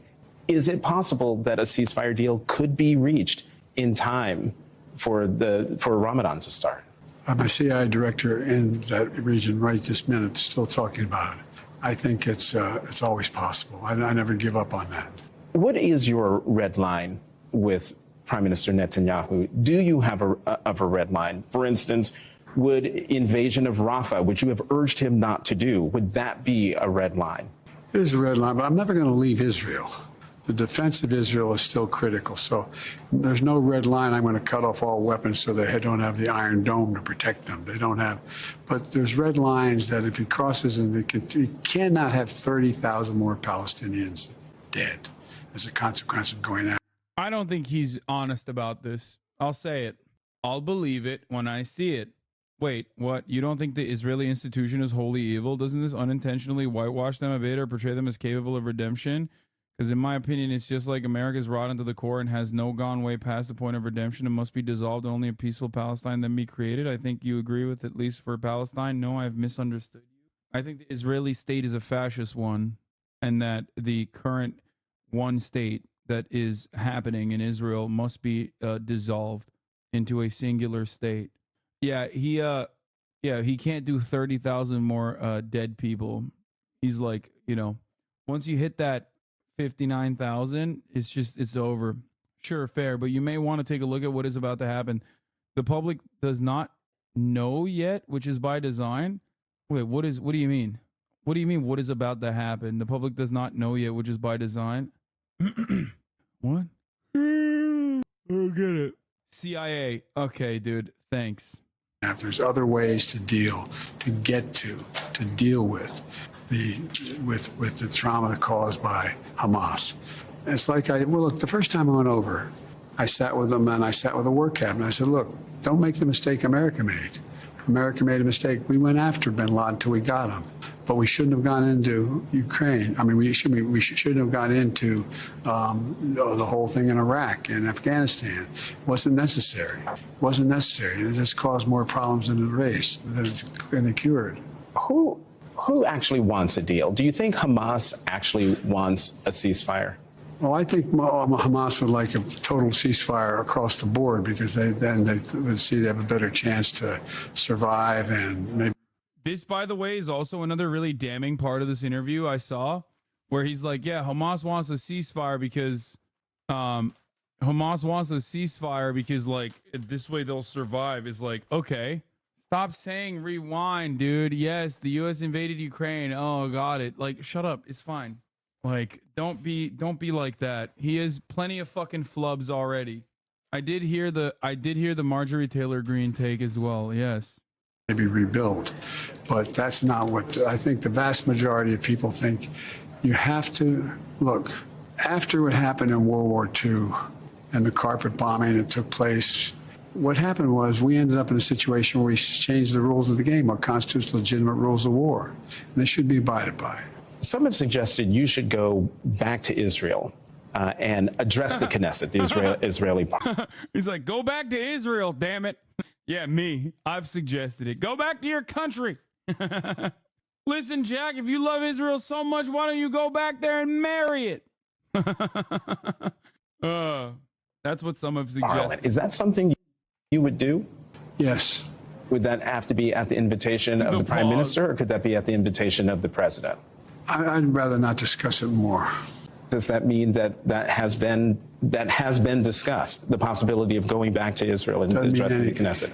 Wait, why'd you say it then? Let's talk about the temporary pier that you announced during your State of the Union address to get supplies into Gaza. It's going to take 60 days to get that constructed. What more are you doing in the absence of cooperation from Netanyahu and a bill from Congress to get supplies into Gaza, more humanitarian aid into Gaza? Everything we can. We're pressing Israel to open up access in the north from Israel. We're also doing airdrops. I know several people were killed with the airdrop. There's a way to avoid that in the future. We're working with our Arab friends to figure out how much we can get in. Everything, look, it's a desperate situation. Food, medicine. Why? Everything needed, badly needed. Why is it a desperate situation? Who made the desperate situation? How did we arrive at such a desperate situation? How? Why is it so desperate? Who's doing the desperate situation? Someone should put an end to this desperate situation. Is it a natural disaster? Is that what happened? Was it like an earthquake? What's going on? Does anyone have an answer to this? I don't. I only listen to Joe Biden. So I feel like, damn, sure sucks that like the Palestinians were a victim to a massive earthquake or something. Seems weird. Okay, well, thanks for answering. Think then I misheard or something because you said you intentionally don't show parts of their narrative because you want to keep it believed that they're not all like that, which even if it's technically true is harm to highlight. Okay, stop. I still show the Israeli narrative. Okay, calm the fuck down. Anyway, wait, Evan Hill had a take. Evan Hill had a breaking story. You're heading to Michigan, where on the campaign trail, probably in the next few days, where more than 100,000 people voted uncommitted in the primary to protest your handling of the situation in Gaza. Some have said they will never vote for you. One told Charles Blow of the New York Times, and I'm quoting, as bad as Mr. Trump's rhetoric was and him putting a travel ban on 5 Muslim countries, he wasn't overseeing and actively arming a genocide. Those are tough words. What's your response to that widely shared sentiment? It's not widely shared. You guys make judgments you're not capable of making. That's not what all those people said. What they said was they're very upset, and I don't blame them for being upset. There's families there. There are people who are dying. They want something done about it. And they're saying, Joe, do something. Do something. But the idea that they all think it's genocide is just not, that's a different situation. Look. No, I think a big chunk do, actually. Some might agree with the genocide. That's the wildest part about American politics is that, like, yeah, the majority of Americans do believe that what Israel is doing is genocide, except some of them agree with the genocide. That's the only part of that is like forgotten. But everyone does agree that it's a genocide. A lot of people do. I can fully understand. Can't you? You have a family member there. A family member, families that come from a family that is still isolated there and may be victimized. It's understandable they feel that way. If we're talking and that's about why I'm doing uncommitted everything vote, I can to try to stop it. probably 100% think no, it's a genocide, by the way. Is he delusional or in denial? Why not both?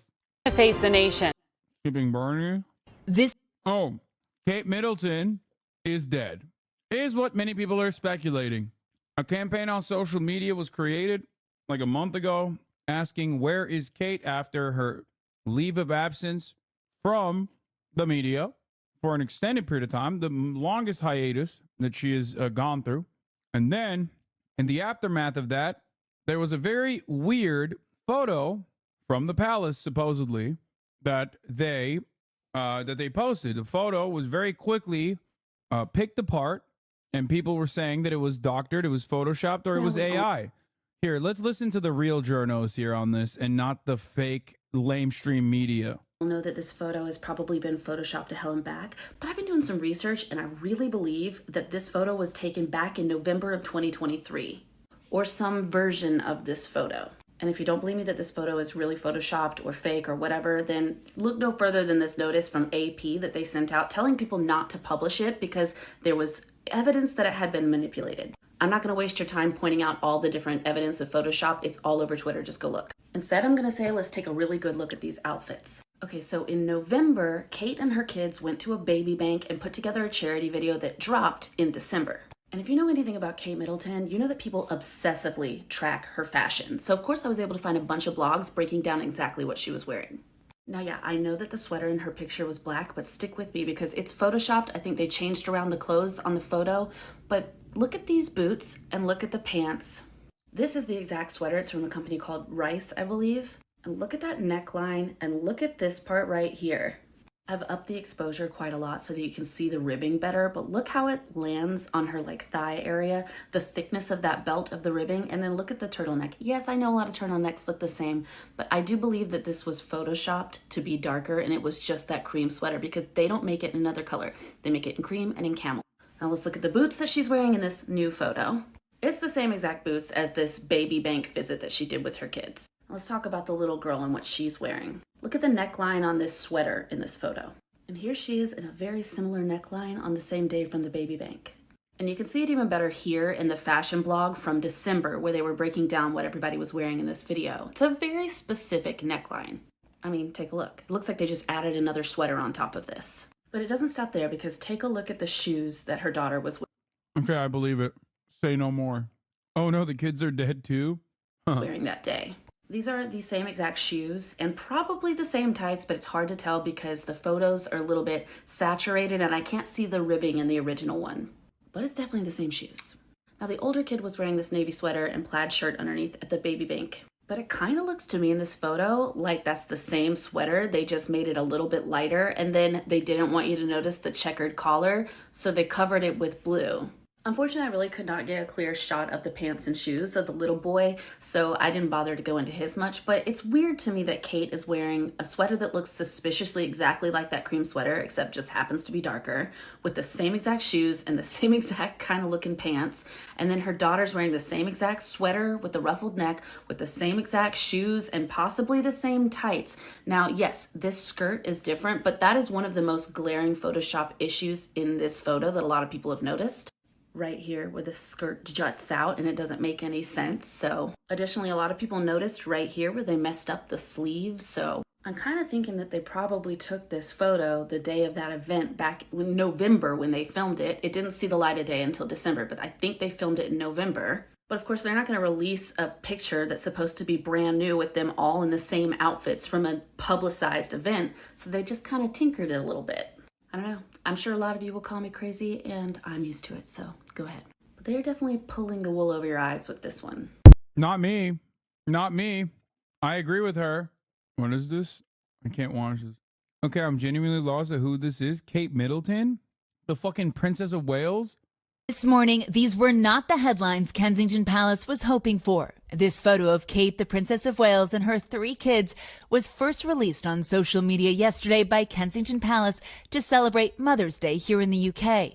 The post, while you're watching this, instead of covering Palestine, I am going to put you in a Mark 84 rocket in a JDAM guided precision guided munition and launch you directly into the sun. Be for fucking real, you delusional fucking loser. You came in here 3 minutes ago to just simply bait.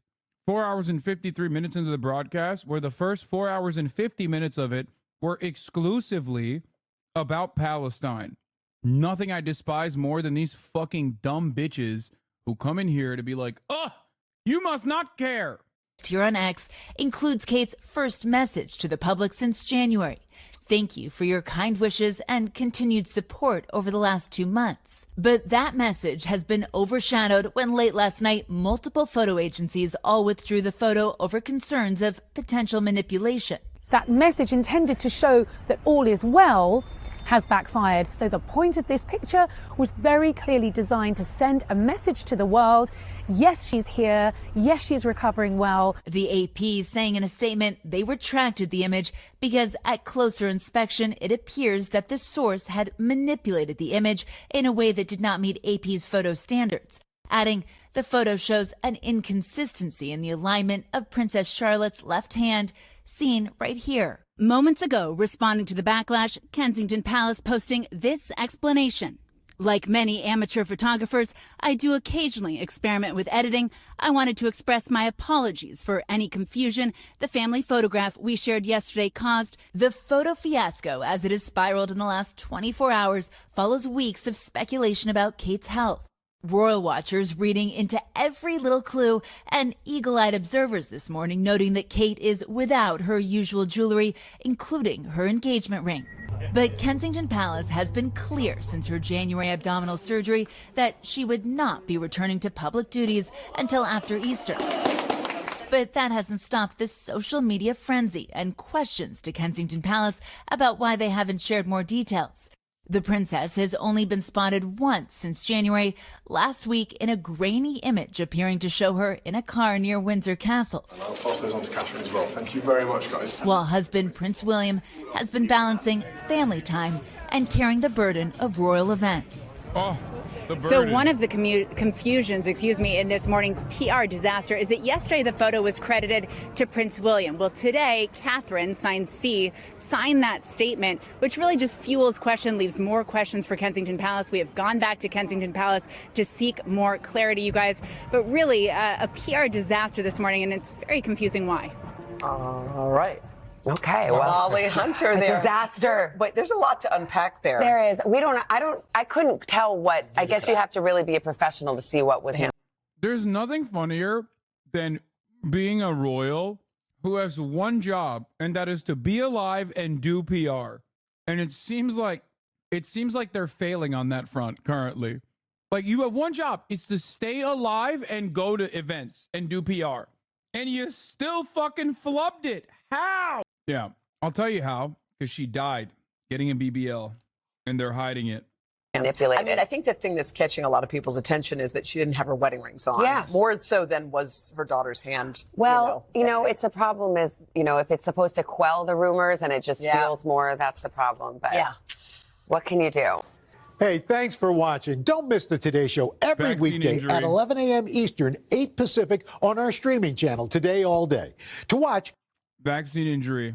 The You've endorsed BBL vaccine. She didn't die, you fool. Her BBL was a success, and it's too powerful. I have proof. 122K tweet about this. My analysis of the Kate Middleton photo saga is that they took her face in the Vogue cover she did years ago and called it and edited it in. Dude, this is so dumb.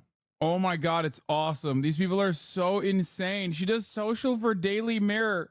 Oh, this is such fun. They're just having fun with it, I think.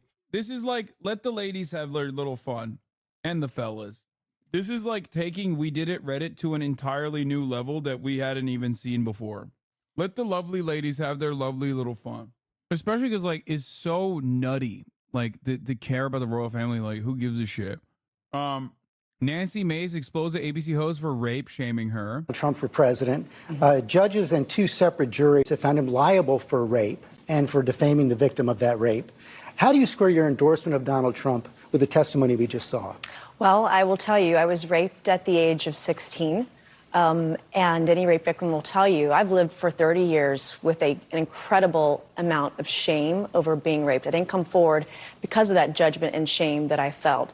And it's a shame that you will never feel, George. And I'm not going to sit here on your show and be asked a question meant to shame me about another potential. Wait, what the fuck? Yo, that's wait, what? She's using her own personal rape to talk about her defense of Donald Trump? Oh my God. Dude, Nancy Mace that's a rising star right there, okay? That is a rising star in the conservative movement, baby. Of course, she's not really a rising star in the conservative movement because of the fact that she is a swinger, and that presents a genuine political liability for the Republicans as a woman and a swinger. If she was just a man and a swinger, that would probably present a political liability as well, but like they wouldn't really care. They would overcome that. A little bit of a no-no when you're a woman doing the swinging, though. Rape victim. I'm not gonna do that. It's actually not about shaming you. It's a question about Donald Trump. No, you are shaming me. You've endorsed Donald Trump for president. Right. Donald Trump has been found liable for rape by a jury. Donald Trump has been found liable for defaming the victim of that rape by a jury. It's been affirmed by a judge. It was not a criminal court case, number one. Number two, I live with shame.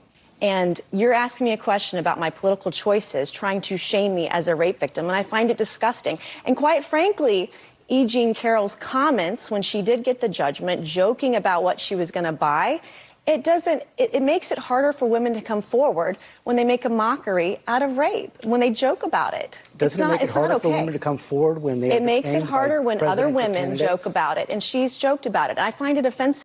Yeah, that's what makes it hard for women to come out, and not what you're doing, which is defending the person who did the rape and shitting on the person who was the victim of said rape. That's insane.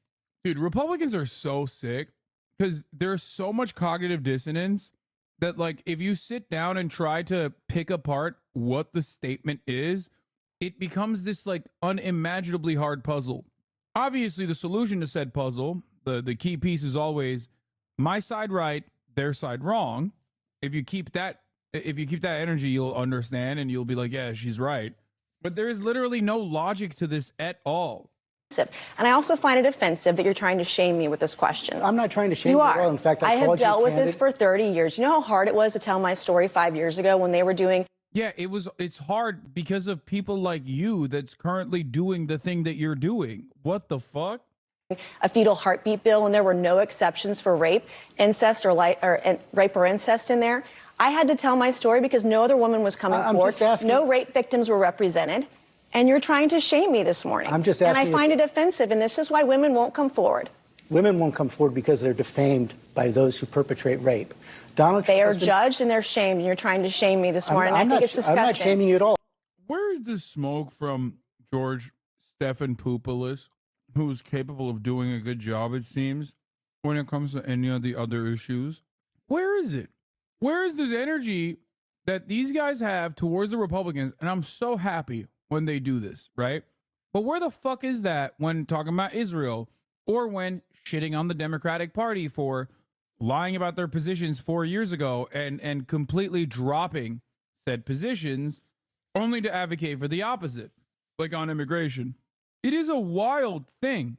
George Stephanopoulos is literally pushing back against a rape victim. Like this is what a solid journalist would do, to reframe the conversation back and pry it away from her disingenuous hands, trying to weaponize her own personal rape in an effort to defend a rapist.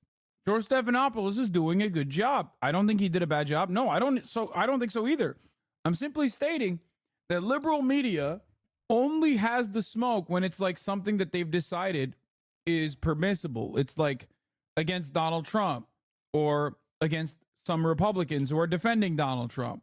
They never have the journalistic chops on any other issue. It frustrates me to no end. Because you know what this is like? It's like seeing a cop actually engage in de-escalation. Okay?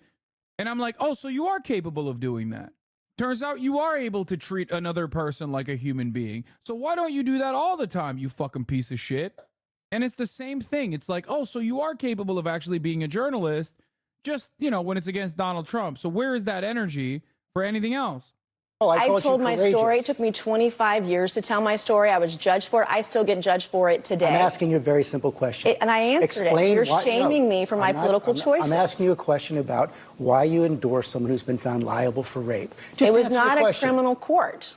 This was a civil court. It was a civil court. And by the way, she joked about the judgment and what she was going to do with all that money. And I find that offensive. I'm asking you but about as the man a rape victim who's been shamed for years now because of... My controversial opinion is it's more valid to be able to joke about your own judgment than it is about defending a rapist by using your own personal rape. Maybe not so controversial, actually. Like, it's totally valid to be like, yeah, I'm going to go buy shit now with this defamation trial awards. You know what I mean? For rape, you're trying to shame me again by asking me this political question. You've repeated that again. I think again it's and offensive. Again. As a woman, I find it offensive. For my political choices, I've endorsed the man.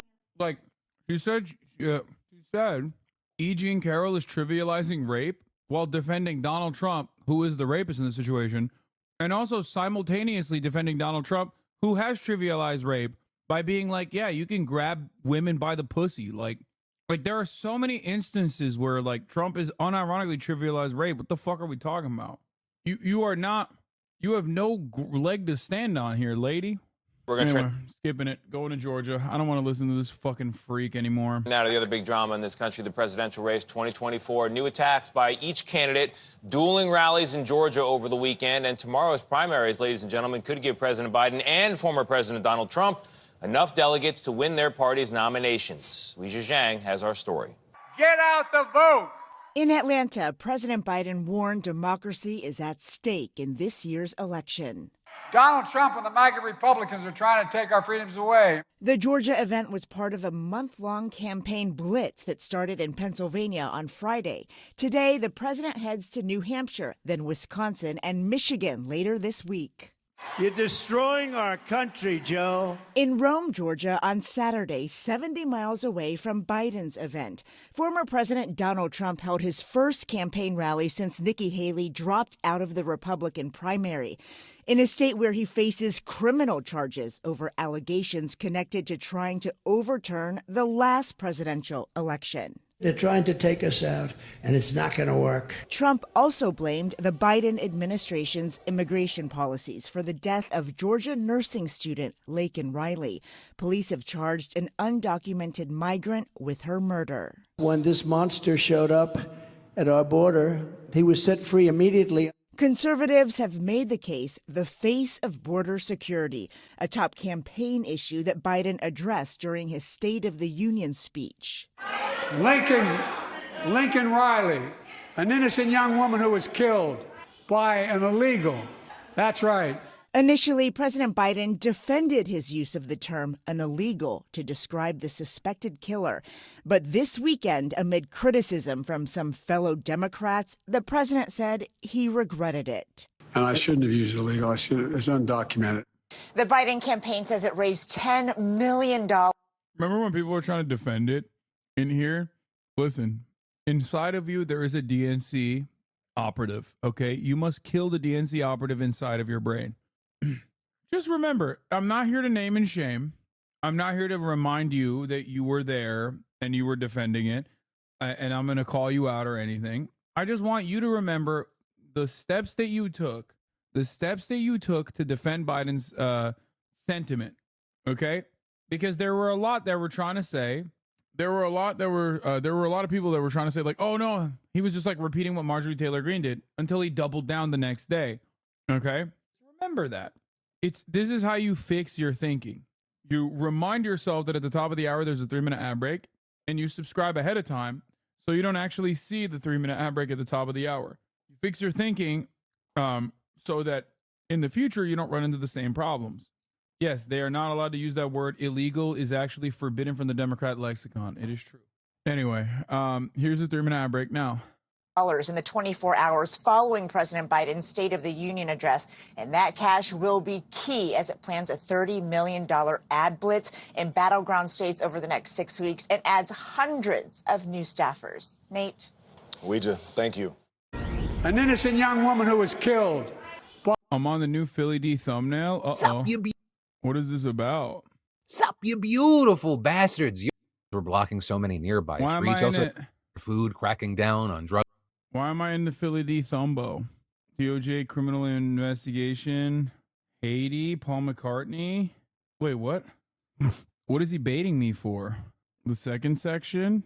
Ceasefire protest delays Oscars? Oh, did he put my tweet in there?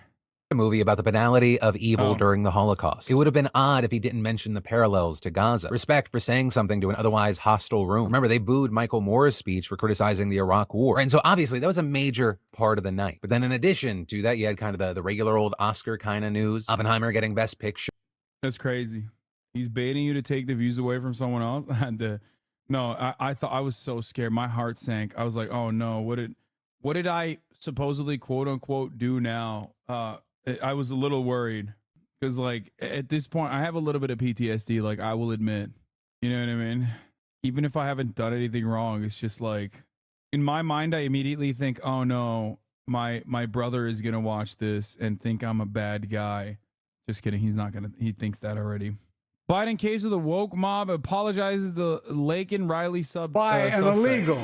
Well, That's crazy. Apologize to the Laken Riley suspect. I don't. It was technically not supposed to be here. An undocumented person. And I shouldn't have used illegal. It's undocumented. 3 days, 3 different explanations from President Biden. This as he does bend over backwards to apologize to a migrant murder suspect for calling him an illegal. Good morning. I'm Dana Perino. Bill's off today. Good morning to you. Thanks for having me, Dana. Good to start the week with you. I'm Sandra Smith. This is America's Newsroom. The man the president is referring to is charged with murdering Georgia nursing student Laken Riley. Republicans successfully pressured him into mentioning the case during the State of the Union address, though the president... Remember I told you they're going to do a victory lap and be like, this is a big dub for Marjorie Taylor Greene and the Republicans in general for even mentioning it. Another big mistake from the Brandon camp. Mispronounced Laken's name. That did not sit well with Laken's mother. She called the president pathetic. Republicans say it speaks to Biden's fundamental misunderstanding of the border. This is his version, Lawrence, of Bill Clinton, what the meaning of is. To even argue this point in the face of this 22-year-old young woman whose whole life was ahead of her, was taken allegedly by this person who crossed the border multiple times, had a criminal background, to argue whether it's undocumented or illegal. Look, it's illegal, Mr. President, and it's a slap in the face of this family of... Like, it's so dumb. Here's the parallel, okay? Here's the parallel. It's not a direct analogy, so don't get mad at me. If a black person murdered a white woman, okay, and Biden literally said the N-word about them, okay, there is no justification for it. You know what I mean? There's no justification for him. Like, what do you mean? So for him to go back and be like, I apologize for that statement, these guys are like, no, you have to say it, actually. The fuck? Obviously, it's not the same to say undocumented versus the N-word, or okay? Thug would be a better, more analogous situation.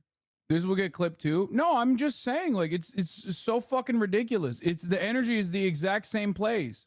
Obviously, if it was a direct analogy, I would have said it is. Thug would be a better direct analogy. This will be on Reddit. Dude, shut the fuck up. Oh, God, I hate these wormy little fucking losers in the chat who are constantly worried about it. It's like, dude, you're literally invoking it. You're just trying to get people to do it at that point. Stop. They're woke scolding, even though Republicans say illegals in a heartbeat. No, they're Republicans are saying, thank God he said illegals because they are.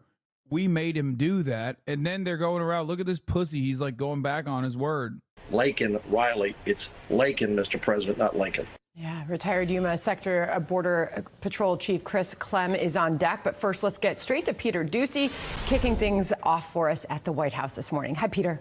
Sandra, good morning. About a 2.5-hour drive away from Athens, Georgia, where Laken Riley was murdered, her family, her grieving family, greeted Donald Trump ahead of a rally there backstage. We have this photo here. And a few minutes after this, Trump went out to the microphone and he really let it rip about President Biden's apparent deference to the man accused with their daughter's violent murder.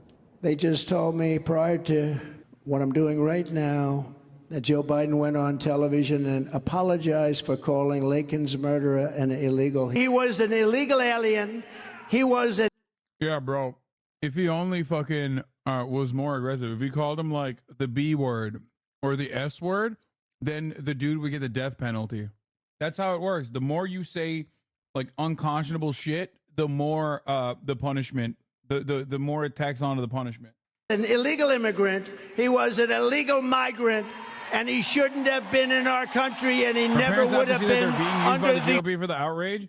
Yeah, no shit. They don't care. They fucking love it. What are you talking about? It seems clear. Trump policy. President Biden initially defended his decision to call Jose Ibarra, Laken Riley's accused murderer, an illegal, saying that technically he's not supposed to be here. But something changed, and quickly. And the president is now also explaining why he is filled with so much regret about calling anybody, even an accused murderer, an illegal. I'm not going to treat any of these. I hate this so much. Just pure vice signaling. Like, what's the policy here? The policy is pure vice signaling, being like, imagine being such a pussy that you apologize for calling a murderer an illegal. Okay. Like, what is this? What the fuck? This is not politics. It's just you being a fucking mean asshole. That's not policy. It blows my mind that the Republican Party is so openly being like, yeah, we got nothing, dog. We just want you to be a bad guy. Wow. Imagine not being a fucking worse guy. These people with disrespect. Look, they built the country. The reason our economy is growing. We have to control the border and a more orderly flow, but I don't share his view at all. So you regret using that word? Yes.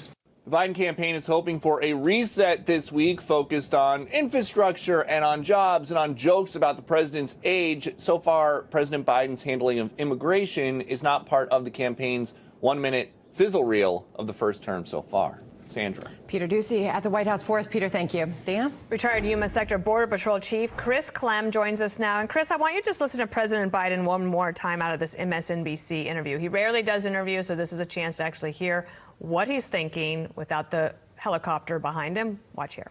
And look, when I spoke about the difference between Trump and me, one of the things I talked about on the border was that the way he talks about vermin, the way he talks about these people polluting the blood.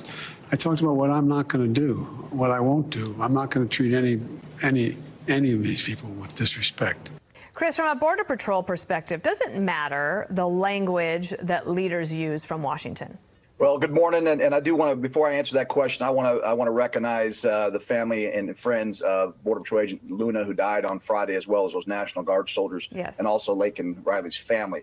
But yes, these kind of things do matter when we have to deal with consequences. That's the most important piece. So again, terminology, we can go back and forth on that. This administration has started off with using the word illegal alien, moved to undocumented migrant, and now we're talking newcomers.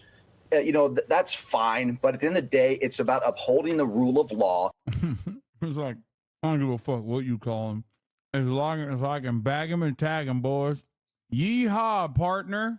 And giving consequences. So, if we can do all that and call him whatever he wants to call them, but we have to detain them, we have to get them in front of the judges, and we have to remove those that need to be removed. So bottom line, when we enforce the law, we can call them whatever we need to call them. But that's the most important piece to Border Patrol agents, is doing our job and securing this border. Hey, Chris, it's Sandra here. Speaker Mike Johnson obviously had a pretty firm reaction to all this, saying the president's cowering to his base, showing deference to a man who deserves none. This man is an illegal immigrant who brutally murdered Laken. Brother, what are you saying? Dude, he could have called him the B word or the W word or the S word. There are many different racial slurs he could have called him. That shit doesn't change anything, okay? What the fuck? He's like, dude, you gotta say slurs when you're talking about a murderer. This is the dumbest fucking argument, dude. The point is, there are millions of undocumented immigrants in this country. It's a catch-all term that immediately dehumanizes every single undocumented immigrant. Okay? It's racist. That's it. It is the notion that like every single undocumented immigrant is illegal when no human being is, and that they are doing crimes all the time when the opposite is true. Lincoln Riley. President Biden should be apologizing to Laken's family. What an embarrassment, says the speaker. What message do you think this flip-flop on the part of the president sends to any migrant that's here illegally right now who may be considering a crime? Well, look, I agree with the speaker. This was not the time to sit there and start apologizing. He's yet to apologize to the Border Patrol agents on the horse patrol in Del Rio from a few years ago when he lied to the American people. So for him to apologize to the murder suspect, I mean, that is just ridiculous. And, you know, I do think it sends in a message of encouragement that that you can cross illegally and be supported by this administration. I mean, he has proven that time and time again. And it really is a complete disconnect from what's actually happening on the border security front. And you're seeing that in some of the reports this weekend from his progressive base. They're, again, conflating immigration and border security to score political points. But look, at the end of the day, we have a border security problem. And what we have witnessed in the last week or so specific to this case is exactly why we have to secure the border and we have to hold people and detain them until there is zero uncertainty who they are, what their intent is, if we can't remove them right away. There's also a bigger question, and that is... Yeah, as an undocumented migrant, I was on the verge of doing a crime, but then I found out that Biden actually called me an appropriate racial slur, like appropriate as in like whichever one that corresponds to my ethnic background. And lo and behold, I'm no longer interested in doing the crime. That's right. Maybe that's why white supremacists love defending being able to say the N-word. They think in their minds that if they say it, then like, there will be no crime for black people. Only white crime is allowed. And there's no real slur for white people. So that's why white people can get away with crime, actually. Unfortunately, we haven't been able to find a fucking slur for the whites. Going to be discussed today at a hearing on Capitol Hill about worldwide threats. And Senator James Langford talked yesterday about the real concern because of how many people have come across that have been targeted as on the terrorism watch list. Listen here. Actually, it is our southern border right now is a major threat because what we've seen is 50 people in the terror watch list just in the last 4.5 months. We've seen more than 10,000 people come across our southern border. What are called special interest. This guy's the biggest cuck, dude. Literally put forward the most like comprehensive reactionary right-wing immigration agenda. And because Donald Trump said we don't want that shit, he's now cooked. He's just dead in the fucking water. That bill that he could have put his signature on is now gone. Done. Interest aliens. These are individuals who are literally being trafficked in from all over the world from very vulnerable places. They're coming right at the homeland. That is a major issue for us. I mean, what's the Border Patrol supposed to do to try to catch these people that are on the terrorism watch list? You know, well, yeah, it's real funny. They're asking this question, and I don't agree, obviously, with the bill itself. But, like, you guys are supposed to agree with it. You know what I mean? Like, this dude literally complained about, like, 8 key things that supposedly the Border Patrol is missing. Okay? There's a reason why originally the Border Patrol Police Union actually was in support of the fucking bill before Donald Trump said he don't want the bill no more. Like, he's over here talking shit like, oh, we need faster processing for these migrants. We need to shorten the process time from 6 years or 6 months down to a couple weeks so that migrants know they can't stay in the country for 6 weeks. Like, okay, that's the bill. That's the Brandon bill. I hate these fucking people. I hate Joe Biden for presenting the bill to begin with. And I hate these fucking assholes for being like, yeah, how do we deal with this border crime? If only there was a fucking bill that we could pass to deal with this migrant crime, brother. It's just like a byproduct. As a byproduct, like everyone is getting dumber and dumber as a consequence of this. It blows my fucking mind. Virtually every single thing he brought up here, as far as like what needs to change, is literally in the Biden bill. Is in the Biden border bill that was written by the other pasty fucking asshole that you saw earlier. This guy.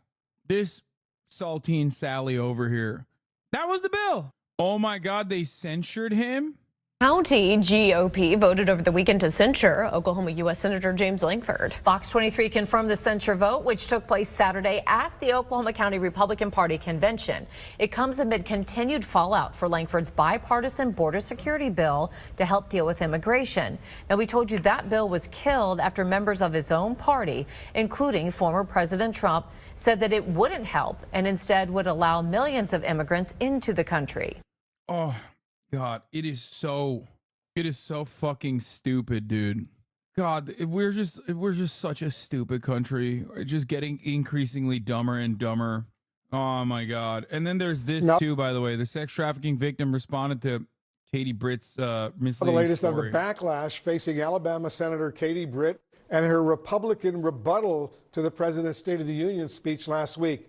Senator Britt used the sex trafficking victim story as she criticized President Biden's border policies. But the story appears to have taken place in Mexico nearly 20 years ago. Now Senator Britt is acknowledging that it didn't happen on Biden's watch. To be clear, the story that you relayed is not something that's happened under the Biden administration, that particular person. Well, I very clearly said I spoke to a woman who told me about when she was trafficked when she was 12. So I didn't say a teenager. I didn't say a young woman, a grown woman, a woman when she was trafficked when she was 12. Yeah, 20 years ago. CNN's Rafael Romo profiled Carla Jacinto, the woman at the center of the story, back in 2017. Rafael, you spoke with Carla once again yesterday. How did she feel about her story being used in the Republican rebuttal to the president's State of the Union address?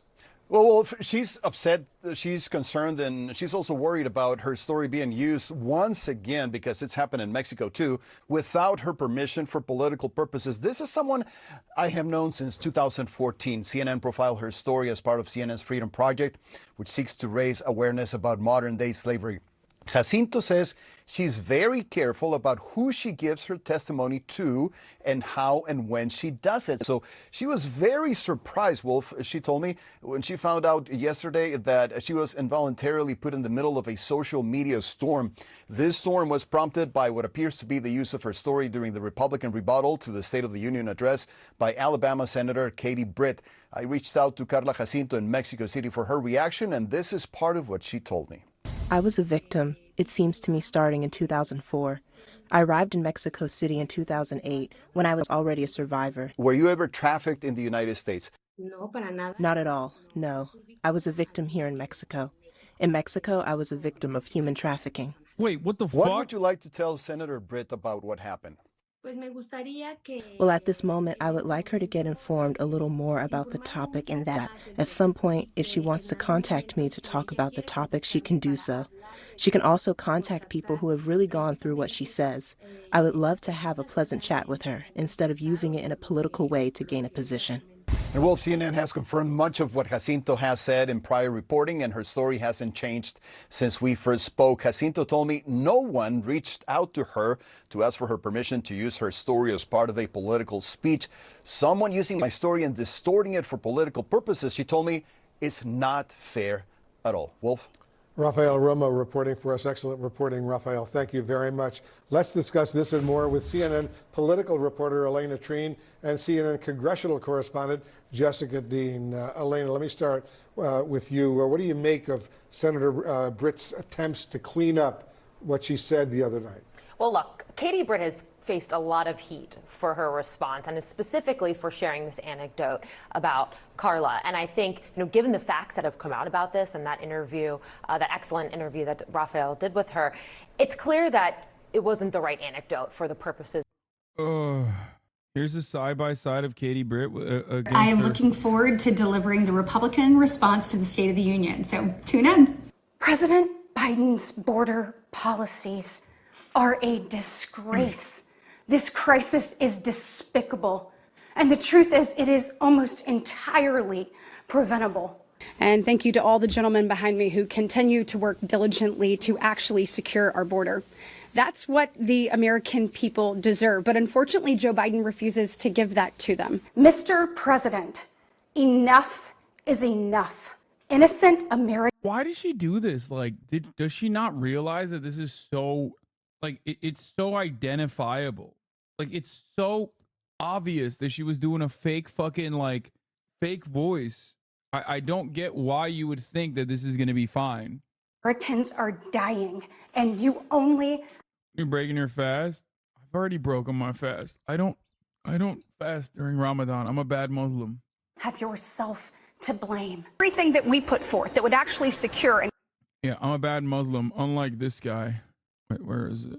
السلام ورحمة الله وبركاته. يا شيخ اليوم بالغلط وقعت في تمي الشاور. نعم. وكمان قطعة تفاح وتقريبا 3 لتر مي. فمش عارف هل أكمل صيامي ولا أطعمني الله وسقاني. Yeah, I fell. Now, was it Allah that fed me? Or what's the deal? A great question, in my opinion. Also, I saw this as well. Muslim, but this year I will be celebrating Ramadan. I'm not a Muslim, but this year I will be celebrating Ramadan. Ramadan is a Muslim holiday celebrated by the followers of Islam as the month that the first initial revelations of the Quran were revealed to the Prophet Muhammad, peace be upon him. The holiday is... She said, peace be upon him. Yo, dude, this, along with Dune, has like broken white people, I think. I mean, what is going on, dude? Y'all rocking with the light of Allah? What's happening? I mean, good. Congratulations. I recommend it. Great. That's crazy. Libbed up shouty. I've got a few friends observing Ramadan that aren't even Muslim. I hit them with the mashallah and they dab me up. Dude, I heard Sean King has reverted. Okay. Sean King has reverted. He has seen the wait, what? $120 uncensored iftar tickets? No way. Uncensored iftar? What the fuck? What is the censored iftar looking like? No dates. Dates only at the uncensored iftar. What the hell? Bro, I'm atheist, but more and more Islam has been looking like the move. What are you guys saying? Oh my God. All right, great. I mean, more power to everybody, okay? If you want to do it, then go off, kings and queens, I guess. I don't really understand. As someone who did it, what? I'm Muslim and I believe in Jesus, but I don't believe in Jesus as being God or the Lord. Jesus says that I am the way, the truth, and the life. No one comes to the Father but by me. He's the only way to the Father. That's the Bible. Islam came centuries later. There was no Christianity, no Judaism, no anything when Abraham, may Allah be pleased with him, when he came here. What he believed in was one creator, one God. He was considered a Muslim. Are you able to think of the two sons of Abraham? So you have Isaac and Ishmael. Isaac was the son of the promise through Sarah. She was very old. What is happening? Yo, this sister, what the fuck? Wait, she's like, what? Wait, why does she know all of this? I don't understand. How? Wait, she's old and God opened up her womb. Ishmael was the son of the flesh. It was through the maid. Islam is a descendant from Ishmael. Christianity is a descendant from Isaac, who was the son of the promise. So all the way back to Abraham, remember he had the son of the promise in Genesis? It was Isaac. It was Abraham and Sarah, and they were very old, and God opened up her womb. It was a miracle. But Abraham also had a relation with the young maid, and they had birth a natural way, which was Ishmael. Islam comes from Ishmael. Christianity comes from Isaac. Isaac was the son of promise. Ishmael was the son of the flesh. So the eyewitnesses of Jesus saw him crucified for our sins, and the Quran comes centuries later and says that he only appeared to be crucified. Now, who are you going to believe? Eyewitnesses who lived at the time of Jesus, or a book that comes centuries later called the Quran that said he only appeared? The Bible was written by men. People who wrote about Jesus were not even with Isa, alayhi salam. Isa is Jesus, but in I guess, is it Arabic Jesus? I guess this is how you say Jesus in Arabic. I don't know. I mean, that's how you say it in Turkish. We say Isa. Moses is Musa. Moses is Musa, and Jesus is Isa. Matthew was and John was. They were both disciples. And Mark got his information from Peter, who was a disciple. And I was raised Christian. It's sad that you departed from the truth. No. Departed from the truth. She reverted to the light of Allah. How dare you, my friend? My friend, listen to me. My friend, she has found the correct path. Seems like she's going to fucking destroy you in the marketplace of ideas and make you revert to Islam as well. When she said Muhammad the prophet, what is it, like, peace be upon him or whatever? I was like, damn, dude. Your madrasa coming and clutch your bitch. I'm Turkish. I didn't go to a fucking madrasa. What are you, crazy? Jesus said, oh my God, yo, she's goated. They were both disciples. And Mark got his information from Peter, who was a disciple. And I was raised Christian. It's sad that you departed from the truth. No. Jesus said, before Abraham was, I am. That's what he said from his own words. So before Abraham was, he is. He is eternal. The Quran talks about Jesus, but the Bible never talks about Muhammad. It does. Ahmad. It does not. Jesus says, follow the one that will come after me, that will be the peacemaker. His name will be Ahmad. Can you tell me where he says that? Chapter and verse in the Bible? No, I can't tell you from there. Jesus was crucified for our sins, I don't buried, believe that, and he no. rose from the dead on the third day. He was witnessed to die and rise again by eyewitnesses. The Quran comes centuries later and says that Jesus only appeared to be crucified. That's so who are you going to believe? Eyewitnesses? I believe the Quran Or and the Prophet. a book that came centuries later that never... Yeah. Well, the argument here is that Islam is like the most advanced version of it, like of the same Abrahamic principles, the same Abrahamic religion. It's like the final updated version, or at least that's the way that like Muslims talk about it. You know what I mean? That's the reason why Islam has Islam has Islam recognizes Jesus as a prophet as well, just not the son of God. It is pretty funny to have this like back and forth though at a Walmart, especially with the most like based Islam pilled lady I've ever seen. Saw Jesus. But I can't believe what a man wrote down over what God revealed. The Bible is a revelation from God. But people... Man wrote down the Bible. The Quran is passages delivered to the Prophet Muhammad directly by Allah. Wrote it down. Prophets wrote it down. John wrote it. Peter wrote it. No. You have the prophets. So Peter, John, and the prophets and more wrote the Bible. You're saying on the third day. It's a revelation from God. So I can't believe that. I promise you that he is the Son of God and he is the only Savior. Bro, they're having a fucking crazy off. I'm Muslim. What is your hope for salvation? How are you going to go into paradise, to heaven? I don't know if I will get to Jannah, but I know that I will only get to Jannah if I make no association with my Creator, with God. Is it based Yo, this woman is she's going to Jannah for sure. on your good deeds outweighing your bad deeds? Is that how you get in? Not 100%, no. So you can't be certain if you'll make it, correct? Absolutely not. No one can be certain. I see Christians can be certain because I have a Savior who died for me and rose from the dead, and he... Bro, this is so funny. This is my dad is better than your dad debate played out with like a video game lore, okay? It's got the same energy as like Xbox versus PlayStation, and the people on either side of it are just as like vicious about their belief, okay? I'm sorry, but this is ridiculous. Come on, dude. Just let it rip, you know? Let people believe things. What the fuck's wrong with this guy and her too? Jeez. Like He took away my sin. He paid the price for me, and I'm going to be with the Lord Jesus in eternal life because of what he did and not what I did. That's the hope of the gospel. So then you're saying it doesn't make any difference what you do here. He calls us to obey him and follow him and walk with him. I mean, it all comes down to the vibes. And yes, the old lady is fucking destroying this dude in the marketplace of vibes, right? By just being chill as fuck, and the juxtaposition of like a very clearly like Pentecostal looking woman just dropping alhamdulillah like it's nothing, you know. She is alpha dogging this this fucking Christian soy jack. His ass is the one that harassed an old lady with a camera at Walmart. I don't even know how. Don't know if there's a Protestant thing, but interest of heaven is not certain. Yeah, I think it's a Protestant thing because Jesus died for his sins, he says, rather than having to confess and be cleansed of his sins through the act of confession and saying like a couple Hail Marys and stuff, right? That's how you do it. Like you wipe it out. In Catholicism, you wipe it. This guy is theologically unbased. Don't give him another second. Yes, he's a Protestant charlatan, obviously a heretic. He's going to hell regardless. Okay? Don't ask me any further questions on this. I will not. Yes, I will not elaborate. Okay? He's going to hell. Somebody accepts the Lord Jesus, their life is transformed. But he's not the Lord. He's a man. He absolutely is the Lord. How's he the Lord? He's the King of Kings and the Lord of Lords. David said, "The Lord said to my Lord, sit at my right hand until I make your enemies your footstool."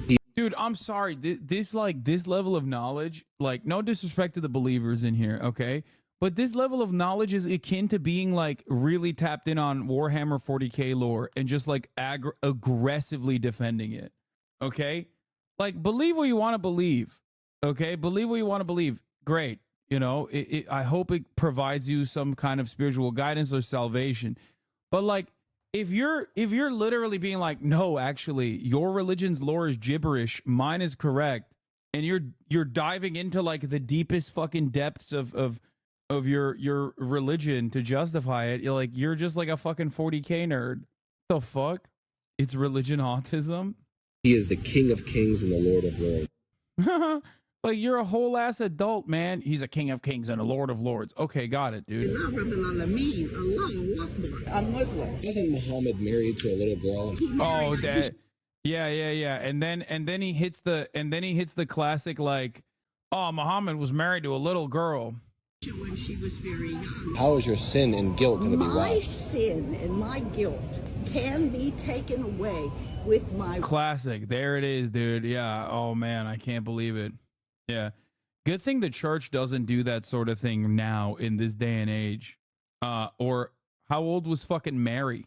Like, my repentance, and the only sin that Allah will not forgive is associating something with Him. I don't know for sure that all of my sins will be taken away. Now, the month of Ramadan no, it's cool because God did it, so it's allowed.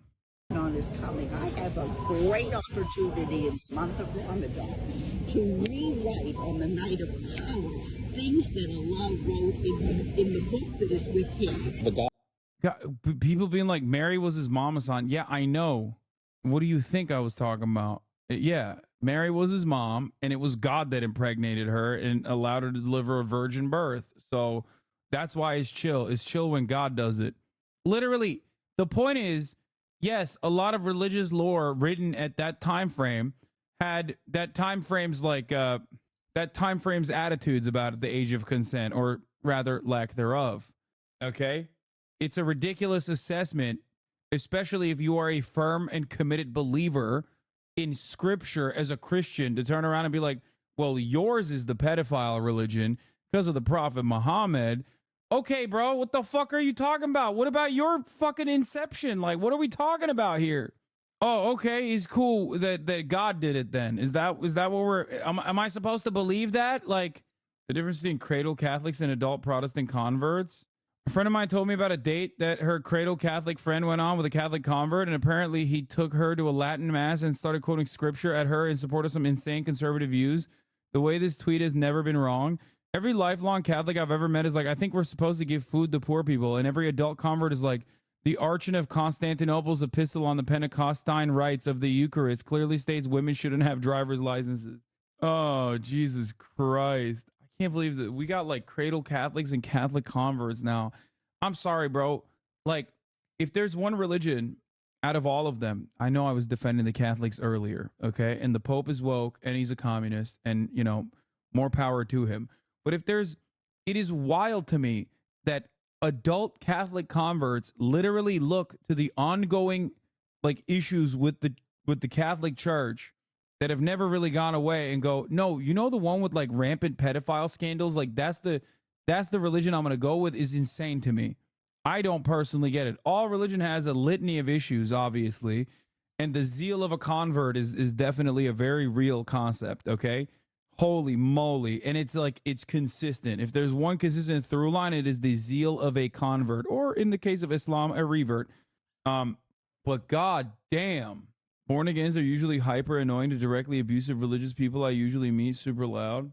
It's just that, like, this is precisely why it's so important, as if you're a spiritual and or religious, to regularly seek ecumenical information and guidance.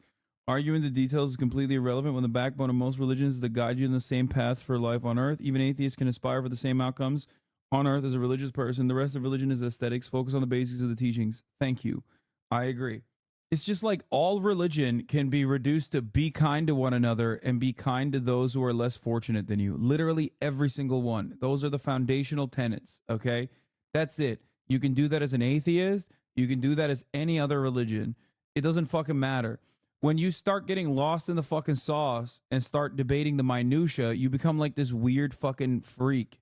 Yeah, it's like murder bad, rape bad, you know, be kind to your neighbors and be kind to those less fortunate than you. That's it. Maybe not evangelicals as much, but, you know, it's the basics. Evangelicals be like, no, none of those things actually. And also, every single person is going to burn in eternal damnation except for me and my friends. We will get sucked into the heavens. I guess, I mean, you know, Islam has similar takes as well. Not the same as like the rapture stuff, but God of Christianity, the God of the universe, he offers salvation to everyone who trusts in Jesus Christ, and their sins could be forgiven. I don't believe that. Search for the Lord Jesus. He is the Son of God, and he is the... What is the Islam version of a hog? What do you mean, brother? You see it all the time. The Islam version of the hog is the most presented version of Islam in Western media. Like the dudes who are like, listen, bro, Alhamdulillah, we will do everything we can, bro, to make sure that women stay in the kitchen, bro. Allah will make it so. Sounds a little bit like Andrew Tate is what I'm doing, but I was just fucking talking about like the UK Salafists. You know what I mean? It's just like what you see on Memory TV is the fundies of Islam, and like the worst version of Islam is the most fundamentalist. Hogs are very consistent across the board everywhere you go. Okay? It's absolutely haram, brothers. Whoever denies the Son does not have the Father either. He who acknowledges the Son has the Father also. He who believes in the Son has everlasting life, and he who does not believe the Son shall not see life, but the wrath of God abides on him. Damn, he couldn't, he got owned by her, so he had to fucking end it on this note. She won, alhamdulillah. Very smart woman. Islam is the truth. Allah Akbar. I love this woman, mashallah. May Allah reward her greatly. Damn, everyone in the chat is just fucking owning this dude. Oh, Jesus. He had nothing else. To go on, so he was just like, I'm gonna pause it right here and just fucking say that she's going to hell because she doesn't believe Jesus is the Son of God. The nature of the hog is a person who wants to justify their rotted preconception about social relations with something as ancient as religion. Yeah. Anyway, but yeah, no, I love these people who are like, yeah, I love Ramadan. It's sick. We should do it. Day is celebrated through fasting every day from dawn to sunset, the entire lunar month, which this year is between March 11th and April 9th. During the fast, you can't eat, you can't drink, you can't smoke. Fasting for Ramadan is meant to be a lesson in self-control and gratitude. Self-control to tell yourself no, even when it's difficult, and gratitude to appreciate what you have that... Oh, dude, playing some sad music in the background. Dude, it's so funny. Is Hassan fasting? I'm not Lamau. No, I'm not fasting either. It's so funny. It's great, man. It's look, here's the thing. Okay. Here's the thing. I've made a joke about this quite a bit. Like where I always say like Islam has no fucking cool capitalist holidays. And that's kind of mid as someone who grew up in a Muslim country, you know, as someone who grew up Muslim in a Muslim country, like, I think this kind of mid. I always was like, damn, why don't we have personally any of the fun shit? Like, I want like a Santa Claus figure. So much so that like we basically made New Year's Christmas, okay? Like literally no Christmas, so we made New Year's into Christmas. You understand? Like that's how you know that shit is on top. It stays on top, okay? Christmas on top. Sorry, it's just the truth. Okay, like think about it, dude. The only fucking the most important month is the month of Ramadan. What do you do during Ramadan? You can't eat food and drink water from sun up to sundown. That's terrible. Like, I mean, I get the religious reasons for why it exists, but I'm just saying is like from my perspective, I'm like, damn, dude, that's really like that's the cool thing that we're doing. Like that kind of sucks. What the fuck? Now, of course, the good reasons for it, it is not fun maxing at all. Yes, Islam is not fun maxing at all. The way that it is presented, at least in my upbringing, was to show that those to basically experience the experiences of those who do not have what you have. You know what I mean? That's it. It's you know, it's for you to comprehend the experiences of those less fortunate, and that's why zakat is a big part of it as well. Zakat is not like tithing at all, but it is actually a direct percentage of all the wealth that you have that you're supposed to give back to those in your village or to those in your immediate vicinity, those who are less fortunate. A version of this is basically done in Turkey, at least, and in many Muslim countries, as taking a sheep and sacrificing the sheep and then giving all of the meat to are you reading this up, Keck? No, I'm not reading this up. The fuck? I'm telling you my experiences with the religion from my own personal upbringing. So yeah, there is definitely, Islam is based. It's the most socialist religion, straight up. I love dudes who live in Connecticut who are so fucking far removed from these experiences that like the only way that you can comprehend it is by reading a Wikipedia page about it. Like no one, obviously, I've never fucking encountered this with my own personal experience living in Connecticut, which is precisely the reason why I assume anyone who's like talking about this must not have actually lived through this process and is probably reading a Wikipedia page. You're just personally revealing your lack of interest and lack of knowledge in it. Anyway, do you think Muslim people don't live in Connecticut? No, I think that people who live in Connecticut, not around Muslim people, who are sheltered, they are the ones who don't understand that you could have lived experience with this. Anyway, if you have any religious Muslim friends, this is pretty basic knowledge. Yes. So yeah, it's like the good principles behind it is for it to help you be more cognizant of those less fortunate than you. And that's something I can get behind, which is the same energy that she's bringing to the table, I guess. So good on her. Others don't. So why would Still I, kinda as funny, a though. non-Muslim, want to celebrate Ramadan? Because I think that all Americans need a lesson in self-control and gratitude right now.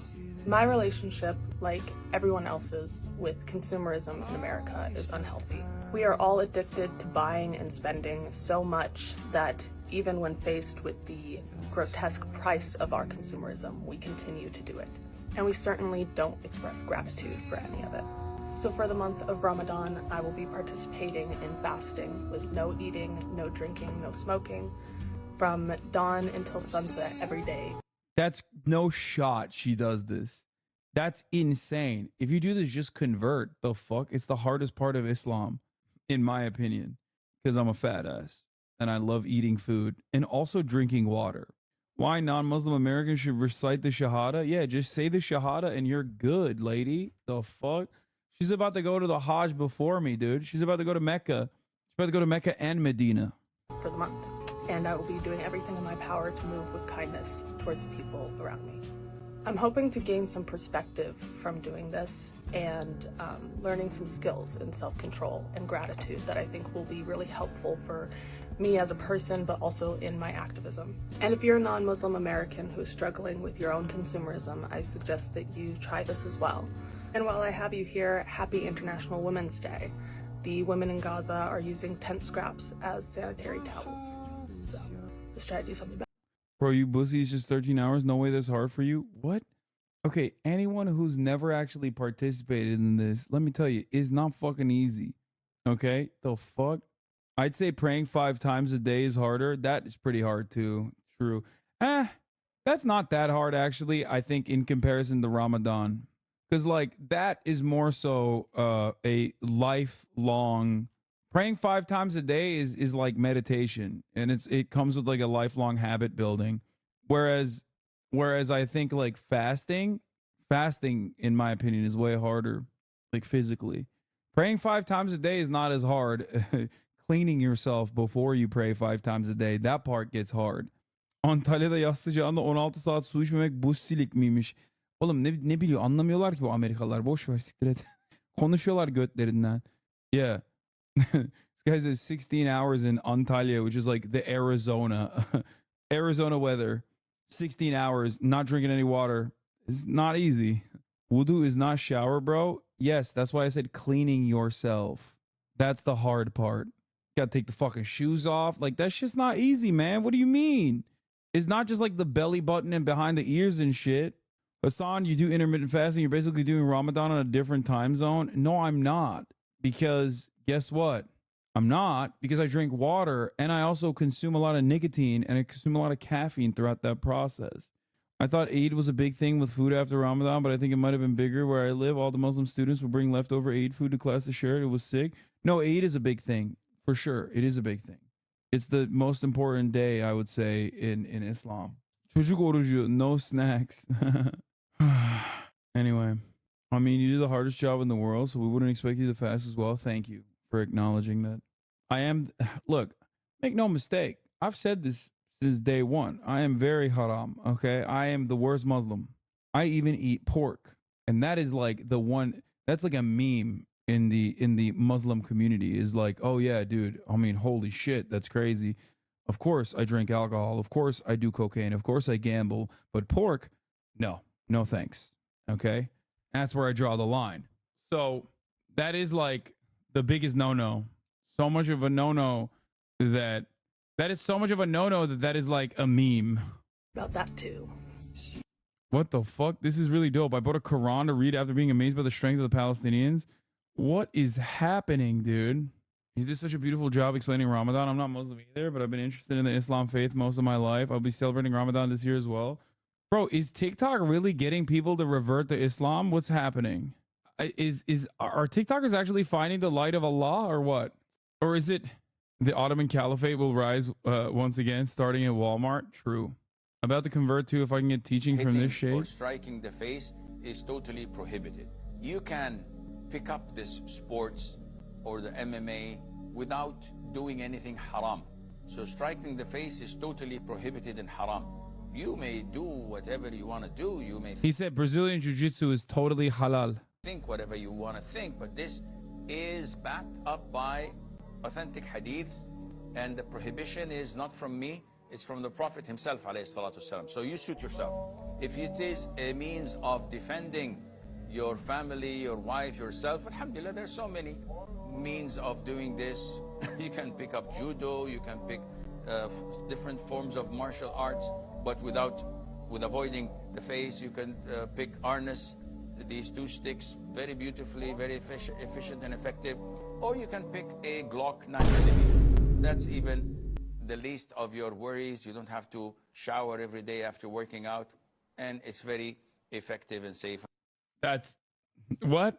Are you gonna cover the tomboy talk? Yes, that's insane. How quick? TikTok Zoomers shouting. May Allah awaken the people and help them to see the evil doings of Israel and the United States. May Allah. So all of Dagestan is wrong for being beasts? There's an Arab-Israeli cage fight. Arab guy beats the fuck out of the Israeli after he calls the guy a terrorist? What? Don't know what league is on, but it's on YouTube? Yeah, I mean, you've probably seen the many different versions of the same tweet of people being like, when people tell you, have you read the books about, have you read the Dune books? They're talking about the Quran, and they're right. Israel is turning the youth over to Islam. Good people of Arrakis. We've seen this already. Come on. Yes, I watched the Ramadan meme. Yes. What is this? Hi, my name is Denis Villeneuve. I'm the director of Dune, and this is Note on a Scene. The test is simple. Remove your hand from the box. Wait, Sean King probably sneaking a snack right now? Dude, that's so funny.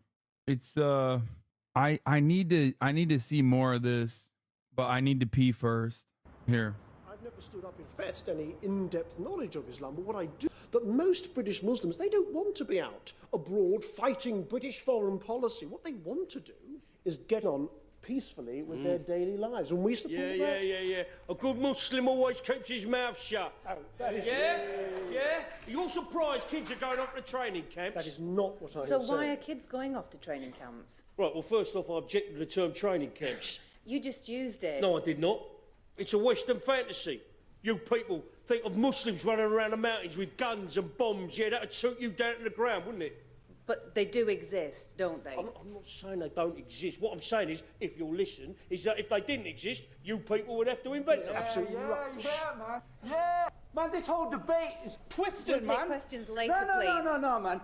You think we're all bombers, don't you? That is absolutely... No. When you look at someone like me, you think bomber, right? Yeah, you do. That is not the case. So why shouldn't I be a bomber if you treat me like one? Mashallah, brother. Yeah, mashallah. Yeah. and the Mujahideen, and I'm making a scene. Now you're gonna feel what the boom boom means. It's like Tupac said, when I die, I am not dead. We are the martyrs, you're just smashed tomatoes. Allahu Akbar! MashaAllah, brother! Oh, what, man? Come on. What? Just because I'm Muslim, you thought it was real? I fucking love Four Lions, dude. It's such a good movie. Wrong state, police, Inshallah, innit, mate? Fucking hell. Mashallah, brother. Brother. Mashallah. Fucking hell, mate. Best scene. Dancing in the moonlight, everybody's feeling warm and bright. It's such a fine sight. Everybody's dancing. I'm watching Dune 1 on Netflix and they talk about Imam Mehdi. That's crazy. The Mehdi. What's this movie about? Just watch it. Just watch it. It's a great movie. But yeah, speaking of reverts, Sean King. Ladies and gentlemen, Sean King has officially reverted to Islam and he's already doing an iftar. And in the iftar, he's charging people in what he calls an uncensored iftar. The movie's called Four Lions, which I find interesting. Isn't the first Ramadan tomorrow? The first Ramadan, you mean iftar? I mean, there's sahur that already happened, which is at night. And I guess like the first iftar is happening tonight.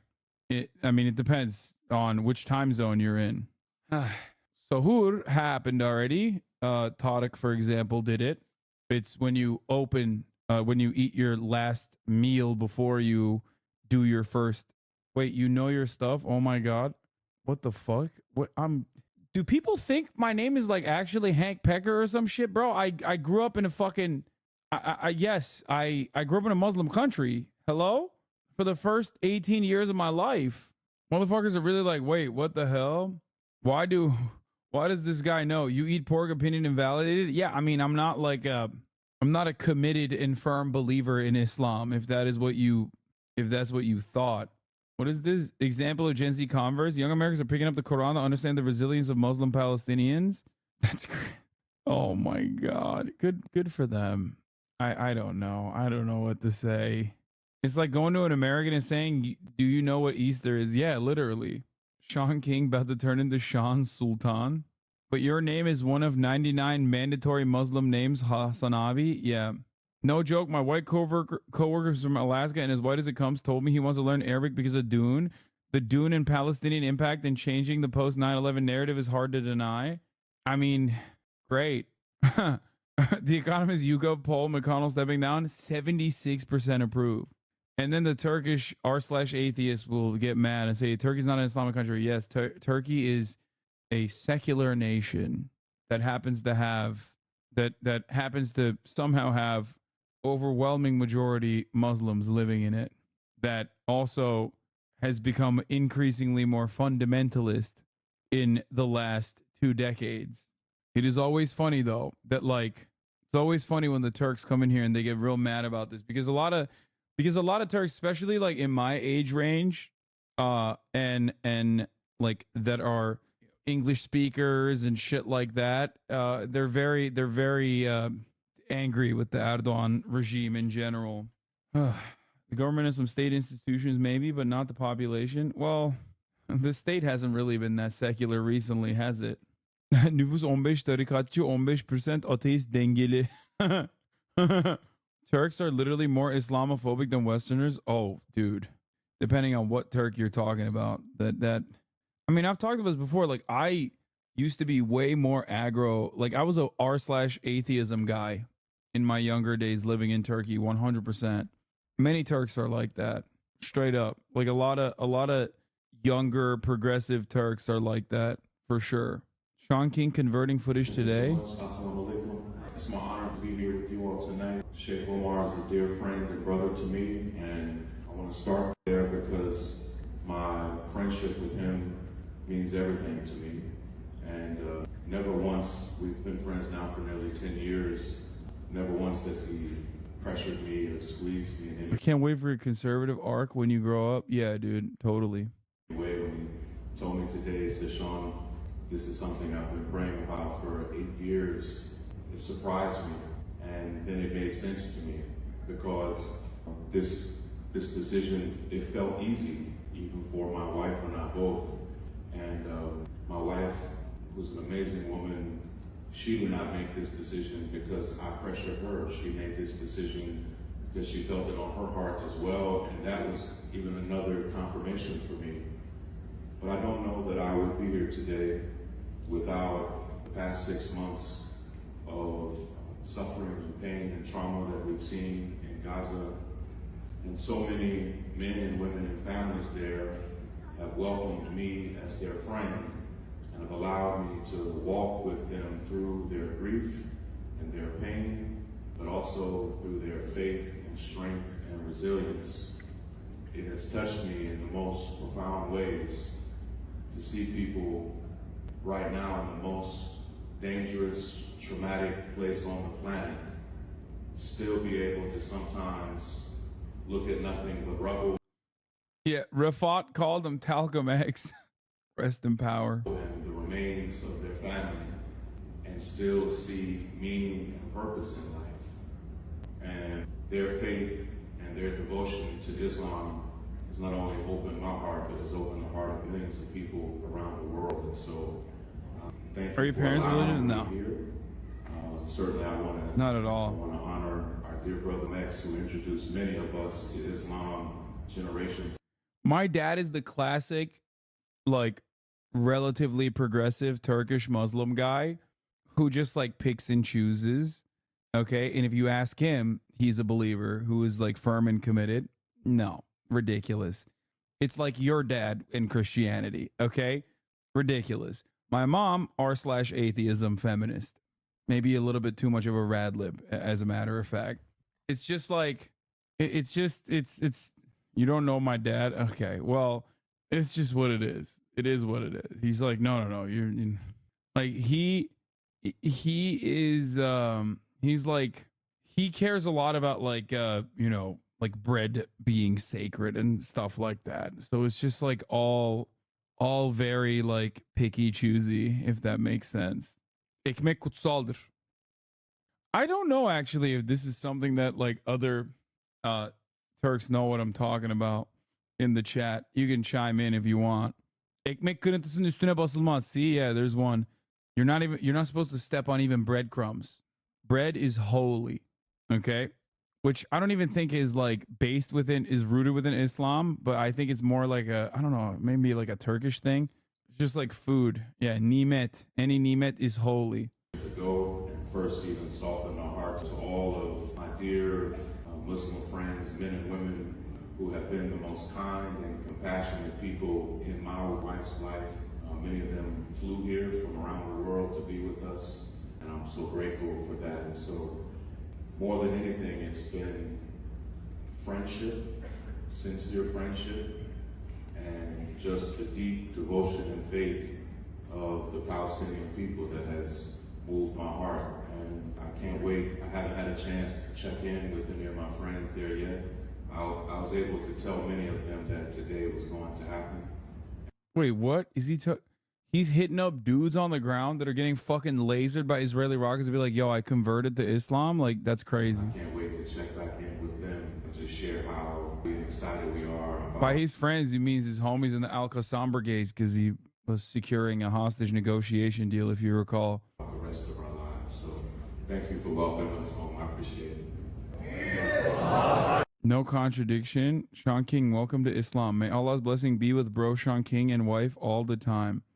Oh my God, this guy Jenna Ortega, follow his old account, even post about him. MashaAllah.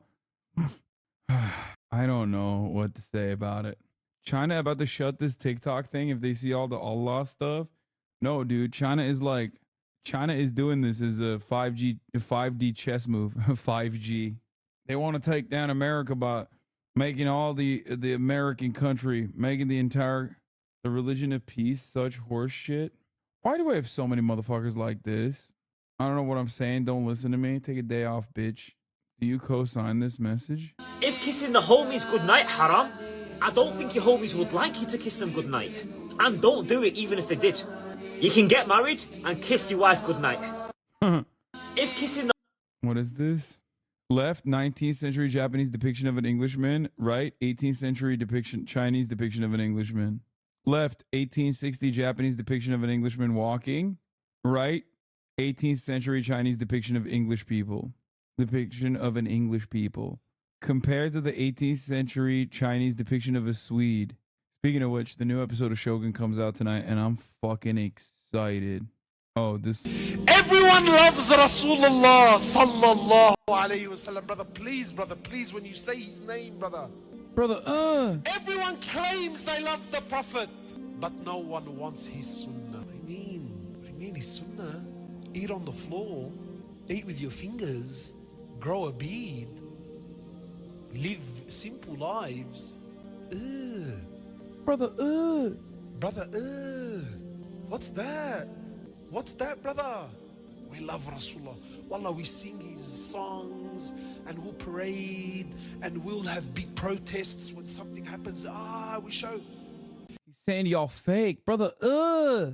This is 100% British. Yeah, bro. I'm telling you, there's some in the water over there. I don't know what the fuck happened. Okay, he's an Aussie. I can't tell. Is he an Aussie? I don't know. Aussies is so the same as fucking British. It's just they're just like the British people of the South. Okay. Like England and Australia are basically the American continent, continental United States, with Australia being like our southern version, and like England being, you know, northern US. Australia not British. Oh, okay, you know, same shit. You fucking take that back, mate. Do it in Arabic and then we'll do it in English. Say Ashhadu an la ilaha. Everybody repeat. Ashhadu an la ilaha illallah wa ashhadu anna Muhammadan Abdul Rasulullah. Illallah wa ashhadu anna Muhammadan Rasul Allah. I bear witness that there is only one God. And that Muhammad is his final messenger. You have now officially converted to Islam. Think about that, dude. You say that shit, last second, let's say you got cancer, okay? Light is coming, okay? The light is going out. Just whisper those words and you will go to Jannah. I'm just saying. Congratulations, brother. Pass the mic to Ray. Sister Ray, if you can repeat after me and say Ashhadu an la. Did you learn Arabic growing up, or do you only know parts of Islam? No, I don't know Arabic at all. You just learn some of the stuff in the Quran in the original Arabic. That's it. Ilaha illallah wa ashhadu anna Muhammadan Rasul Allah. I testify that there is only one God and that Muhammad is his final messenger. Takbir. Takbir. I repeated along with her. Am I good? Yes. Remember that Israeli politician that recited the Shahada and accidentally converted to Islam? There are no accidents, brother. Brother, there are no accidents, brother. Only the light of Allah, brother. Will you be attending the Sean King Iftar tour? Yes. The uncensored Iftar tour. 3-course meal with standard seating for general admission. Premium meet and greet tickets, $120. What is this? Parents publicly shaming their kids online? Ugh, why are you sending me an Internet Hall of Fame tweet, man? Don't do that. The one thing I miss from Ramadan in general is oh my god, I'm forgetting the name. Güllaç. It is this is a controversial take, or not güllaç, güllaç.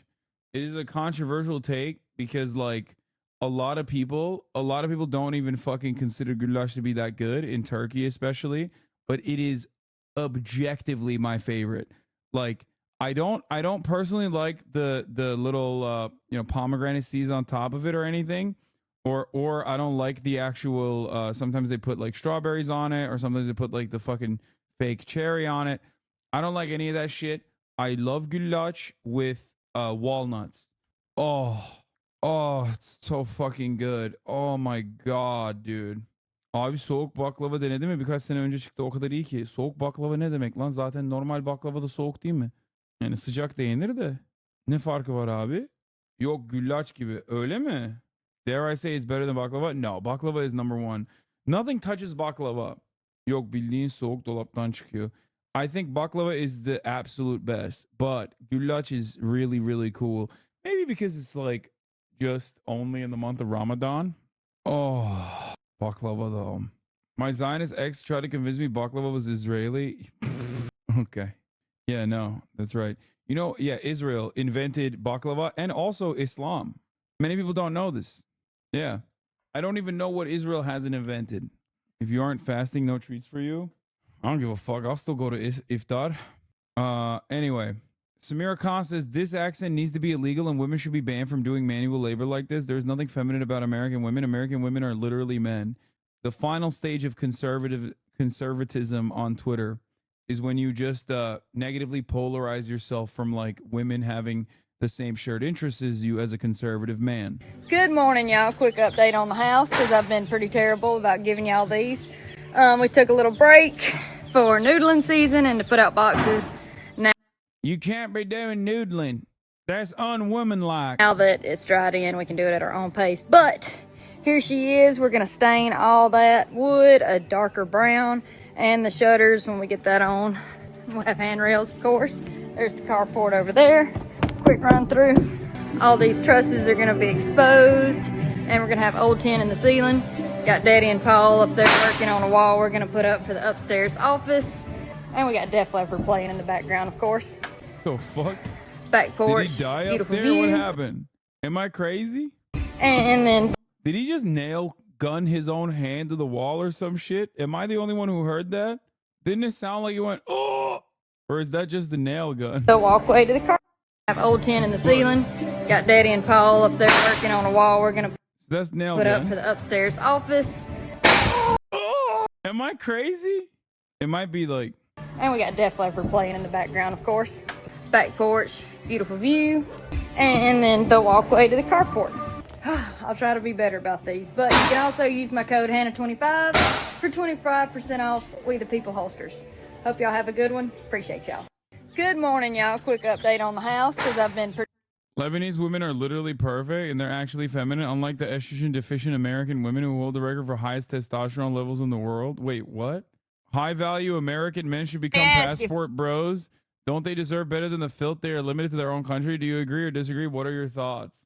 Dude, this woman's like transition, this Samira Khan's transition has been so funny. Yet another person who went from being like, oh, I'm a anti-American, like anti-imperialist, like leftist to like, no, I'm just actually a straightforward, like pro-American Republican who just hates America. Didn't she start as your reply guy? Yeah, she was. So many of my reply guys have like become full-blown pro-Russia, pushing Z. Like, there's a lot of them out there. I don't know what compels these people to behave like this. Anyway, let's continue. If we hurt these fish when we catch them, well, for one, we put that zip tie in there. I don't know, we've been doing it for years. This is probably one from this year, but obviously the fish is fine. The way I grab them is when they come up and bite me, I grab them with this hand. That's why I always get chewed up here. And then I run this arm between their gill and their gill plate. When they're this big, you can run it between without hurting the gills, because see, it's between the gills and the gill plate. Arm goes through, gills are not messed up because all the pressure is going on that gill plate. The fish is fine. We'll turn her loose. Sorry, Mr. Mark, I know you want to eat some, but this is a big female. We got to turn her loose. I hear you, baby. And then maybe catch her again. Okay, you're on to something about exotic white women? Dude, I'm telling you, dude. This is literally like, for me, this is like I've joked about this before, but like I orientalize white women, but like this is it. This is what I'm talking about. Like, this is so out of pocket, beyond my like mere comprehension growing up in Turkey. Like, when I see this, I'm like, what is this? It's like when Mitt Romney met a bisexual woman by the name of Kirsten Sinema for the first time ever. He was like, women can be like this? Like, what is that about? You know what I mean? Someday, like we've caught her before, we'll probably even put another zip tie in her so we know we caught her twice. Appreciate y'all. So for me, it's just like, this is odd. Like, women are built this way. Most physically attractive, American women, Levantine women, Eastern European women. Oh, I wonder why. I wonder why her fan base said American women. Why are people even upset? Because I'll just say it, dude. You want to know why people are upset? Because conservatives are gay as fuck, okay? That's why. That's literally it. That's the only reason. Conservatives hate video games and they hate women. And I don't mean like, oh, they hate women. Like they want to, because they just don't want to fuck women. They don't want to fuck women. They want to fuck each other. That's it. It's like if you're losing it at like getting mad at this person who like very clearly is like a TikTok influencer and So I jumped up on this stack of bricks here that we got to send back because the block man didn't need them all. You know, pretty tall. And when I jumped up, I had my sunglasses right here in this little overall pocket, and they fell down. They're like, wow, I hate tomboys now. Like, the fuck is this? In one of the holes in the bricks and went all the way to the bottom. So Carolina might get a brand new pair of Blue Water sunglasses because I don't think I can get them out. But look at our floor system. It's so pretty. So I jumped. I got engaged in Positano What is this? Why is she posting this woman? in Italy in 2021. She's not saying she's ugly too, And right? he took me to the San Pietro Hotel. I was with my little sister McKinley, and She's also picking and choosing because it's like, I don't understand. She's wearing a blazer. Is she a girly girl? Why is she wearing a blazer then? And she's wearing pants. How far does this go? You know what I mean? This is what I mean. It's like you're literally showing on the one hand a woman doing like outdoor activities in overalls. and he was like, let's And then you're showing a fucking Victoria's Secret model, but she's wearing blazers and pants too. So what? As long as they look hot by whatever Samira's own personal standards are, then it's like allowed. Oh, you cannot bring illiterate twits like Hannah Barron home to mom. I ain't sure about the back of this because I either go from looking like a rotisserie chicken when I'm relaxed or a dude. Dude, I'm sorry. You just don't find women attractive. Like that's it. If you're like bent out of shape about this woman not being like feminine enough for you, you just don't like women, I think. Like it makes no fucking sense. I don't understand it. I think like I know I've said before you can't be gay, but maybe conservatives have like negatively polarized themselves into being gay somehow. Like I don't know. Like what the fuck? Yep, we're at the local gym / Super Walmart. Hannah responded to a Twitter post yesterday on Insta. Like the ultimate men's rights. I mean, this is full circle. This is like literally turning around and being like, wow, I've decided actually like the greatest thing to have sex with is just a man. Which, by the way, more power to you if you believe that. You know what I mean? This is what real conservatives want. Down on me. Stop and be corrected. I wanna live a life from a new perspective. You come along because I love your face. To go down on me. Wait, what happened? The community note. Sad we need community notes to describe reality to right wingers. Being attracted to a woman as a man is not gay. It's by definition heterosexual. I just like I legitimately don't understand. Good morning. Hannah Barron responded to a ridiculous commentary about her on X. I think it's a classy response to a classless comment. I was a tomboy growing up. I think tomboys have an amazing potential to grow into strong, independent And women. y'all, I don't have a Twitter. I did at one point, but my account got removed for whatever reason, and I just hadn't got around to making another account. But apparently I'm trending. Like, I suspect this woman is also like a conservative too. She's not even a tomboy, by the way. That's the other thing. She's not even a fucking tomboy. What the fuck is she doing that is like tomboy related? What? Because she wears flannels? Like, I don't understand.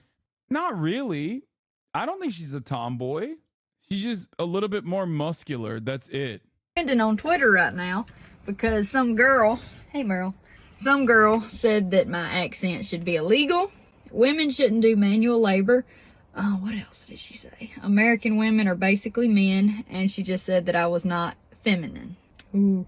And I would tell y'all this girl's name, but I can't remember it because I don't have a clue who she is. She's like, I can't remember because it's some Arab shit. I don't know. Some kind of Arab said that said that American women are not hot, and then said Lebanese said that lesbian women are hotter. What are you saying? Am I a lesbian, or are you saying the lesbian women are hotter? What do you mean? So that should tell you how relevant this person is. But I just think it's hilarious because I grew up as the weird kid in high school who hunted and fished too much, because back then it wasn't cool for women to hunt or fish or the whole country lifestyle. And I'm so proud of all the women in the outdoors now who are making that more cool or popular. I'm so proud of us. I think we're doing great. But I've been helping Dad build houses since I was 15. When I was a senior in high school, I taught kids how to... You know what a tomboy is, right? Yes.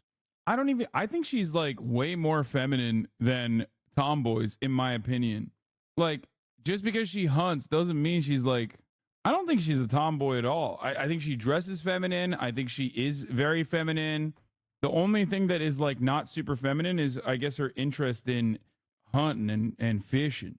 Doors open. Doors open. I wield in ag class. So I've done not manual labor. When I think of manual labor, I think of what my dad does. I'm nowhere near that. I just help as much as I can, and I try. And it's fun. And there's nothing wrong with that. There's a lot of blue-collar women out there who are also feminine. And so I just think that you should embrace your own individuality. You should be yourself. And don't worry about what anybody else said, because these folks talking about me and think they're going to offend me, that ship sailed a long time ago. I've been getting picked on my whole life. I grew up around men. Well, so don't be scared to build your own box, and don't try to fit in anybody else's. Be your own person, and you'll be happier in the long run because of that. Like I said, I feel like only soft-hand, white-collar cons are like this. Most blue-collar country boys I know prefer her to a more girly girl. No, this is literally what you're right.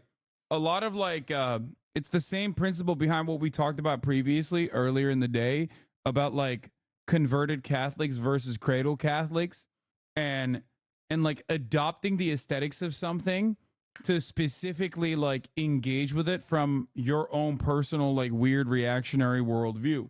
So despite her circumstances and her upbringing, she seems to be very open-minded on this issue. I don't know what her takes are on like, you know, trans people or whatever, right? Like I'm not expecting her to be woke at all. But what I'm simply stating is like on this issue and on this issue alone, talking about like not fitting neatly into the confines of like a rigid gender structure. Yeah, she's just saying, be yourself, you know, enjoy the things you want to enjoy. I don't really give a shit. Now, the thing is like, it's only people who are bi-coastal. It is a bi-coastal fantasy of a tradcath or a traditional conservative woman that just like stays in the kitchen and stays at home and like is bare naked and pregnant in the kitchen at all times. And that like she's seen but not heard, doesn't go outside, doesn't engage in like physical hobbies. That's it. That literally is like you're basically just like revealing your own like bastardized, weird, conservative, reactionary. I meant barefoot and pregnant, not bare naked, sorry. Barefoot and pregnant in the kitchen, not bare naked in the kitchen. Those women don't exist. No, they do. They do. There are plenty of women who want to be housewives and mothers and shit like that. The point is about like allowing everyone to be whatever they want to be and not forcing people into that categorization for no reason, regardless of what their own personal interest is.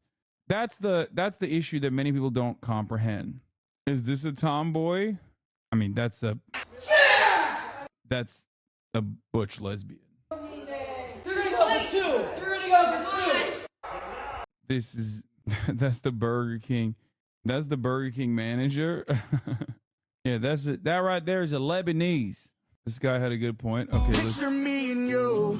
Now I'm about to tell you about the pain that I go through every day when I'm without you. Sick like I got the flu. I just need a phone call. Baby, the dog is all gone. Bro, this goes on for so much longer than I expected it. Awesome, bro. M-Hud, where do you find these fucking dudes, man? I just want to come home. I can't be no hero, but I won't be no zero. I'm gonna be right here, though, praying like a weirdo. Kill it with my weird flow. Ready, you a weirdo. Here it go.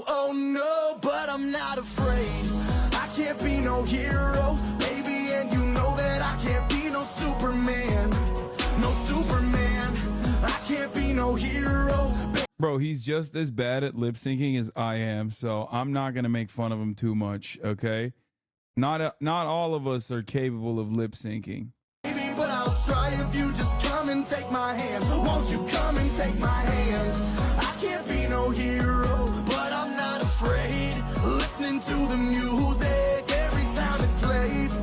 Now Also, you guys are laughing, but this is a normal symptom of smoking K2, okay? If you smoke synthetic weed, before you know it, this is what you turn into, okay? This is why I have been for weed legalization since day one. Now I'm about to roll up another fucking J or some sticky Mary Jane, cause she take away my pain. Why does Samira make that post about country girls if her main base is Trumpers? Because a lot of like Trumpers that are on Twitter are like cryptocurrency weird nerds that live in like Los Angeles, New York, Chicago, and many other cities. And those Trumpers have a very specific fantasy about like the lifestyle that they believe conservative women should abide by, principles that conservative women should abide by. This convinced me they should ban TikTok. Edge. Have you ever been on an edging streak? Edge. Do they keep you in a state of edging? Edge. Edge. When you're not performing your edging, do they make you goon? Edge. Edge. Riz. Riz. What's it like to hold the yacht of someone you love? Riz. Riz. Do they teach you how to feel, sigma to sigma? Riz. Riz. Do you long for having your heart rizzed? Riz. Riz. Do you dream about being rizzed? Riz. Is this the human test for fucking from like Blade Runner? This is so stupid. Baby Gronk rizzed up Livy Dunn. Riz. Riz. Do you feel that there's a part of you that's skibbity? Riz. Riz. Skibbity edge riz. Skibbity edge riz. Why don't you say that 3 times? Skibbity edge riz. Skibbity edge rizzed. Skibbity edge rizzed. Skibbity edge rizzed. And bloodback nothingness began to spin, a system of edges rizzed within edge rizzed within edge rizzed within one sigma. Oh my god. Maybe we should ban TikTok. You're right, actually. Maybe Tom Collins making some good ideas, good choices. Clout chasing piece of shit. I didn't think this was gonna be the fucking quote retweet, dude. Congratulations to Elmo's friend, Miss Billie Eilish, on her Oscar. Oscar the Grouch, did you hear that? Miss Billie has a friend named Oscar, too. That's so funny. He's right. Oh, my God. Yeah, fuck Elmo, dude. They're right. I have no idea what the fuck happened with, oh, my God, Trump called it on CNBC. Oh, here. China's People's Congress concludes, and then we'll get to Tic Tacs and, like, fun reacts. But actually, I kind of want to watch this real quick. Cutie Cinderella is the hero we need. Kaya's birthday, it's gonna be huge. We got doggy bingo. We've got a dog obstacle course. We've got a splash pad. We've got dog karaoke. We're gonna do a doggy talent show. I got Kaya a tutu. We got birthday hats. We got a No, Kaya's a tomboy. She don't wear no tutu. a sign that says "Let's party." Farley will make an appearance. It's true. Kaya's. Sorry, my son heard you say that about Elmo. I have to unsubscribe now. Dude, lead him away from this fucking Elmo trap, dude, okay? The Elmo path is the path of a non-believer. Don't fucking do it. Can you explain this? I'm sorry, but I had no idea he was stacked like that. Awooga. Yeah, bro. Fucking Doug. What the hell? Dude, are you kidding me? Look at them titties. My boy's got memories, dude. He's got a shelf, dude. That's elf in a shelf status. You could put you could put like little trinkets on them titties, okay? And those things will fucking not even jiggle, you know what I mean? Unless he wanted them to. And then he can make them titties jiggle. He looks like he was drawn by Oda. Yeah. I'm talking like post-time skip Oda too. None of that fucking early stage in the Toei animations. We're talking massive honkers, awoogas. We're talking about them Nancy Pelosi's. We're talking about them Yeonmi Parks. My man needs a double D bra pronto. Put them shits away, dog. Those are weapons of mass destruction. Don't get me started on this dude's titties, man. Holy moly. He's got them Sydney Sweeneys. We're talking SNL. Fuck. Wokeness has lost, ladies and gentlemen. Wokeness is dead on this day. Doug, more like Jug. Am I fucking right? Holy moly. Yeonmi Park's got titties on her? Bro, come on. Come on now. They are making Helldivers woke. Why are the automatons attacking humans? Snowman was one of the first to theorise that the automatons are actually not advancing to Super Earth, but instead pushing north to a liberated planet called Cyberstan. In the first Helldivers, Super Earth weren't actually fighting against the automatons. They were fighting a similar faction known as the Cyborg, a group Super Earth deems as terrorists that have broken away from the peaceful ways of Earth. They claim that Super Earth is a lie, claim sovereignty from Super Earth, with their home planet being Cyberstan. Cyberstan is Turkish. Let's go. Restore the Cyberstan Caliphate. The Democracy Officer states that in the First Galactic War, we cast the Illuminate from our galaxy and secure the half-human cyborgs safely in the mines of Cyberstan. Arrowhead released a cryptic tweet, which MDHX translated to, "We, the collective from Cyberstan, unanimously assert our independence from Earth. Our children, the automatons, will not suffer as we had under the oppression of Super Earth." So maybe the automatons were set forth to free their creators. Sounds a whole lot like woke nonsense to me, brother. All right, we'll do the Boeing guy later. Just ended a once-a-year meeting of its rubber stamp parliament, the People's Congress. Thousands of rubber stamp parliament, dude. Leaders from around the country voted on the government's priorities, but only one of the officials mattered. China's supreme leader, Elizabeth Palmer, is in Beijing for the meeting. Normally a headline event in the communist calendar, this year's People's Congress has been muted.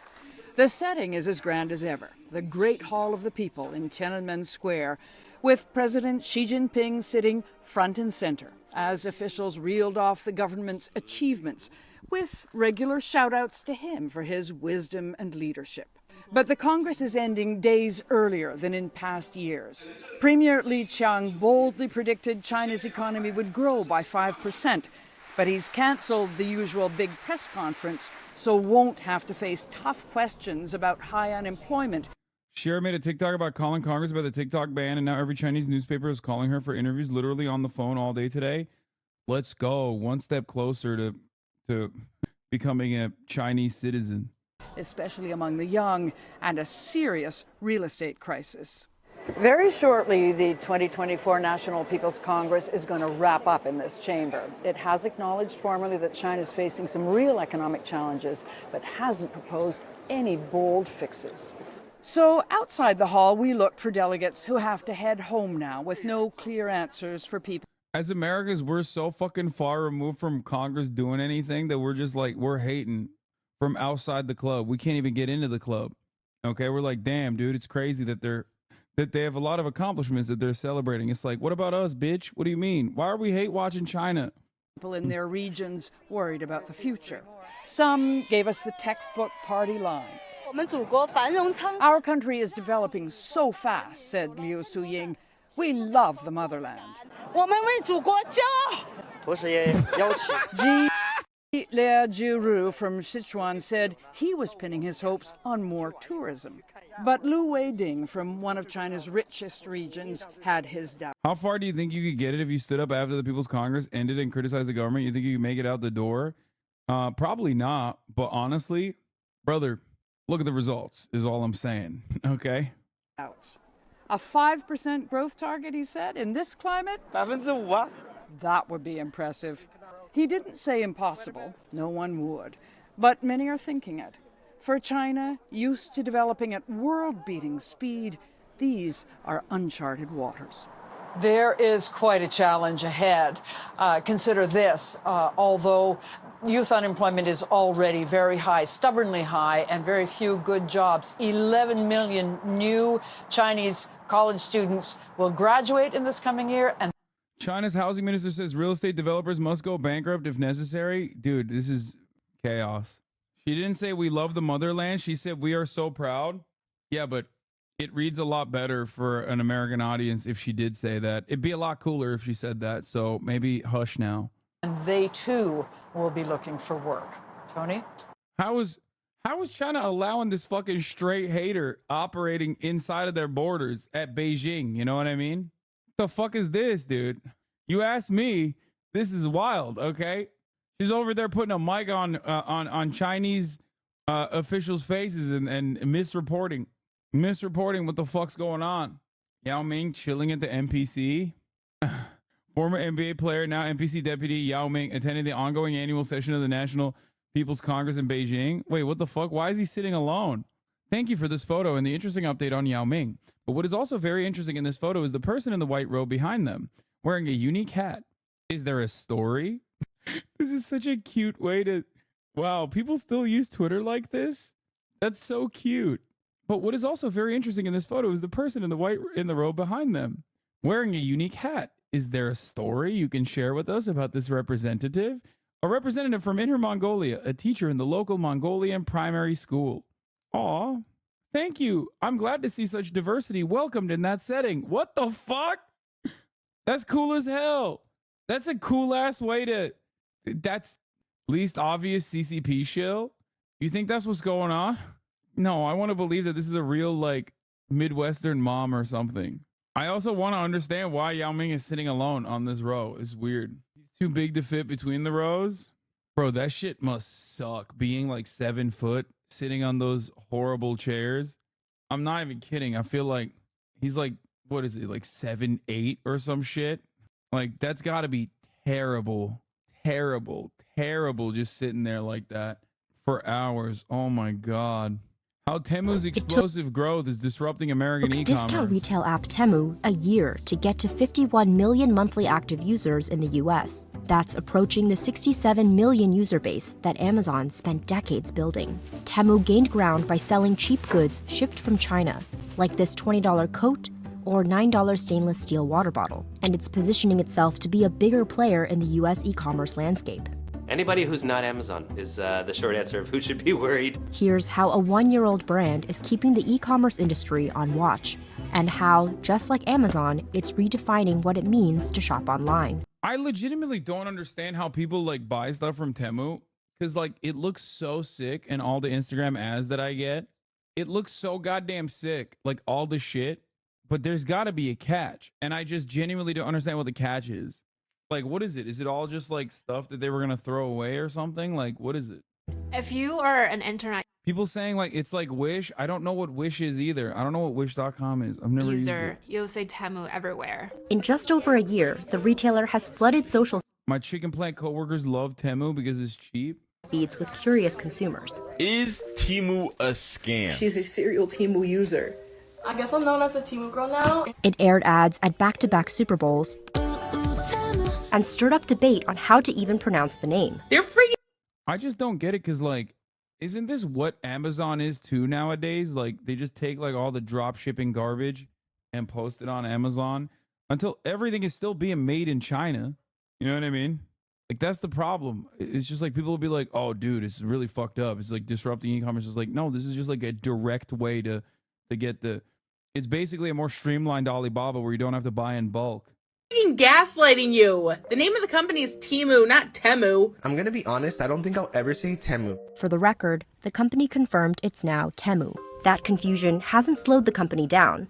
It quickly acquired over 161 million monthly app users across the world. It's pretty extraordinary. It's a speed of adoption we really haven't seen in the past online. When I first heard about Temu, we reported that it launched very quietly, and now Temu is the opposite of being quiet. That omnipresence is by design. It spent $1.7 billion to advertise in 2023, and JP Morgan analysts estimate that Temu could spend nearly $3 billion in 2024.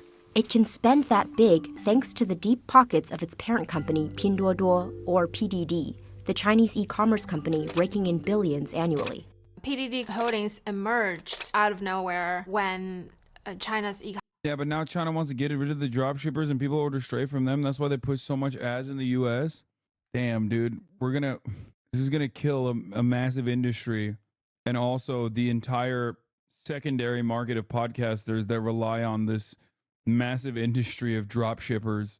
e-commerce industry was already dominated by two companies, Alibaba and JD.com. So Temu's strategy of selling extremely cheap goods from China to build market share isn't entirely new. They're just hoping to replicate its strategies that worked very well in China. Other China-founded companies like Shein and TikTok are also making their mark in US e-commerce. But Temu sets itself apart in how it gamifies shopping online. You open up the app and there's like a roulette wheel that you spin and you get a prize, and the prize is usually, here's a whole bunch of, dollars to go buy stuff. And then as you're searching through products, There ain't no way this exists in China in the way that it exists, right? Like, I suspect this is yet another one of these fucking products that like the Chinese government would kill you if you sold in China. Like, if you were to do gambling e-commerce, the Chinese government would execute you on the spot. But then it's like, if it's America, they're like, very cool. No, definitely. first off, you're amazed at how low the prices are, and then you see a ticker of how much time is left before, this offer expires or before they're sold out of that product. That strategy has paid off. Temu amassed more users in 6 months than Shein has in 8 years. Research firm AllianceBernstein estimates that $17 billion worth of goods were sold on Temu in 2023. That helped boost PDD's market value 74%, allowing it to briefly overtake Alibaba as China's most valuable e-commerce company. What the In the fuck? US, Temu's growth is putting e-commerce giants on watch. Temu and Shein's success tells us that consumers are willing to wait as long as the products are really cheap. Temu says its standard shipping takes 6 to 22 days, while express shipping is 4 to 11 days. Temu connects factories and wholesalers with consumers directly, cutting the To be honest, I like AliExpress better. I got a Lego Trafalgar Law, and they even give an extra set of hands in case you lose the first set, 10-10. middlemen. Meanwhile, the biggest e-commerce companies in the US have been betting big on faster delivery. Amazon's delivery time has more than halved since 2022 to less than 2 days on average. I wanted to let you know that the person who was asking about the representative from Inner Mongolia is a real person, just an older person, obviously, nearly 15-year-old account with 1,304. Wait, what? 1,340,000. No, I'm so goddamn dyslexic. 134,000 plus human tweets, just no profile pic because old. 134,000. Yes, I'm so fucking dyslexic.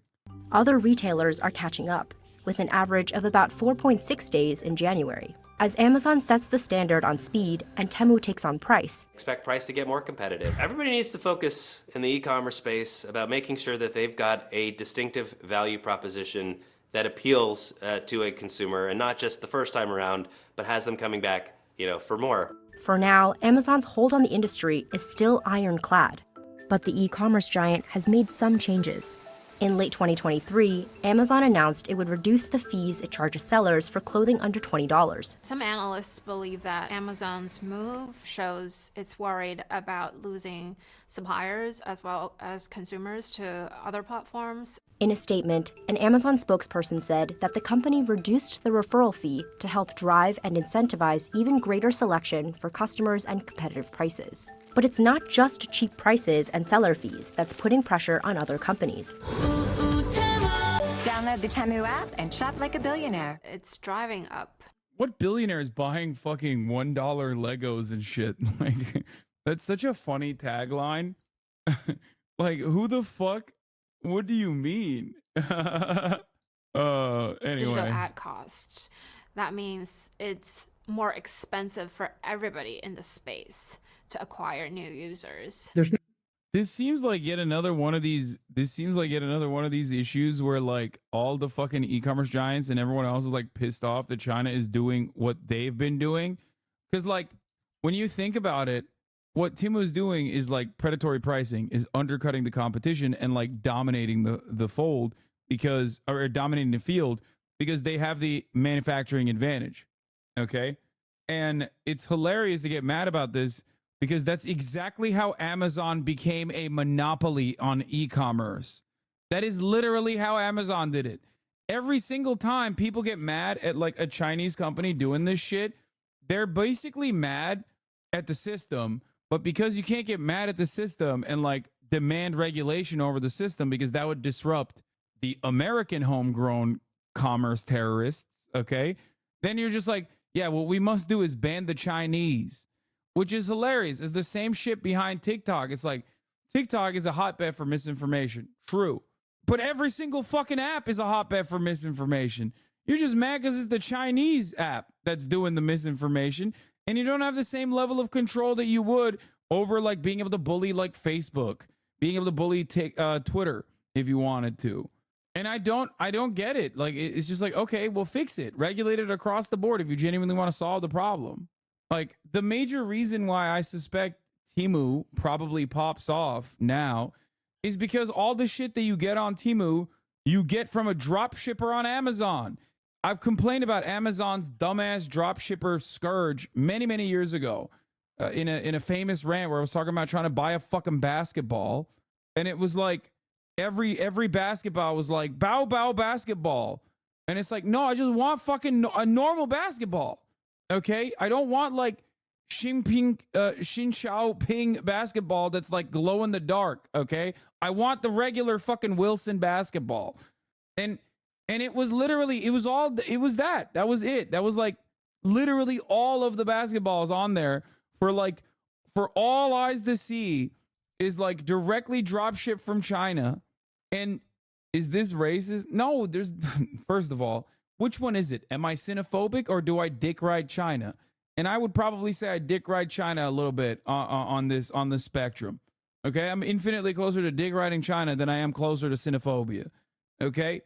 Anyway, my point is, if it weren't for dropshippers, if there was like a higher level of quality that people were used to with a decent fucking price point, nobody would be like, oh yeah, let me cut out the middleman.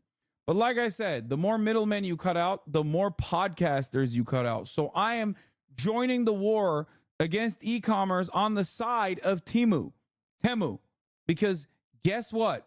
No more drop shipping means no more dropship podcasters, no more crypto influencers. It also kind of sucks because like if you can't drop ship, then you can't buy a subscription to the Hasan Abu broadcast at the top of the hour, which is the only way that you can avoid a 3-minute ad at the top of the hour. So there's that. I'm buying all of these. Sorry. Wait, what? Sorry to contribute to the problem, but wait, what is this on Temu? Vintage Hasan Piker journalist. Hasan Piker and Happy Dog. Hasan Piker wearing headphone. Hasan Piker and Happy Dog throat pillow. What the fuck? Hey, yo. You have a girl over, these on your bed. She calling the FBI. So fun fact, all those dumb ex-Bojim brands on Amazon are because Amazon gave preferential treatment to brands that had a watermark. So sellers would create dumb names like that. The overwhelmed U.S. Trademark Office because of that dumb policy. Oh, that's awesome. Why did they put a Chinese name on it, though? Half the time it's like a Chinese name. Like, isn't that... Wouldn't it be better for the drop shipper to name it like American basketball? I don't fucking know. Easy to get a patent at the office. Here's the 3-minute ad break now. The problem is that Temu is only the dropship garbage without the actual name brand thing you're looking for.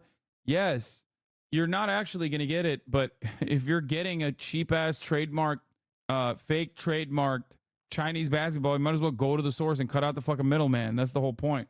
How is Temu cutting out the middleman? They are the new middleman. No, the middleman is the dropshipper. Temu's getting it straight from the fucking source.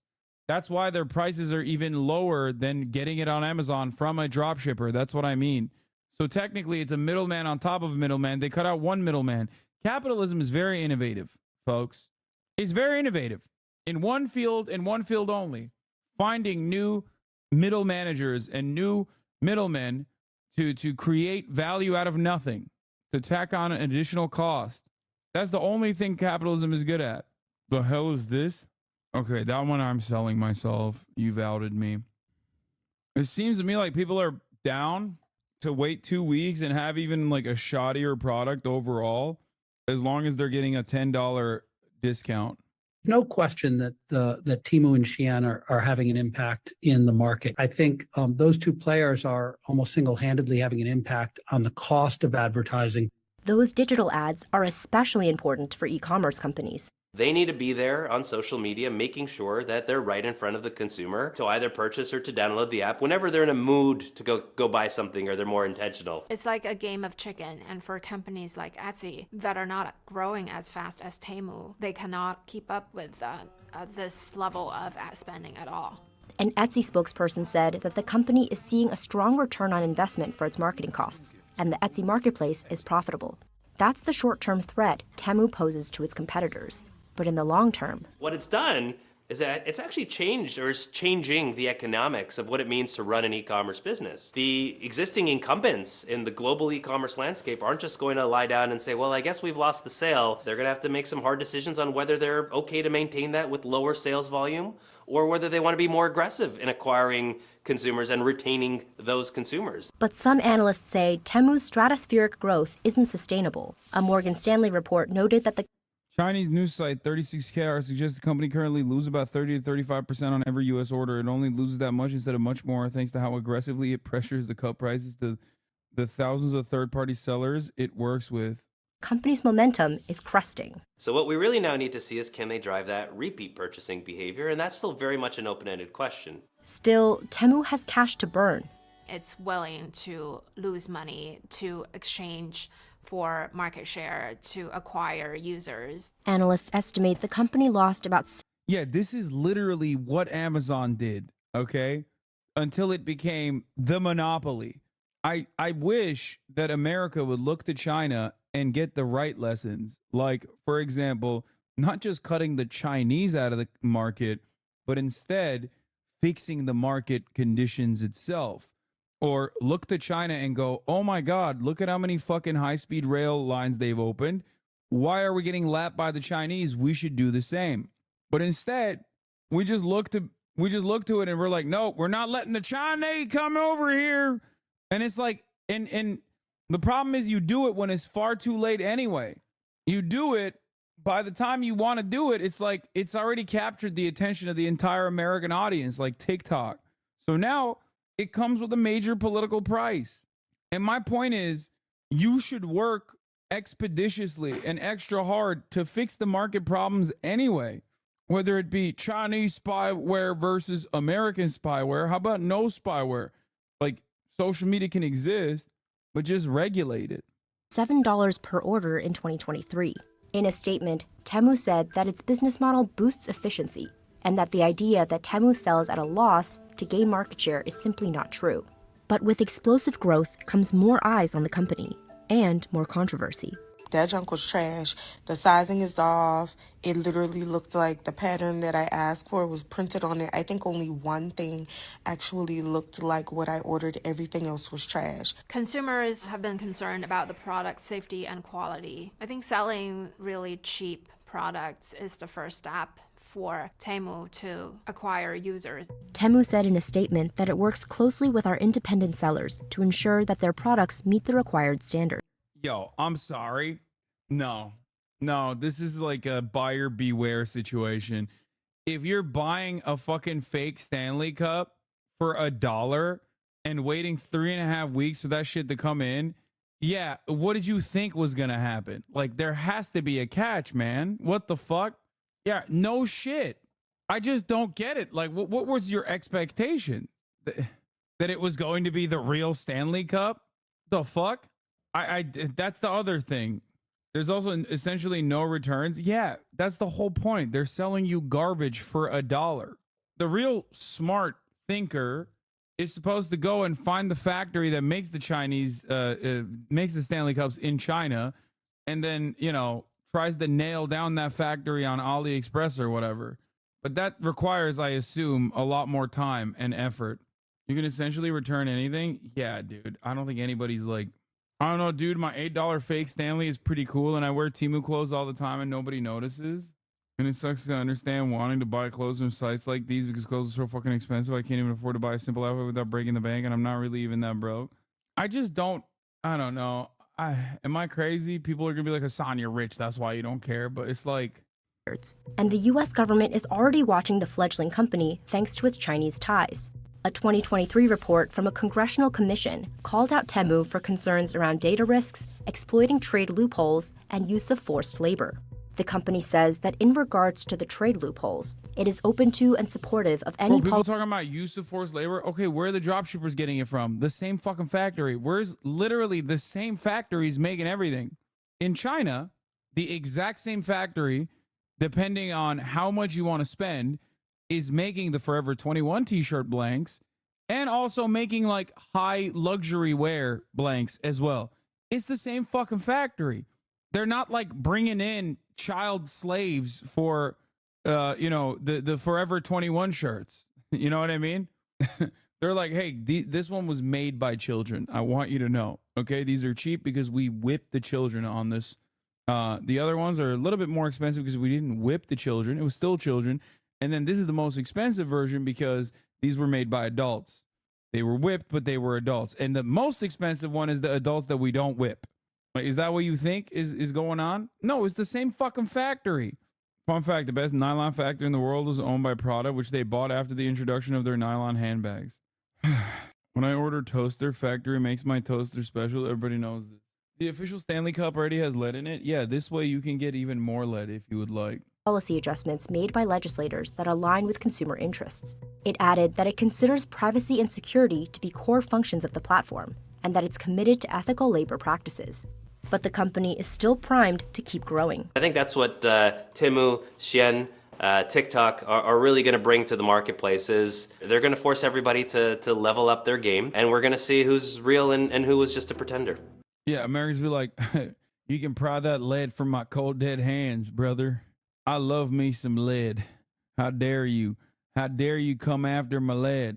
Joe Biden has 138 years of policy experience and knows how to thread the needle and get stuff done. Oh, Lolo called it a middle-of-the-road speech. Honestly, weirdest sports cheating scandals. This gave me trust issues. What was that one? Have you touched on Boeing news yet today? No, I have not. Yes, I saw. Boeing whistleblower found dead in the U.S. John Barnett had worked for Boeing for 32 years until his retirement in 2017. In the days before his death, he had been giving evidence in a whistleblower lawsuit against the company. Nothing to see here, folks. Very normal. Who amongst us has not actually, whistleblown and then ended up killing yourself while you were working on a court case against the company that you were whistleblowing on? Boeing said it was saddened to hear of Mr. Barnett's passing. The Charleston County coroner confirmed his death to the BBC on Monday. It said that the 62-year-old had died from a self-inflicted wound on March 9th, and police were investigating. Mr. Barnett had worked on the U.S. plane giant for 32 years until his retirement in 2017 on health grounds. From 2010, he worked as a quality manager at the North Charleston plant, making the 787 Dreamliner a state-of-the-art airliner used mainly on long-haul routes. In 2019, Mr. Barnett told the BBC that under-pressure workers had been deliberately fitting substandard parts to the aircraft on the production line. He also said he had uncovered serious problems with oxygen systems, which could mean 1 in 4 breathing masks would not work in an emergency. He said soon after starting to work in South Carolina, he had become concerned that the push to get new aircraft built meant the assembly process was rushed and safety was compromised, something the company had denied. He later told the BBC that the workers had failed to follow procedures intended to track components throughout the factory, allowing defective components to go missing. He said, in some cases, substandard parts had even been removed from scrap bins and fitted to planes that were being built to prevent delays on the production line. He claimed that the tests on emergency oxygen systems due to be fitted on the 787 showed a failure rate of 25%, meaning that 1 in 4 could fail to deploy in a real-life emergency. Mr. Barnett said he had alerted managers to his concerns, but no action had been taken. Boeing denied his assertions. However, a 2017 review by the U.S. regulator, FAA, did uphold some of Mr. Barnett's concerns. Yeah.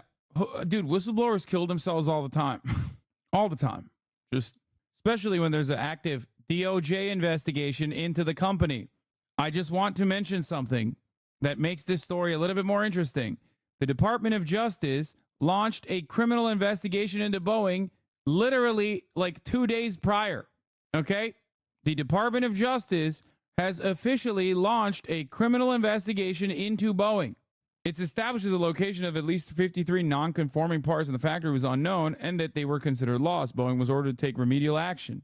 On the oxygen cylinders issue, the company said that in 2017 it had identified some oxygen bottles received from the supplier were not deploying properly, but it denied any of them were actually fitted on the aircraft. After retiring, he embarked on a long-running legal action against the company. He accused of it of denigrating his character and hampering his career because of the issues he pointed out. Charges rejected by Boeing. At the time of his death, Mr. Barnett had been in Charleston for legal interviews linked to that case. Last week, he gave a formal deposition in which he was questioned by Boeing's lawyers before being cross-examined by his own counsel.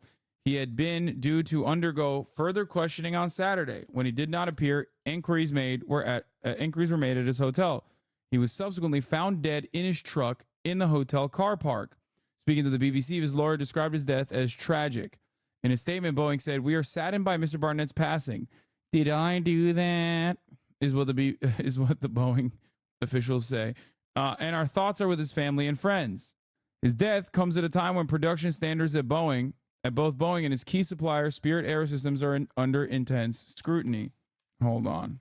Proof that we live in a simulation. What's the name of this song? Do you consider me? Proof that we live in a simulation. Does anyone know what that song is? I want to play it in the background as I read the rest of this. It's not X-Files.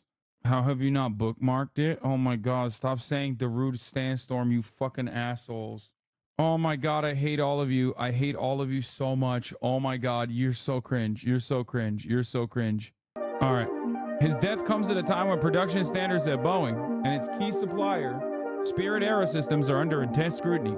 This follows an incident in early January when an unused emergency exit door blew off a brand new Boeing 737 MAX shortly after takeoff from Portland International Airport. A preliminary report from the U.S. National Transportation Safety Board suggested that 4 key bolts designed to hold the door securely in place were not fitted. Last week, the FAA said a 6-week audit of the company had found multiple instances where the company allegedly failed to comply with manufacturing quality control requirements. That's right, a former Boeing employee is now found dead a couple days after giving another deposition after working at Boeing for 32 years until his retirement in 2017. This comes right around the same time where the Department of Justice has officially launched an investigation, a criminal inquiry into Boeing. 2 days ago, here it is. U.S. is set to open criminal inquiry into Boeing. The investigation is tied to an incident on Alaska Airlines flight in early January. Boeing also told the Senate panel that it cannot find a record of the work done on the Alaska plane. But whistleblowers die all the time. There's nothing to see here, especially considering that he's been doing this since 2017. You know, who amongst us doesn't openly whistleblow against the company that they worked at for 32 years for, 7 years in a row, only to be overcome with feelings and kill themselves? 2 gunshot wounds to the back of the head. Actually, I don't know what his, what the coroner's report looks like. In their car. Boeing is a small mom and pop operation. They never pulled it off. They never could have pulled it off. Yeah, I agree. Seems normal. Natural causes, it seems. Suicide is pretty likely if the company was pressuring him further. It doesn't take away the blame, but the idea of Boeing assassinating people is ridiculous. I mean, I don't know. Like, listen. Pretty wild accusation. And I would never make that. I'm simply stating that it's a wild time. He must have just gotten a COVID vax or something. I mean, the dude outside the car threatening him, then him taking his own life, I guess is still suicide in some places. Wait, what do you mean a dude outside of his car? He committed suicide in the hotel parking lot? Yeah, I know. Anyway, Boeing will engineer weapons that ignite children, but one assassination against a whistleblower is too much. I mean, look. All I'm stating is that the timing of it comes right as the U.S. is set to open a criminal inquiry into Boeing. Like, he literally, he killed himself the same day that the United States announced that they are going to launch a criminal inquiry into Boeing. I don't know, man. Like, it's not Jeffrey Epstein. Like, that one I'm convinced is not a suicide, right? Good luck if you think that it is. He tried being a streamer for a day. Stop, dude. That's ruthless. Fucked up. That's messed up, dude. Clipping this, so your clip of you covering this can be featured in the HBO Max true crime documentary that will drop in like 2026. 95% of whistleblowers kill themselves just before the government opens an inquiry.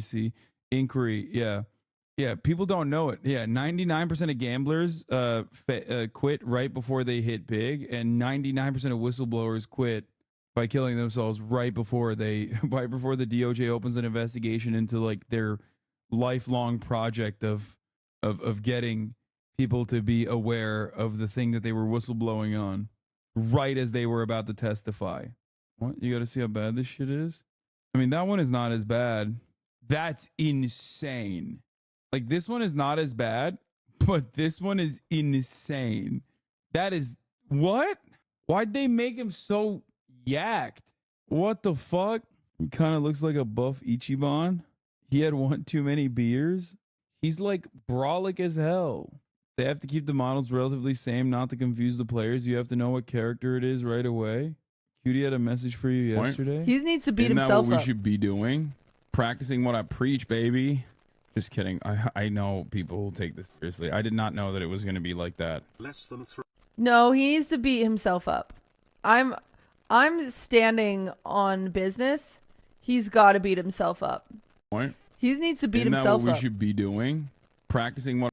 What? Should we trust Edward Snowden 10 years after the whistleblowing? What's your take on him currently? Wait, what? Yes. All right. Let's do the TikToks. Fuck it. The collab trailer was dope. Chatters are hitting derangement hour. It's almost 10 p.m. Fair. Facts. All right. It's TikTok time. Where the hell is the TikTok? Is it hashtag TikToks? Is it under hashtag TikToks? Rules. Must be an upload of a TikTok. No links. No TikToks longer than 2 minutes. Use KEKW and KEKWait to vote for the best TikToks. Posting anything TO is a 1-month ban. Star means it was so bad, I'm keeping it. Yes, IG Reels and YouTube Shorts are allowed, but make sure they're funny.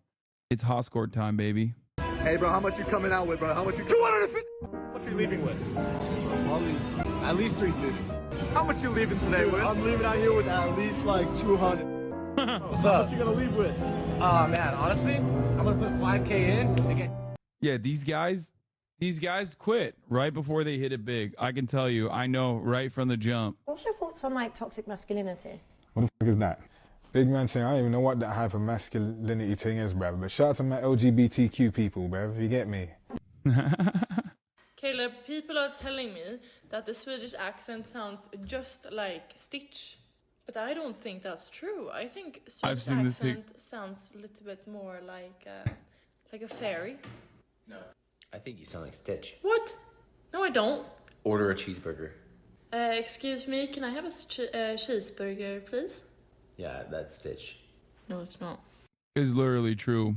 I've seen this TikTok before. Your item is sold.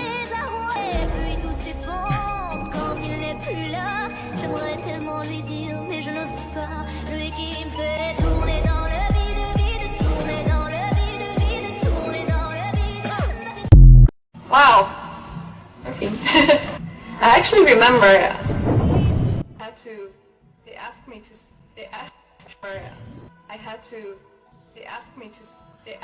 scan my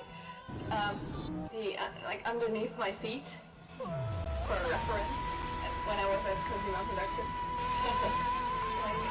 Dude, I'd let Kojima tickle my feet. I'd let Hideo. I'd let Kojima-sama tickle my feet if he wanted to, if he said so. Yeah, I don't care. I said it. You look like a busted can of biscuits. Oh, man. This is so much better than the other monkey meme. You know what I'm talking about? The other one that was like about to be eaten. Unless it's one of those like weird TikToks where they are going to cook this monkey in the next frame. Please don't be one of those TikToks. I fucking hate those TikToks, man. You know what I'm talking about?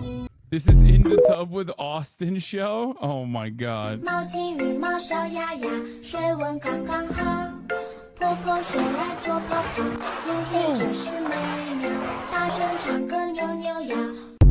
I mean, that's the cost, dude. That's the cost for greatness. Just ask the Trend twins. One of them actually hospitalized after taking 700 milligrams of caffeine while on Trend. I keep up to date with TikTok shit. I know what's going on. I know the gym head memes. Huh. Kill everyone in your family. Stab them. Stab them. The fuck? Kill everyone in your family. Stab them. Bro, this is like a weird genre of TikTok where people are like, yeah, these are my intrusive thoughts. And it's like, I've never had that intrusive thought. I don't get it. Like, what? Some of y'all are not all right. Do you understand me? You are not all right. Why would this be an intrusive thought? I do not understand why this is an intrusive thought. It is not an intrusive thought that I have. Maybe I'm fortunate. Maybe I'm blessed to not have like crazy ass intrusive thoughts, I guess. But stop being neurotypical. Sure. Get this straight. Dumbass. You have a loaded shotgun. You chose a one. Dumbass baby. Il a la carotte. Voilà, il y a la carotte. Il doit encore regarder. fuck?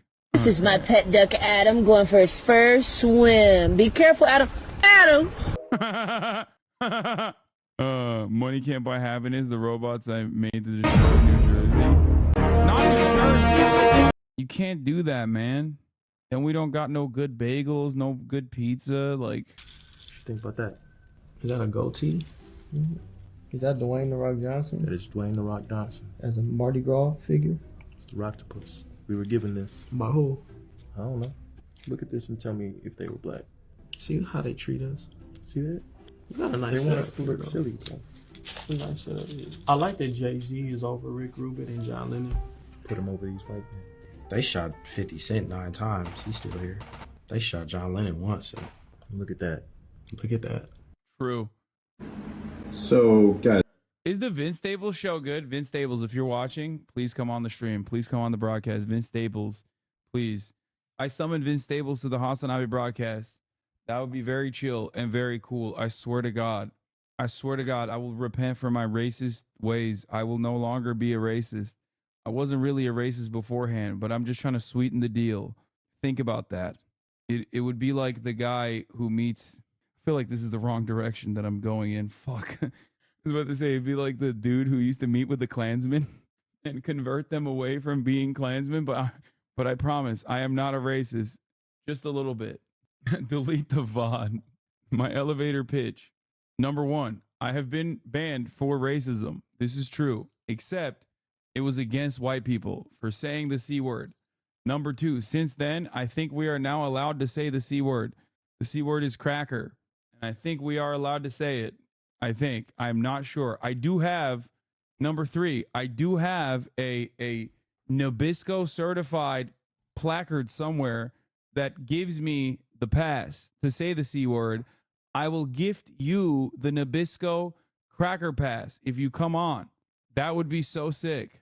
Guys, I just wanted to give you an example of how hard it is to photograph these giant spiny panther chameleon hybrids. The fuck?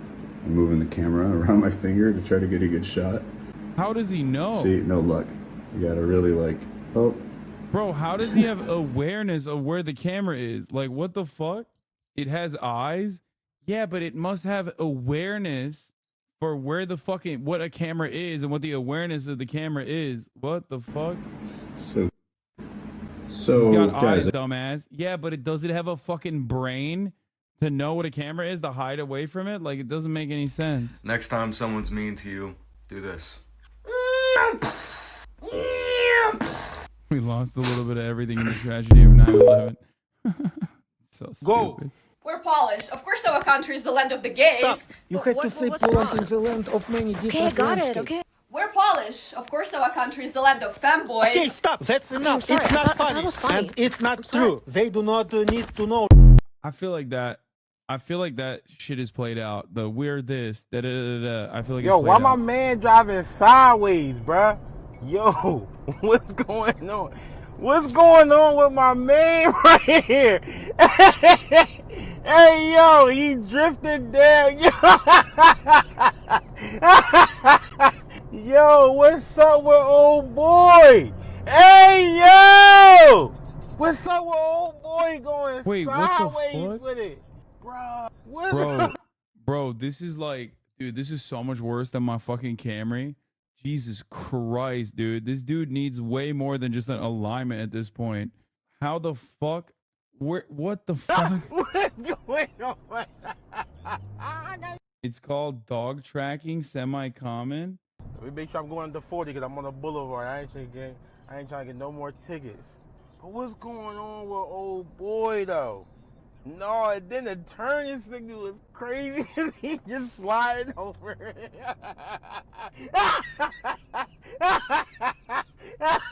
Yo, this is crazy. Yo, he playing Mario Kart. He's about to boost. No, wait till you get over it.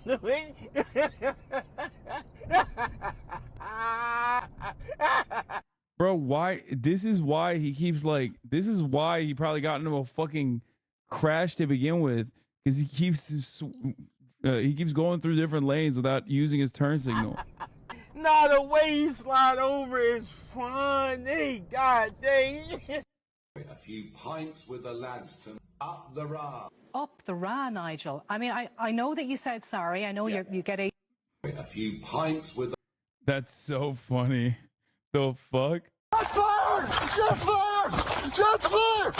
Ma che vuoi? Rispondi a questi cattivi. Bravo, ma che vuoi? Diglielo. Ah, che sono cattivi.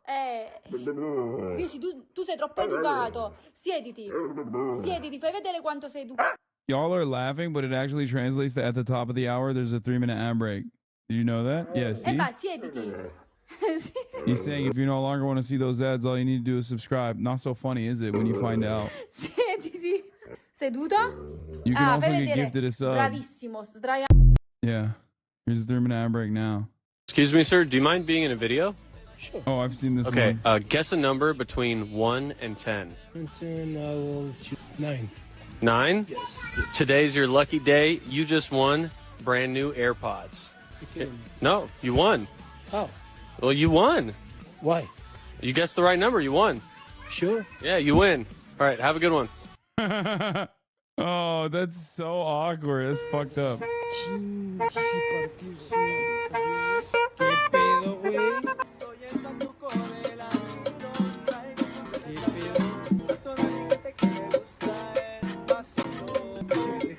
People have so much fun. In Mexico, me and my son's ball because I chose gay son instead of thought daughter. Jarrell, run the right. It's cut. You don't have anybody to flat. Huh. Boy, I can't walk past this snake. I can't walk. Oh, what the fuck? Yo, he just fucking yeeted that shit. That's crazy. That's fucking ultra instinct, dude. That's crazy. My child will not wrap socks in copper wire and throw them at power lines. Wait, what? That's insane. Oh, I'm covering it. You can't even see it. What the fuck?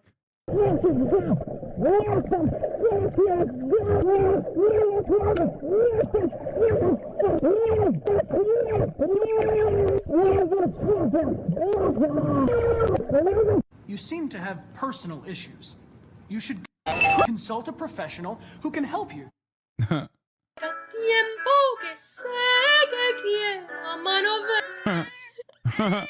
Bro, these videos are cool, but the best videos are like when cats, dude, cats and their connection to Islam is unparalleled. Okay, you know what I'm talking about.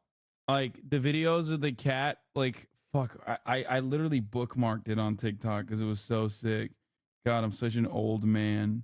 The cat that meows about Sister Minnie. The cat that says Alaikum Assalam. Oh, I've seen this one too. This one is like disrespectful because it's so correct. You got the black Lexus, white Lexus, what that one? The Porsche right there, you remember the Porsche you wanted? No, that's the G-Wagon, right? The G-Wagon you wanted? The G-Wagon. The G-Wagon. Yes. Sir, yes, we gotta be ready. Okay, are you guys thinking a Toyota? What did you say? What is that? What did you say? Put your earmuffs on, sweetie. What is that? Put your earmuffs on. You think I gotta put my queen in the Toyota? Huh? Wallet. Of course not. Here's my wallet, here's relaxing. Brother, bring me which color G-Wagon you wanted? The red G-Wagon. Give me the most expensive G-Wagon you have it. Toyota. Tuareg with Sheklek. Oh, Baba, that Lexus is sick. That's a 2022 right there. Hey, Baba, remember? The Toyota. Yes, sir, we ready. Brother, please just taking me to the clearance aisle where you have it, the bullshit, dirty, scrap, junk, old cars that you're not selling, that shit. Please, just one please for my son, please, if you can do it. What? Don't yell in the dealership! Don't yell in the dealership! It's true. It's 100% true. Don't let him know you're scared of him, then I'll fuck with you. Hey, buddy. Hey. He's choking me out. Welcome back. That was what I was afraid of. You alright? God damn, dude. He didn't seem scared of him at all, too. What the fuck?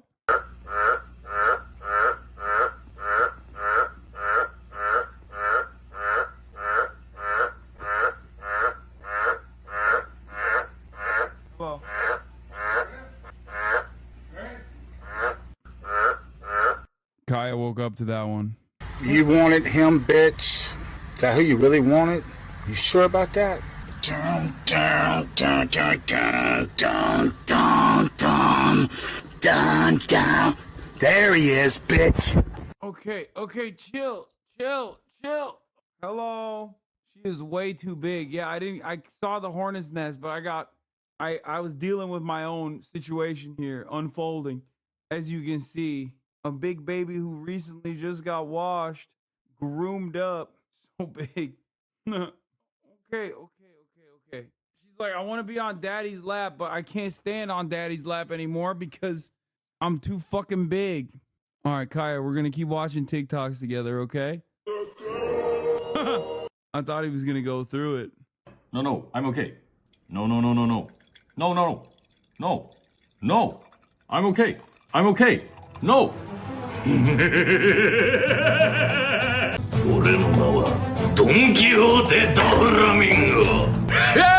We've seen this already on stream, but fuck it. We ball. Okay, big lady. Okay, big lady. Me bamba. Up at their tiny post, Ryan and his team were being pounded. Almost instantly, every one of them was wounded. Yeah. Damn, dude. I think I'm on TikTok too much because I've seen some of these already. No, I can't cuff on Lil Shawty, don't do no copping. Hey, look, she gon' keep her hands in my pants. Oh, shit. I didn't know Cass could have swag like that, dude. I'm reconsidering my position on Cass right now as we speak. Okay, calm down. Calm down now. Hold on now. Calm down now. Oh, Lordy. Oh, Lordy, she's so big. Oh, Lordy. Look at how big she is. What? A cutie patootie. Okay. What? Here you go. Here. Give me your hand. No? Give me your hand. Oh, she does this both hand thing now where she sits on her back. She sits on her back feet on her hind legs and then gives me both of her hands like that. What are you smelling? Huh? What are you smelling over there? No, that's hummus. That's not for you. Israel invented that. I'm lying to my dogs. Did you know that in As Above, So Below, the cast accidentally enters hell when exploring the Paris catacombs? This is a misdirection, as they had already entered hell upon arriving in France. Some of these are mid, not gonna lie, boys. I think the TikTok content, maybe I'm not in the mood for it. I don't know. Some of these are just A-okay. Some of these are okay. They're not like laugh out loud. You know what I mean? TikTok well is dried up, it seems. I don't need you. I'm a single mother of 2. I'm strong. How strong? Your brain is fried? I don't think so.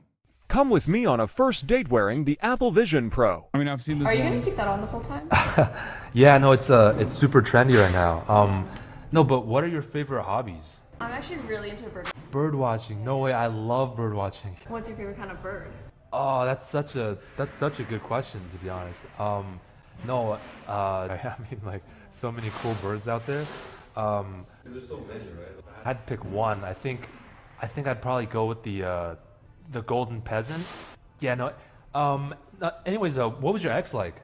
He's a $7 million bull rider. J.B. Mooney. That's cool as hell. That's a swagged out horse. The guys are putting their flag in the sky now. This is what they're doing. They're trying to they're trying to groom God himself. That's right. Only in California. Only in California. Ow, fuck. See, God punished me. God punished me for me. Ow, fuck. I just hit my elbow. Ow. Right in that spot, too. You know the spot I'm talking about? Why does this get off full screen on its own? It's like freaking me out. What the fuck? Garlic is not only going to add a ton of flavor, but it also adds a ton of volume and fiber to help keep you. We watched 400 degrees for 40 fucking minutes, huh, buddy? Fix the fucking video, man. You owe me $8 This thing came out like burnt little fucking crispy. You got soft hands, brother. You got soft hands. You ain't never worked a day in your goddamn life. 85 hours a motherfucking day. I'm on my goddamn motherfucking on my job. Every time someone tells me autism isn't a disability, it's a superpower. I just imagine. Roll up, kick back, chill out. You tuned in with the hood's favorite DJ, DJS. running up racks for life. Around with a point to prove. Boy, don't get popped. Yeah, you walking around with a point to prove. Boy, don't get shot. They got a switch block. Turn the yellow hard and then I slap it like it's Chris Rock. Japanese bitch, keep a block, plus you kickbox. Me and turn them. Man, what the fuck? Yeah. Okay, you don't get this? What's not to get? Messi is autistic. Big ass boots to some flip flops. 2 blocks, 30 shots, wrap them like a gift shop. Fuck your baby mama, grab your son and do a TikTok. They gon' have to call the me to let this bitch hop. Worse than the hoes ass boy, how you dick hop. When it rain, it pose. When I walk out, I'm a drip drop. Running in the stove. Messi is autistic, or autistic coded. Places on Earth that don't feel real. The pyramids of Sheffield. What? Mount Sheffield. Crazy. Why they got American legends on there?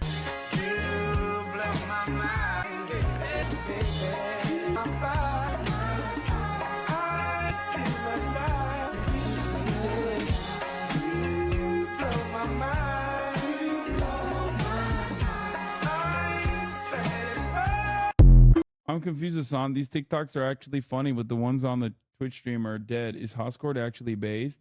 This is propaganda created by the Hoscorders and the Hoscord regulators working tirelessly around the clock for a week at a time to find some of the best TikToks that they can find specifically so they can do Hoscord apologia. Okay, this is the Hoscord PR year. It's carefully calculated TikToks. It's Hoscord Bara. Like Hasbara, but for Hoscord. Hoscord Hasbara. You get to switch bodies with one person and live their lifestyle for 24 hours? Who are you Time and time again, you taught me how to fail. Now we're walking out that dealership on Cardinal. A book, a skeleton, a cactus, and a hedgehog. Things with spines. He's insane. Noble, democratic, sad, erotic. What is my Bernie Sanders fan fiction? Cause I'm ready to go. Let's have a good time. Ziggy gang in this motherfucker. Uh-oh, he's so dead. No, bitch. Nigga, what the fuck? Oh, no. I'm so passionate about the things I do in my life. Every day I'm shaking before I get to do them. That's just the dedication that someone... Average juicer experience. I need somebody on my Facebook to let me know what this is and how the fuck this happened. Look at this glass. It's supposed to look like that. What the fuck? You gotta grab it by the neck to drink. Look at, choke that shit.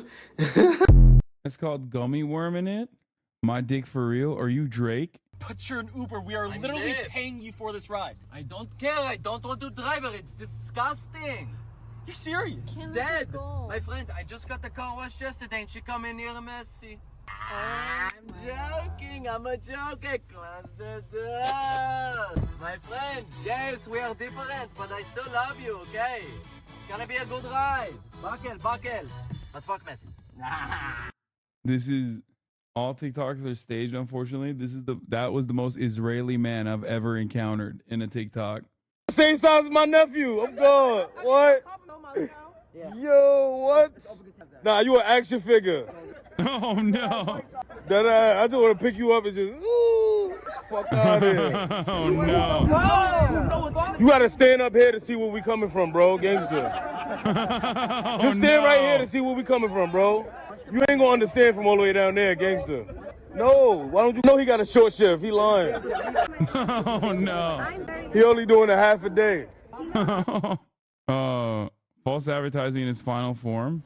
Clean. Kane was so good and these cinematics are crazy. You know, I'm gonna download League of Legends. I'm about to play it right now. Yeah, it's kind of funny, but it's actually a TOS violation because he killed himself. You guys think it's funny, except, yeah, not so funny when you find out the truth, huh? Yeah. That's what League does to you. Not even once. Don't touch it. You're so hairy. I love that. Are you Italian? The fuck? This isn't funny. Italian Americans aren't a joke. We didn't choose to be hairy. It's just how we were born. I'm disappointed in you, Sydney, and SNL. This one was bad, bro. IOF soldier when the guy next to them gets shot by Bring that fucking dick over here. Let me suck the cummies out of your cock. Let's go. What? Who made this? Bro, that's fucked up. Why is this so deep fried? Bring that fucking dick over here. Ah, let me suck the cummies out of your cock. Let's go. Bring that fucking dick. It's me, chat. It's just deep fried as fuck. Oh, sorry, buddy. Give me a gold now. Come on, no! Okay, one more. Oh my god. Coming after both XQC's fans and Trainwrecks fans. For one, the sexiest one of them all, we have the British accent. Who wants a fucking burger? True. Facts. What are you sitting on? I can actually make myself cry again to make myself cry. That's a chat. And then so I can just stop myself from crying. That's some poor control, oh my god. How was that even? Let's talk about the fact you love getting rimmed, bro. Bro, I don't love getting rimmed. It's not my favourite thing. I'd rather some slops. I don't love it. I enjoy it. Yeah? Alright? It's enjoyable here and there, but I don't fiend that. I don't love it. The ancient Greeks reacted to the allegations 2,000 years later. Dude, speaking of the ancient Greeks, I've been watching Alexander. It bangs. Straight up. Bisexual icon. Bisexual legend. He don't fiend it. He love it. Speaking of another who loves the rimming. Guess where get a bread of meal than a race too. They get a bread of meal than a fight man. Yes, see, you got a man for my cat. No, fuck me, shut you I'll fight. Nobody matter, shut up. For the mouth, dude, break me the fight. No way, you out, get out. What? This is so perfect. This is literally what English sounds like. Like American English sounds like to people who don't understand the language. Finish! Woo! Oh, this dude need an attack, but By the way, this is yet another form of cultural imperialism. Now, like, I mean, this is straight up, like, think about this. These dudes are repeating shit that they've heard in fucking TV.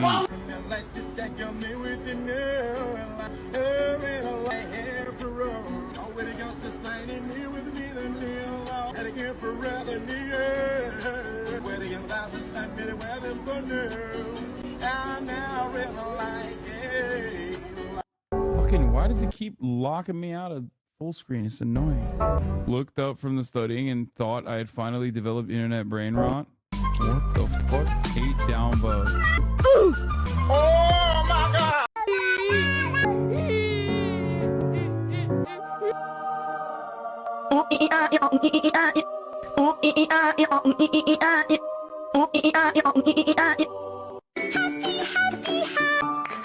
Ban whoever posted this, bro. I can't ban them. They're already Canadian. It's just like their life is already sad. You know what I mean? As Canadians.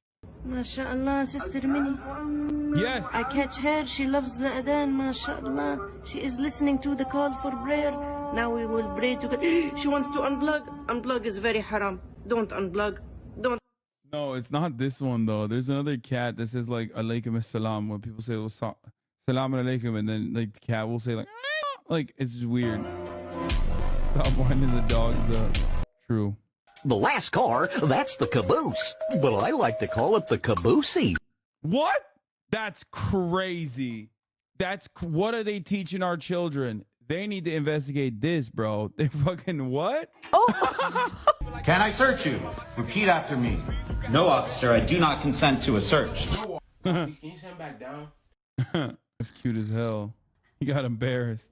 A funny bit to imagine every time he's sucking his fingers that he's threatening suicide. It's not. Mommy, it's funny. It's not funny. Daddy, I'm gonna do it. I'm gonna do it, Daddy. Don't make me do it. Dad, I swear to God, if you don't give me a puff, I'm gonna blow my head off.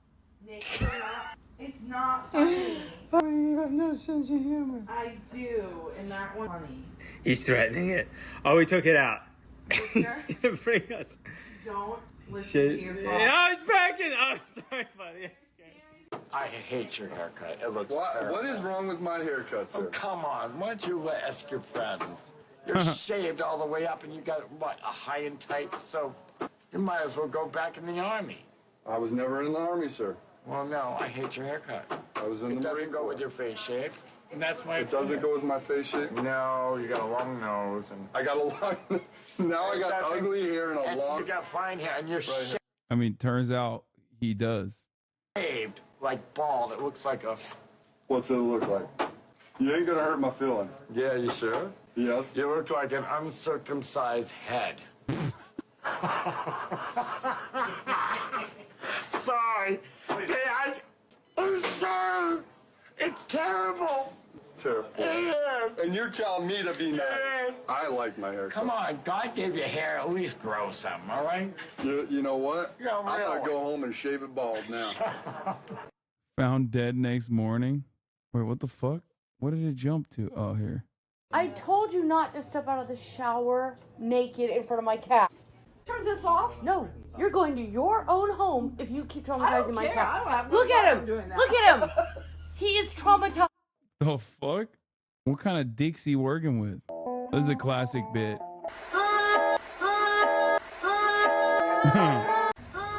Welcome, my friend. Welcome, my friend. Damn, it's hot. I'm sweating like R. Kelly in Disneyland. Classic. Two guys who played the villains at the end of the school play. Fuck. مريض. ايه القبلة هنا الكعبة هذه الكعبة يا مسلم هنا. No. How do you miss that? He's saying Gabba. هنا الكعبة هذه الكعبة يا مسلم. Oh no, remember he's saying the Kaaba is right there. God damn, dude. Missed point blank. Keyboard, my screen broke, my computer broke, my phone charger broke, my phone broke, my interface broke, my wall is broke, my door is broke, your port is broke, my shoes is broke, I get rags while you're broke, my MIDI keyboard broke. Did Pokelaws make this? My hard drive broke, my LED is broke, my kitchen towel broke, my hoop is broke, my basketball is broke. Yo, who the fuck is this? Who the fuck? Luffy and Zoro educating Nami on they them pronouns. If it's not he, then what is it? Probably they. Come on, let's go. What do you mean they? Wait, what? Who was he? I don't know. It's not he. Huh? If it's not he. Zoro's woke. Twitch chat, if you're reading this, type !Discord. If you would like to submit your TikToks for a review, channel will be reopened after stream. Oh, this is the Salam cat I was looking for. Hold on. Does that dog kind of look like me? So stupid. السلام عليكم. كيف حالك؟ الحمد لله. يا عيال كيف تسولف؟ God, am I like an old head for liking this? I feel like this is some old head shit. Cats are Muslim canonically, though, for sure. Thanks for watching, Hassan. We love you. Hot Scored PR year. No, I'm not participating in Hot Scored PR year, okay? No. Did you watch the Danny Jason Nash? No. Banger stream, which we did last news. Bro, people do not fuck with anything but the news lately, okay? Imagine if I did a whole stream without news. Well, I mean, that's Saturdays and Sundays and sometimes half a day on Friday. And people immediately, as soon as I switch over from the news, people will immediately be like, dude, I can't believe you're looking at TikToks instead of covering Palestine. I can't believe you are not covering Palestine every single moment of every single day, even though you do actually do that. Even though, yeah, Saturday did turn into a 2-hour argument about police brutality. You scared the Gamer Frogs by killing Mousy the other day? Fuck you. No. Haiti coverage tomorrow? Maybe. When Poppy playtime? Oh, yeah. That's right. We got to do Poppy playtime soon. Eventually. Soon it will happen. We need a better stream success metric than raw viewer numbers. I don't think we're getting enough data. There's different folks in different shows, etc. I've discovered left communists and they fucking hate you. Lol, do you fight the liberal allegations? Yeah, good luck. Tell the chatter you left com and their mom. True. You should try that new left communism. They sure did. Got him. You did miss the Kate Middleton discussions. You did. My assessment is that she's dead from a BBL. Lost but not forgotten type shit. You know what I mean? You being a lib is so 2020 discourse. Dude, great. I want people to think I'm a liberal. Fuck, man. Much larger audience. Yes, I'm a liberal and I love capitalism. Now listen to everything I have to say, please. Anyway, love you guys, and tomorrow we'll be back. That's all I got for now. All right. Bye-bye. says Hassan. The starlock to the starlock to the topic just begun. There he is again. Hassan is streaming. Hassan is streaming. There he is again. Hassan is streaming. Hassan is streaming. Reviewing the P.O. box. Uncle Uger's face. Sudden Discord active prop. Great names take on break. Tiny Bernie Sanders, LGBTQ Air Force. The whole left at your fingertips. Ane at your door. H3 crowded debate. The Young Turks online show. 3 full fucking years of this. Plenty more to go. 90-day fiance talks of champagne bourgeoisie. A Trump rally live reaction. A mass riot at DC. There he is again. Hassan is streaming. Hassan is streaming. There he is again. Hassan is streaming. Hassan is streaming. Reading live stream fair comments. Austin show chat advice. And all the ways the right-wing pipeline can suck you in online. JCS react, Lord frame gets broken, cover blown. A full-blown mass pandemic monster streaming at your home. Total radicalization coming out to find.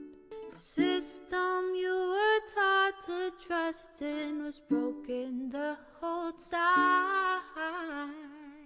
All these daily streams, whether big or whether small, have helped me and so many find the meaning through it all. There he is again. Hassan is streaming. Hassan